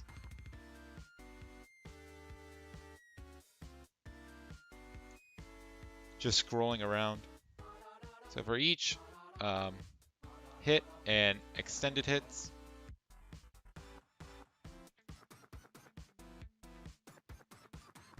not sure why it's complaining so much. The modifier private is not. Huh? Oh, wait.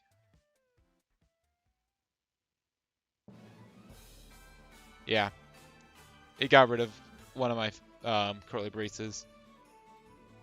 So for each hit and extended hits,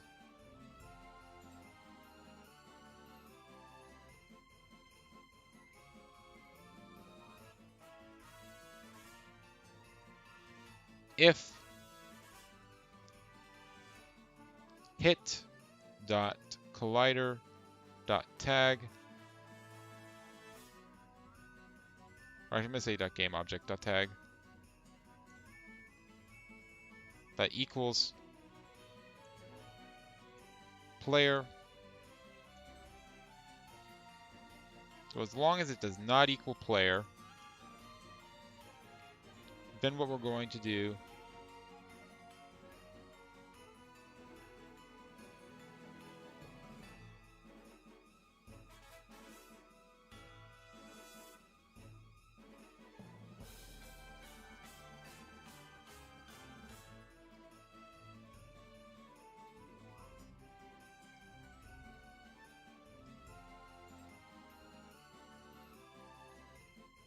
we're going to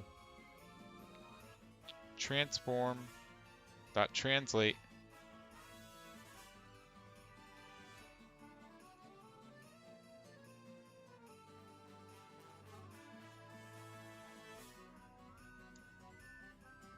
We're going to say transformed up position equals transformed up position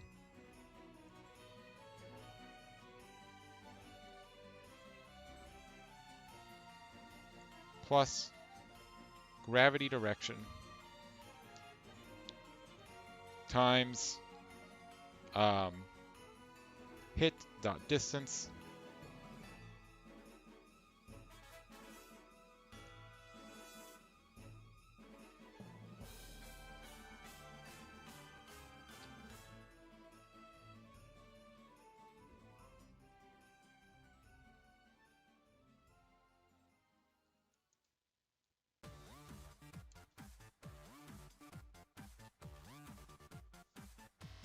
All right, that works.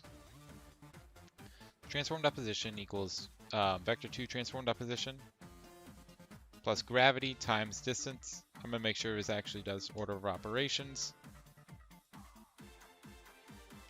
All right.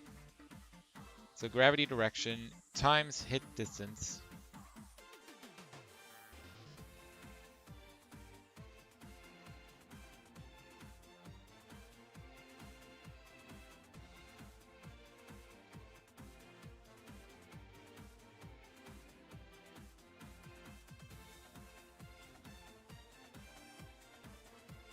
and also we're going to break.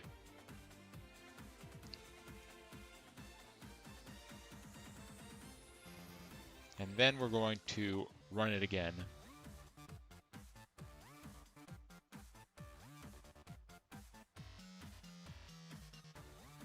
There we go. Now we should also stick when running down a slope.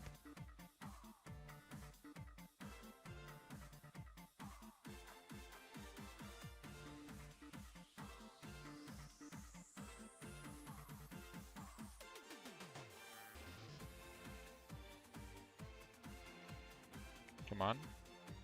There we go. Let's see if this works. It should work. Oh no, it's being stupid.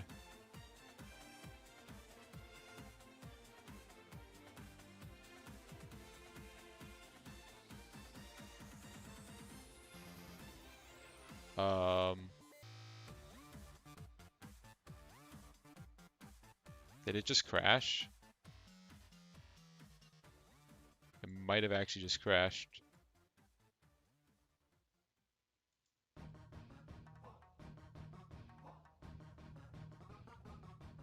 It's unresponsive, so not a good sign.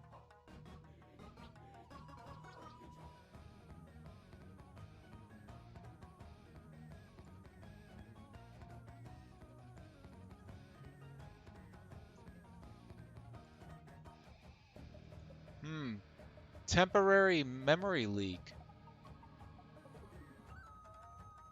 Uh.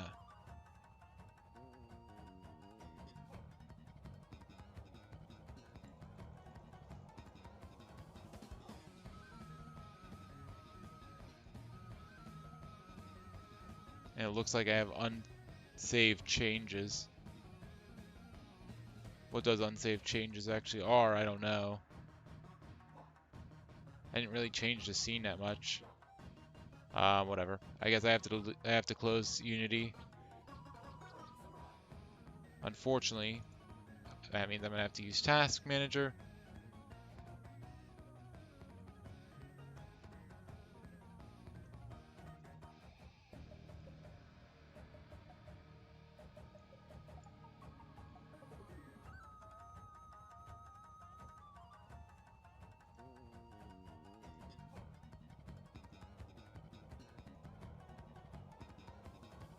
Hold on a second.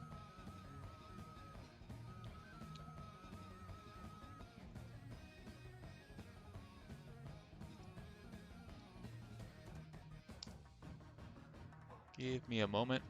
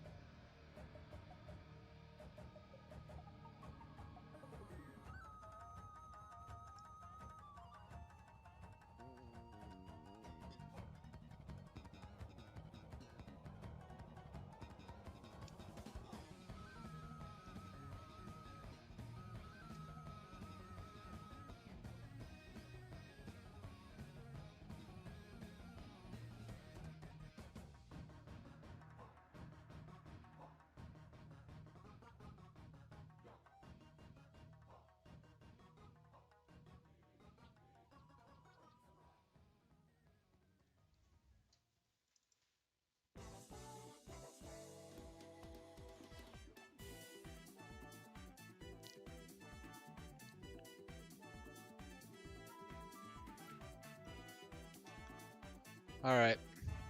Well, because Unity crashed. Wait!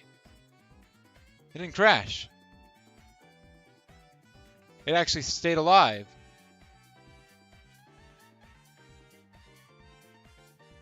Hold on, I wasn't expecting that.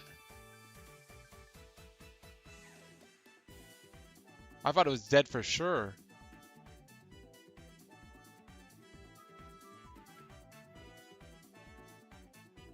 So yeah, somehow there was a memory leak. How was there a memory leak?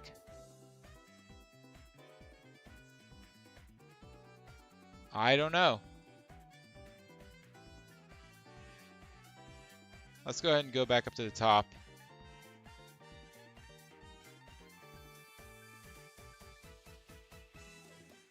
Oh. Infinite loop, I see why.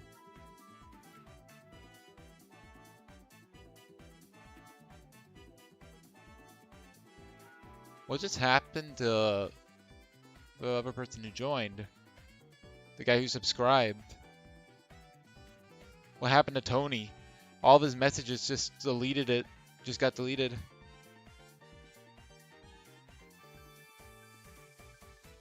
What in the world? Am I still streaming?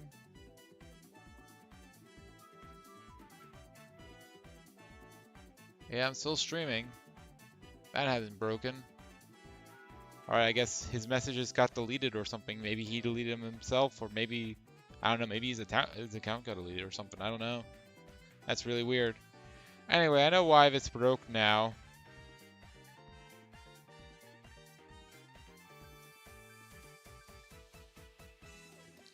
This gets called every time. Should only be called once.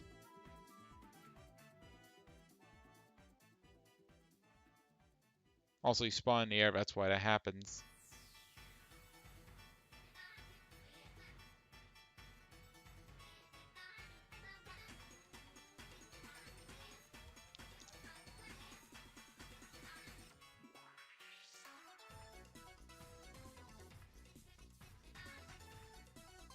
The sticky ground should go off unless you actually hit something.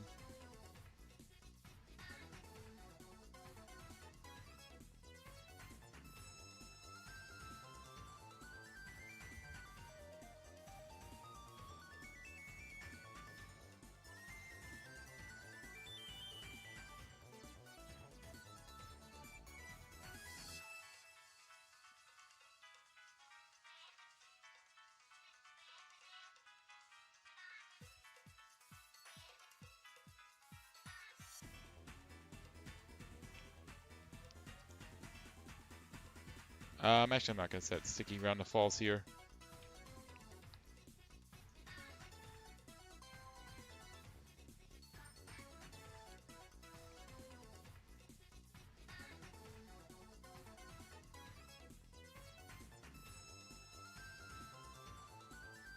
So that should fix my problem.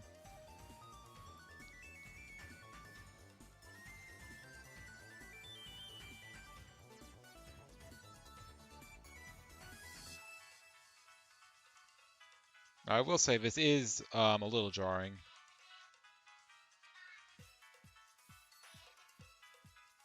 Why is it telling me all of these allocations of bytes? Why do I have all these errors? What the hell? Let me clear. Oh, nope, there's a memory leak or something. I'm closing this. Close, close. Burn it.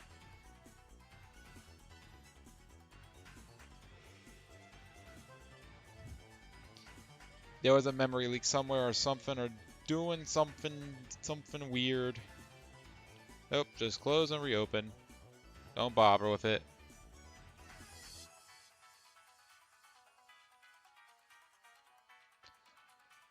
Oh man.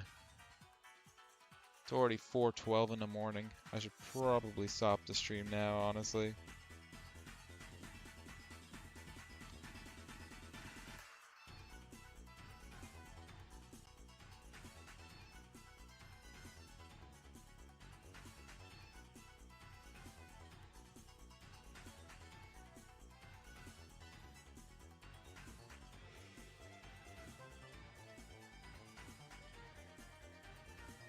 let's try playing again.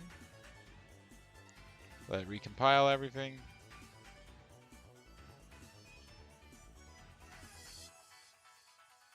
Kind of works.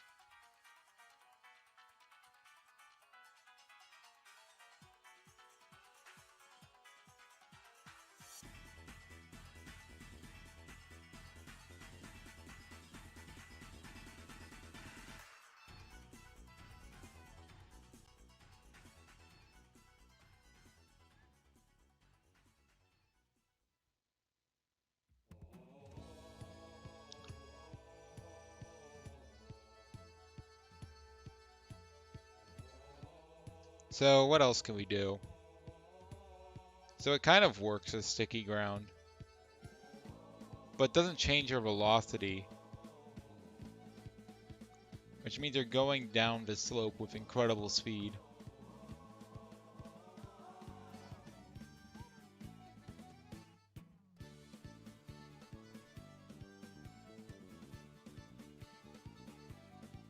Now what I could do is basically the same thing that I do up here when I go ahead and angle your velocity.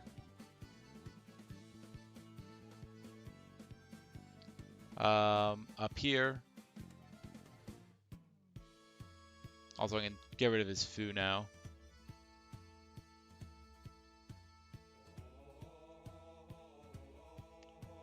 So what I can do is I can say,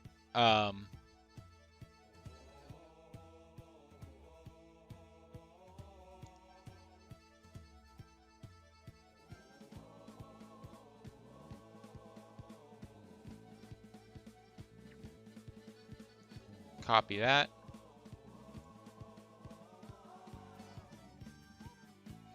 Then down here,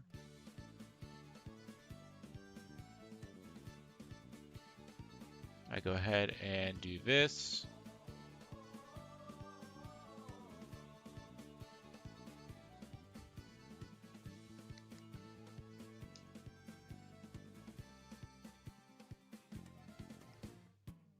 Oh, I don't have a test slope vector now.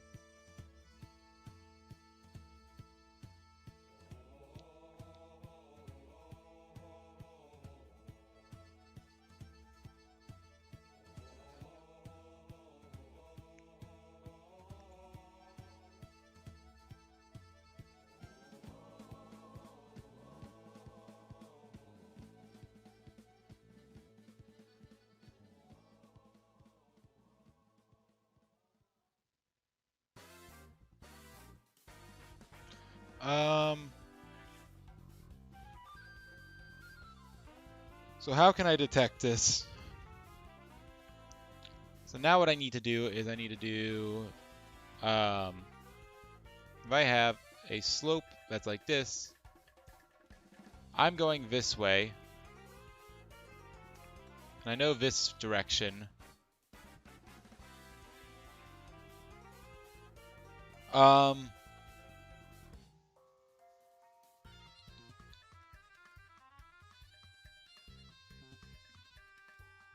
Could I angle it like the opposite direction of a normal vector? So, you know, I'm going this way. So I angle it like that. Could I go like this? And go like that? Could that work? Let me try a steeper vector.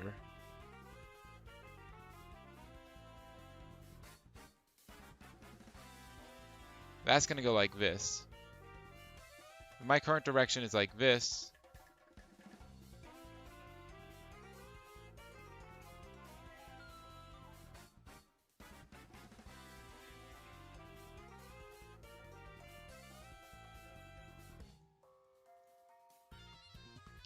And yeah, changing that to be like that.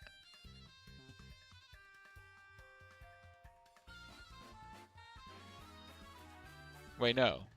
That won't work. Because that's a really small angle. That'd just make me go like this. Now what if I took the complement instead? So I instead took the 90-degree angle. Now we're getting somewhere. I think that would actually work. That's a great 90-degree angle, by the way. Just saying.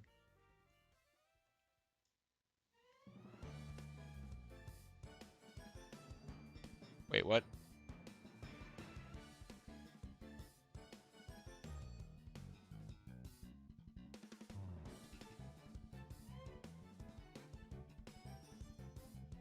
Wait, no.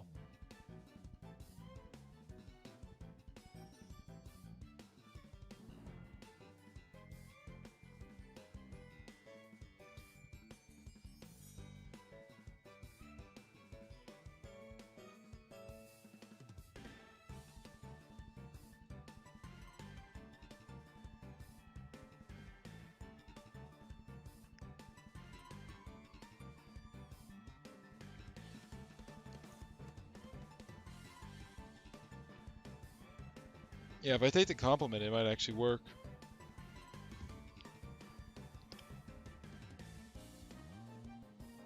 So I take the angle from here to here,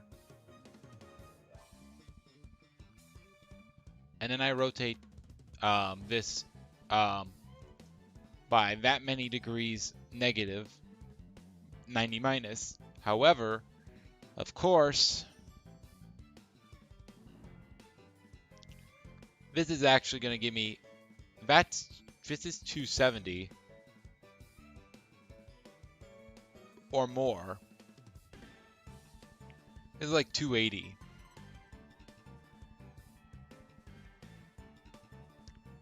Well, I guess in this case, it's actually like 315. So this is 315 degrees.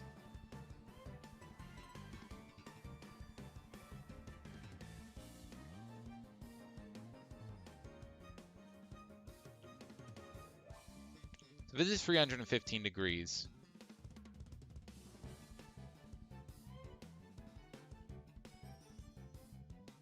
Because it's going to go counterclockwise.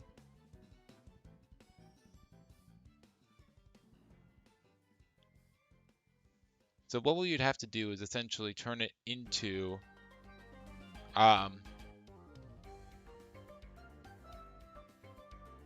alternatively, well, first of all, let's see what the other way is. We're like this. This angle is like this, and this normal vector is like this.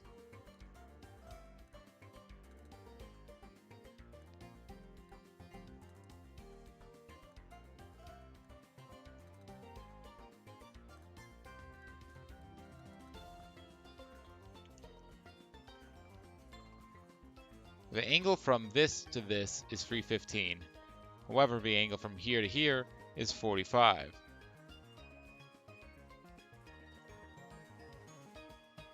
So this is actually correct. How does it know?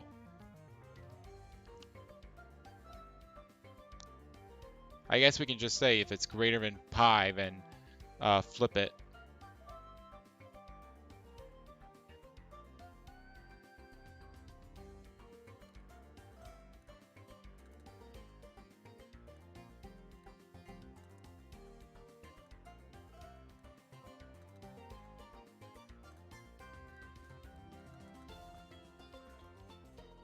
No, that doesn't really work.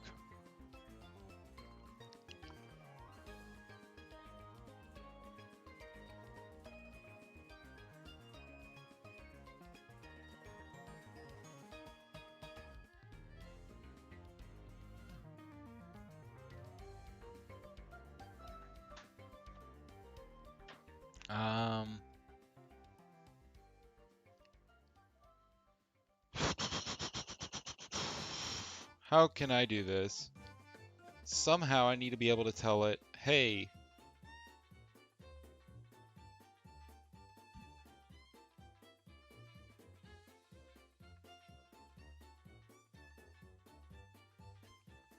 does gravity tell me anything here?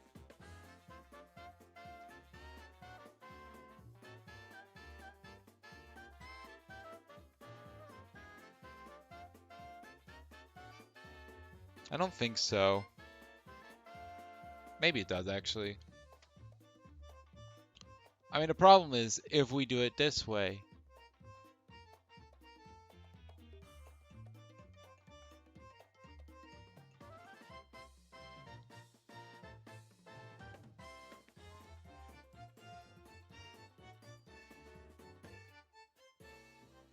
I don't know. One thing I actually do want to do though first is I'm actually going to remove this. I'm going to save. But first thing I want to do is I want to change this thing that's 5. And I want to change it to... I'm going to decrease it to 3. I don't think it needs to be 5. I don't want to give you a lot of time where I'll just randomly speed you up, you know? I just want to see what this looks like. Does it still work?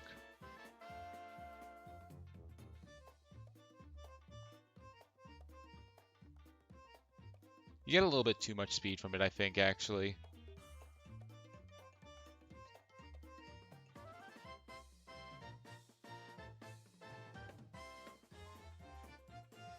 I think I'm actually going to manually slow you down.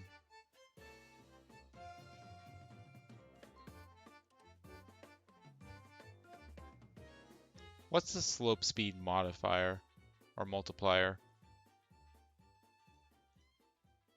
Is it less than 1? It is.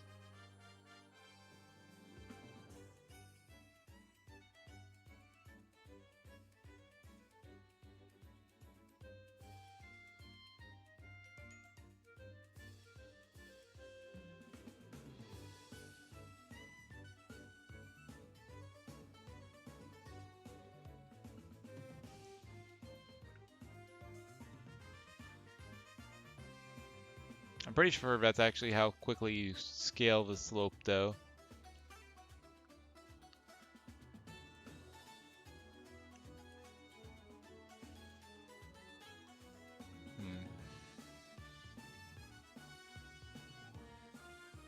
So if we go to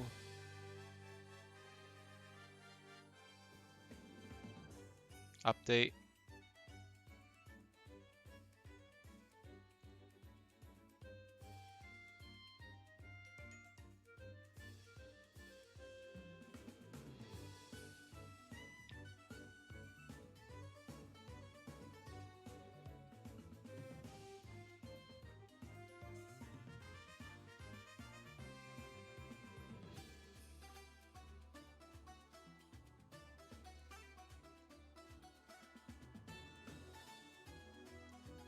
times slope speed modifier.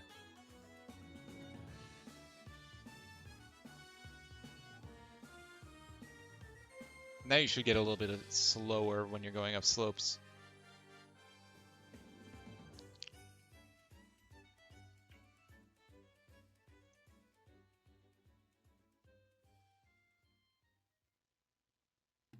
I mean, that looks a little better.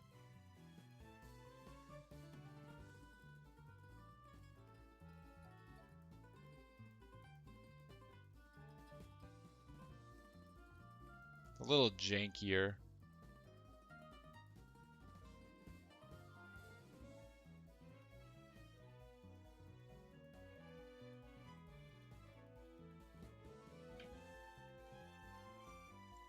Honestly, I think I should do this either way.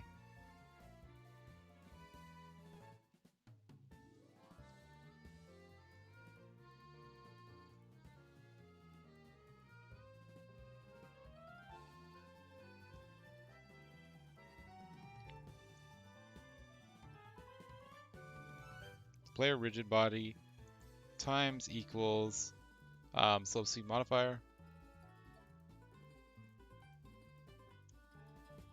We just do this either way.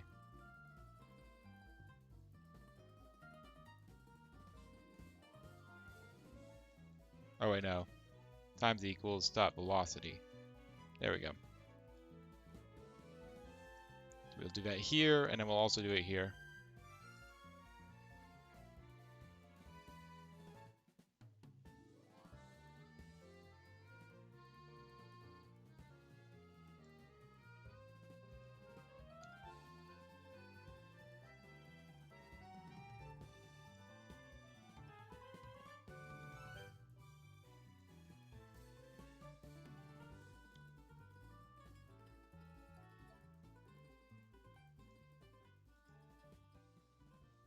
Let's see how this looks.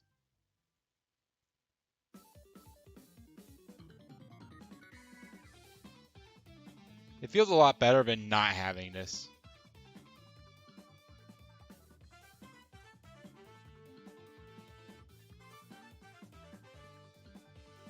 I'd say going down slopes feels weirder than going up slopes.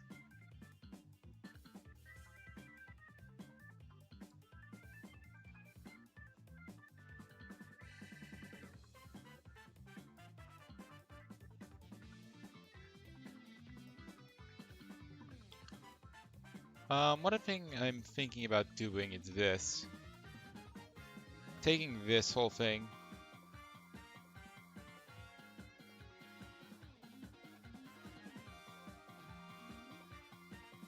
I'm just going to take this whole thing. Get rid of this. And I'm going to put this up here. And update.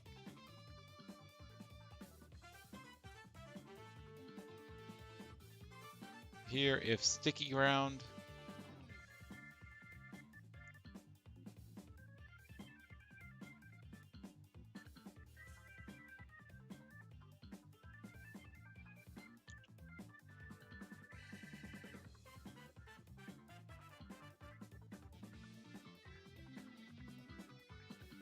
So what I should be able to do is up here.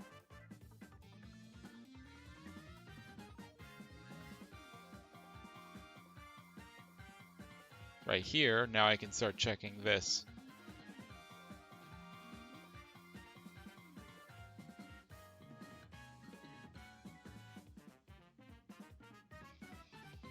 So I go ahead and I don't need a set ground variable.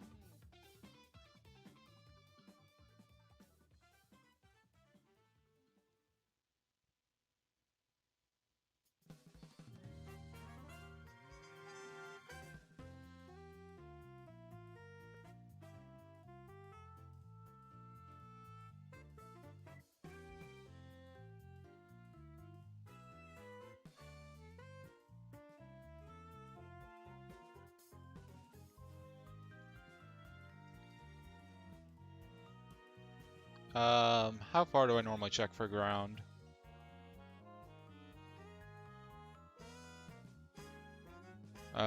Set ground variable. Box cast all. I normally check by 0.1. However, I have a box cast of... Wait, what? Oh, visit hit 2D. Yes, visit box cast all.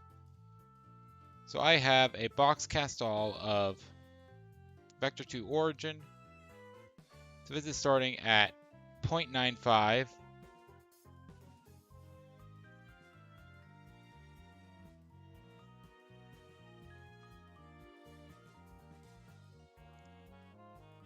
So this is currently 0.05 from the ground. Direction is down. Wait, vector 2 origin. Okay, then vector 2 dot size. So size is going to be 0.1. So now you're 0.5 underground or 0.05 underground. And then you have a distance. So in total, you're going 0.15 underground normally.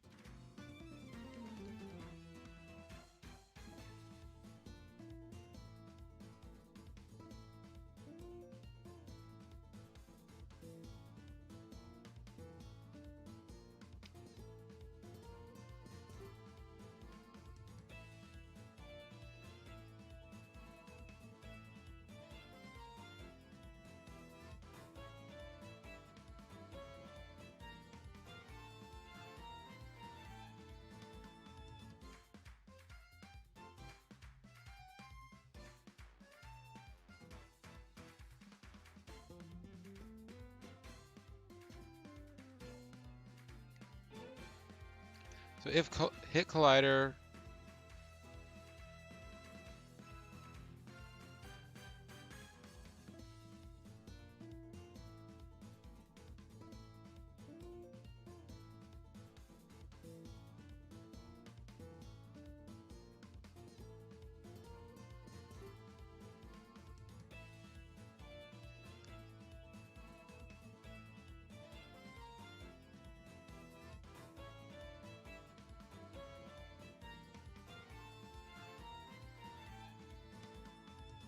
I guess we can snap.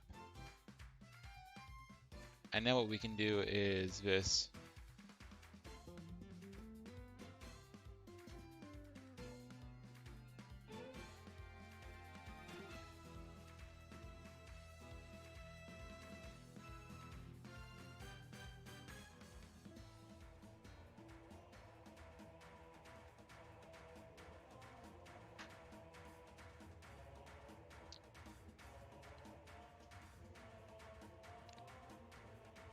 The parallel slope vector is going to be the angle vector, and it's going to be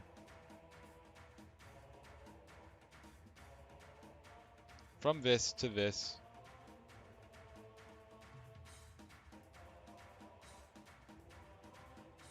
This plus or minus 45, or plus or minus 90.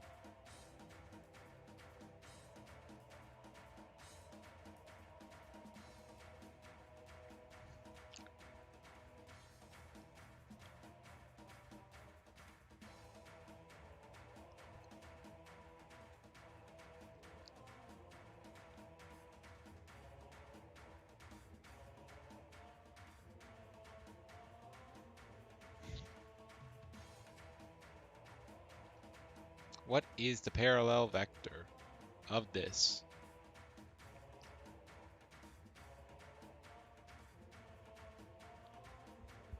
Oh wait, we do have access to this now. So now we could actually say, because we're up here now, we can say, oh, this compared to this.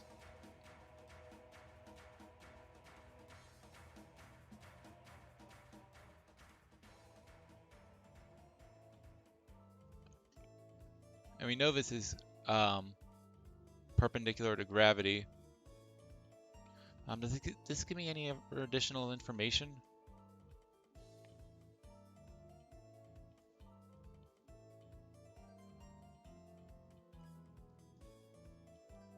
So we start here. You have this information. You know that's this. You know this is here. You know this is here.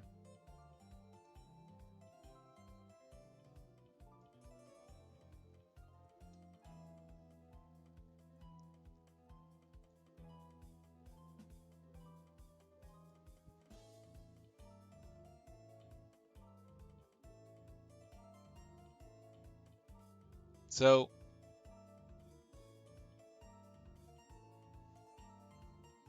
how much you need to go from here to here? And the amount that you need to go from here to here? I don't think so. I don't think it's always that way. If I make a really steep line like this, obviously normally you wouldn't actually be able to hit this, but whatever.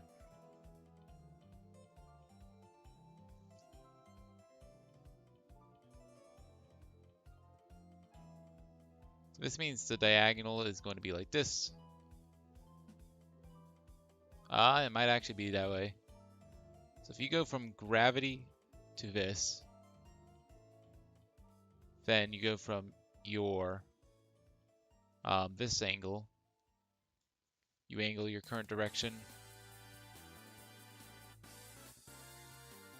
So let's say this is my current direction.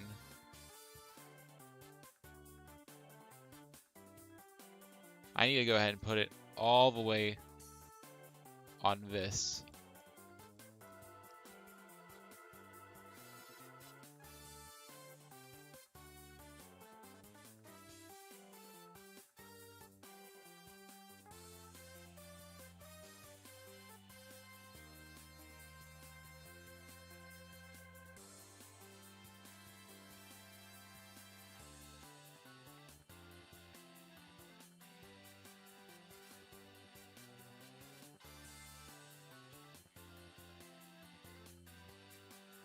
Yeah, I guess we can just do that and then copy over our speed. So we just need to get inverse gravity to the normal.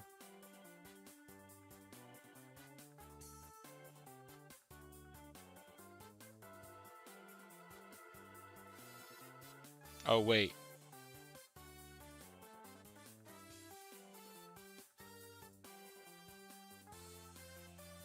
I just realized this is a slight problem. If we're not in the air,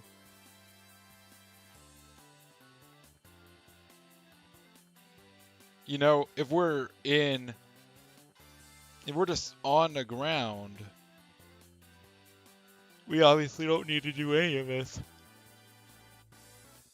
Or if we're already on a slope.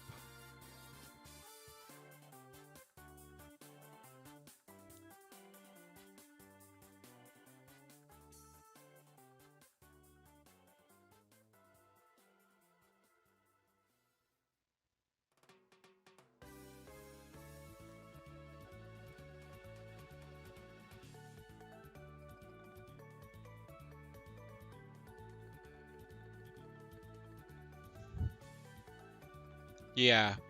I think I should actually move this back to where it was.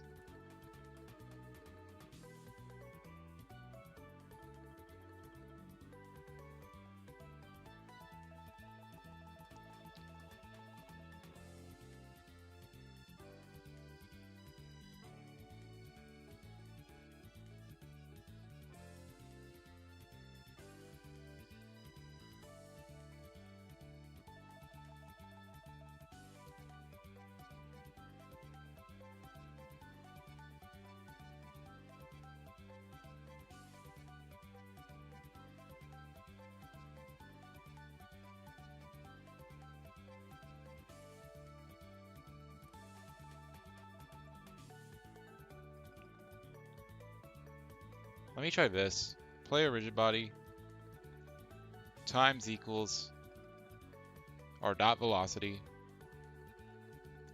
times equals slope speed modifier. It should just slow it down a little bit. And if you go flying off again immediately afterwards, it slows you down a second time. So I think this will help. Yeah. That feels pretty good. You stick to the floor.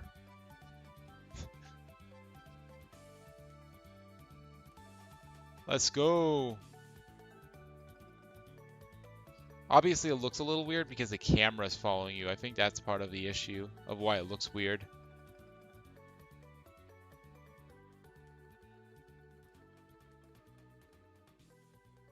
Let's go ahead and turn off camera movement.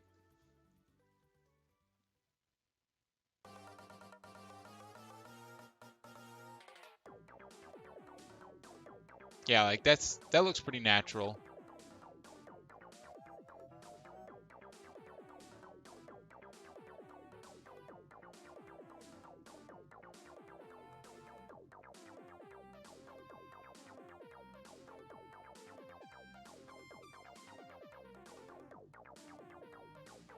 Cool.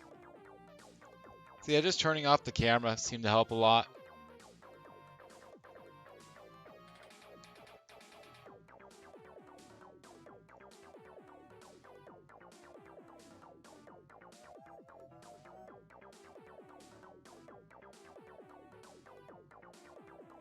I think when you hit the ground, there's also a little bit of stun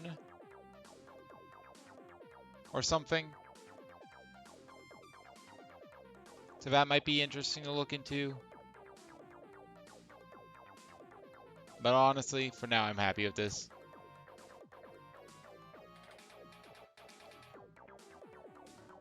Honestly, losing speed when you hit the ground might be good. Also, why is this being stupid still? Player velocity equals...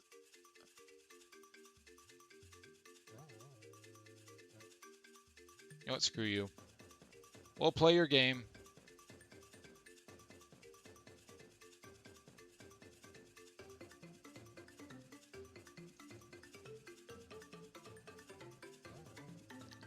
Foo equals foo.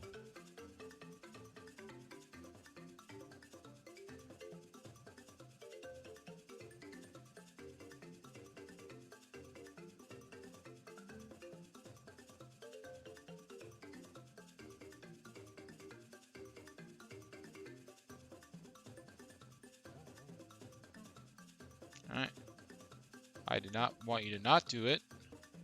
Angled velocity. There we go. Angled velocity.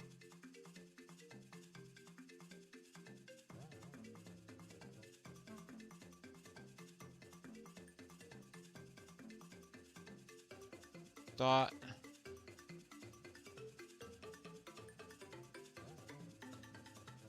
Is unity null?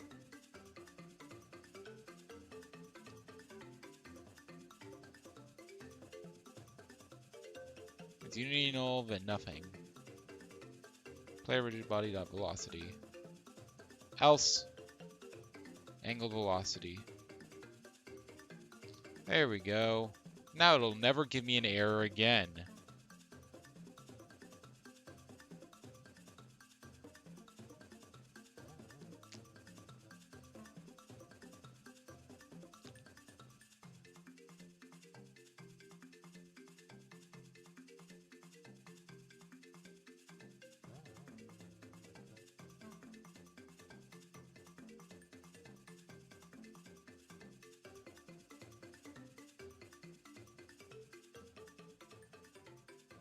Nope, it's still giving me the error.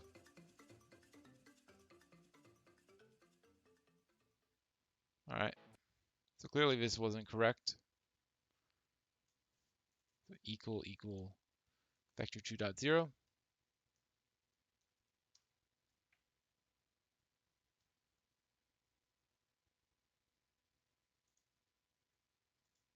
Also, the music's over.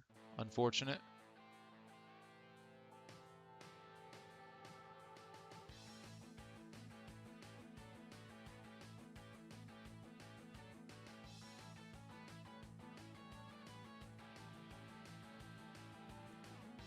Hey, it's working. I hate you.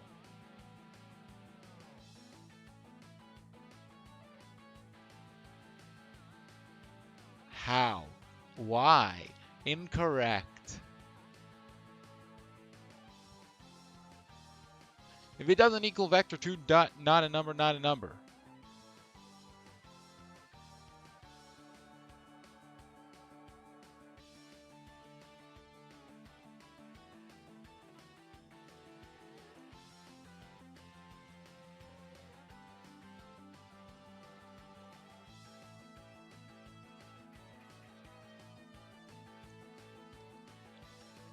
Alright, we're gonna debug it.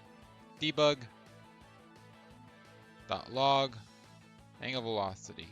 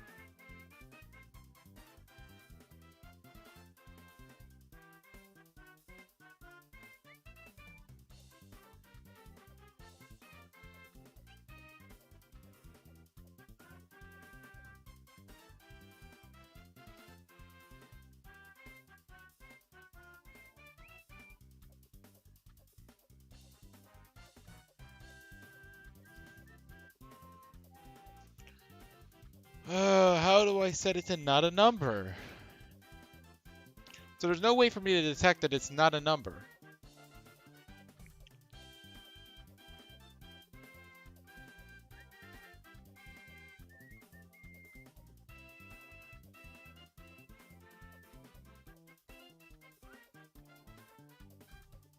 What happens if I get not a... What if I get X?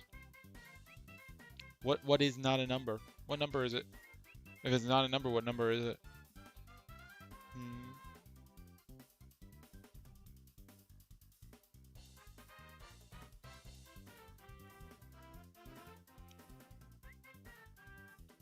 It's NaN.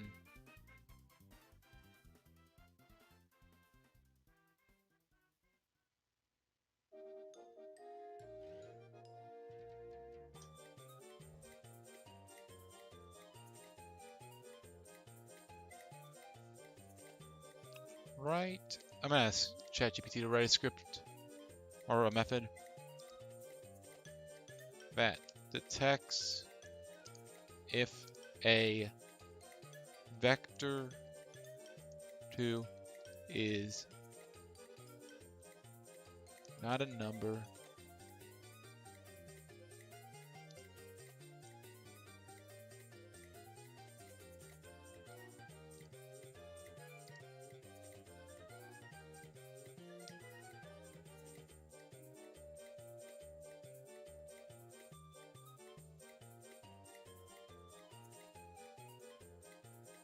Alright, should be this.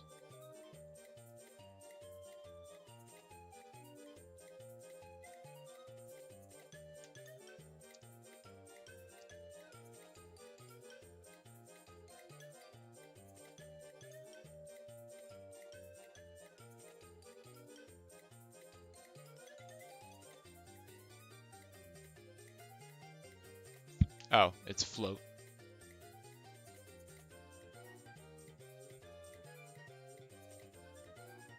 Is not a number. So if it is not a number, then we're going to use playerRigidBody.velocity. Otherwise, we're going to use angled velocity.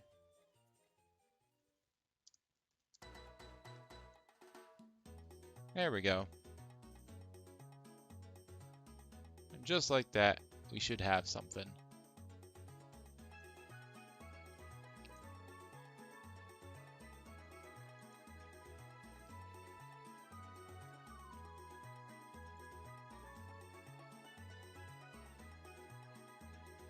Also, we went flying that time. So I missed it or something.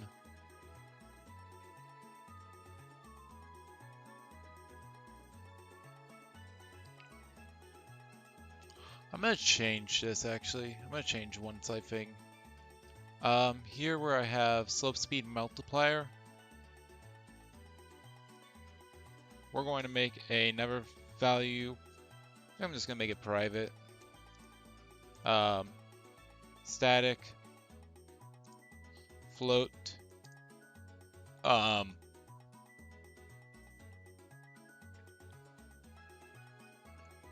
Begin slope.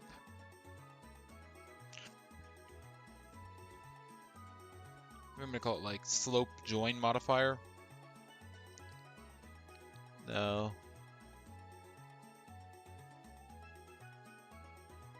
What's a good name for this? Something like enter slope.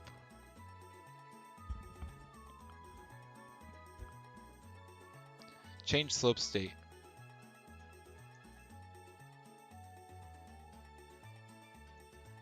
Speed modifier equals, and we're going to make this equal to like 0.7f.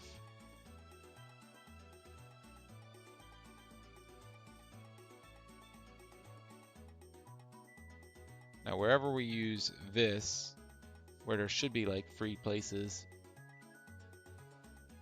so an update, yep, slope state speed modifier, change slope state speed modifier, And then there should be one in jump. Is that ground variable? No, here.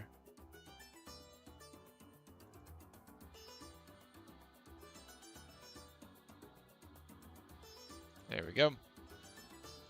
Let's see what this does.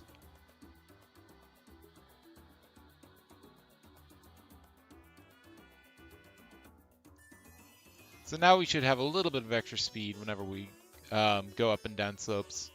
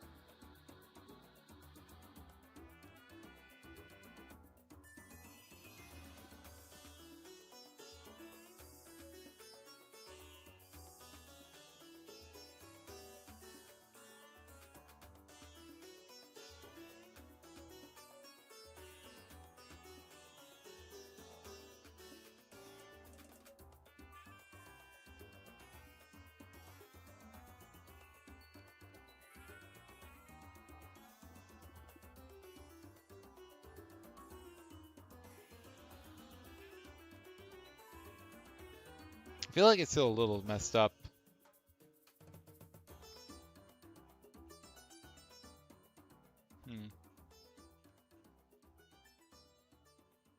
I don't know.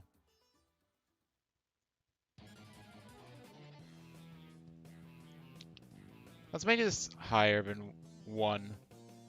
So now you should speed up when you go up and down slopes. I just want to see how it looks.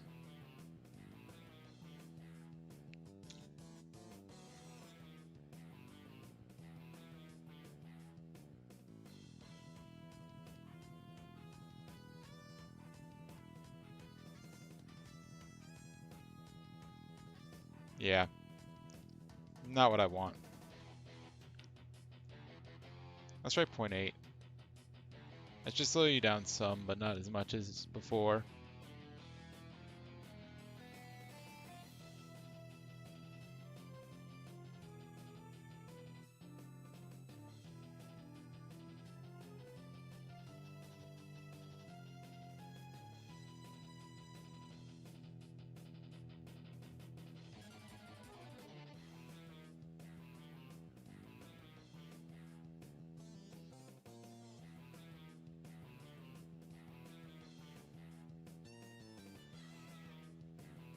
What if it's just 1? Let's say 0.9. They use a little bit of speed, but it's not as much. I don't know.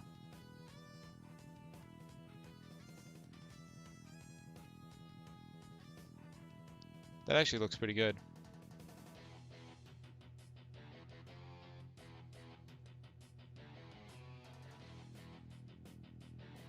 Eh.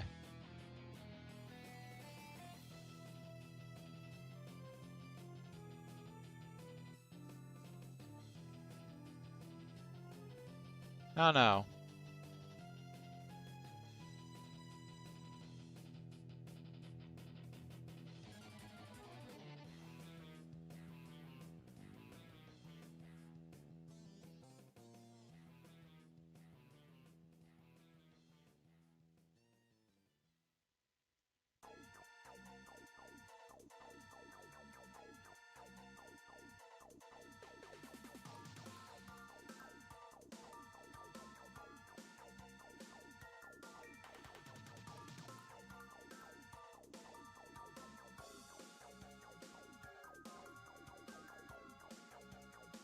It feels like I'm snapping a little bit too much.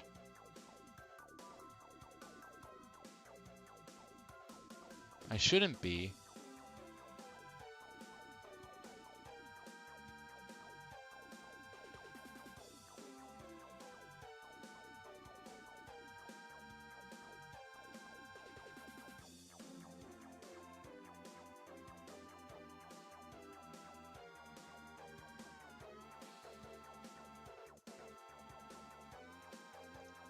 I don't know.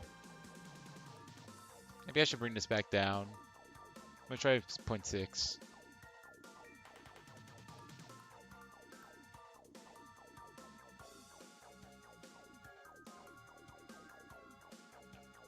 Use component light if the new key.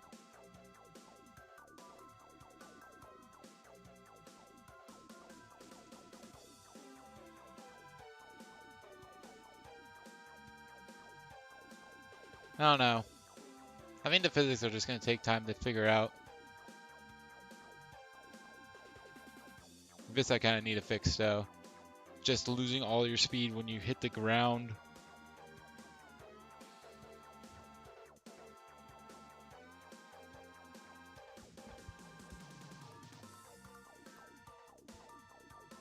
I think I'm going to end it off here though. It's 5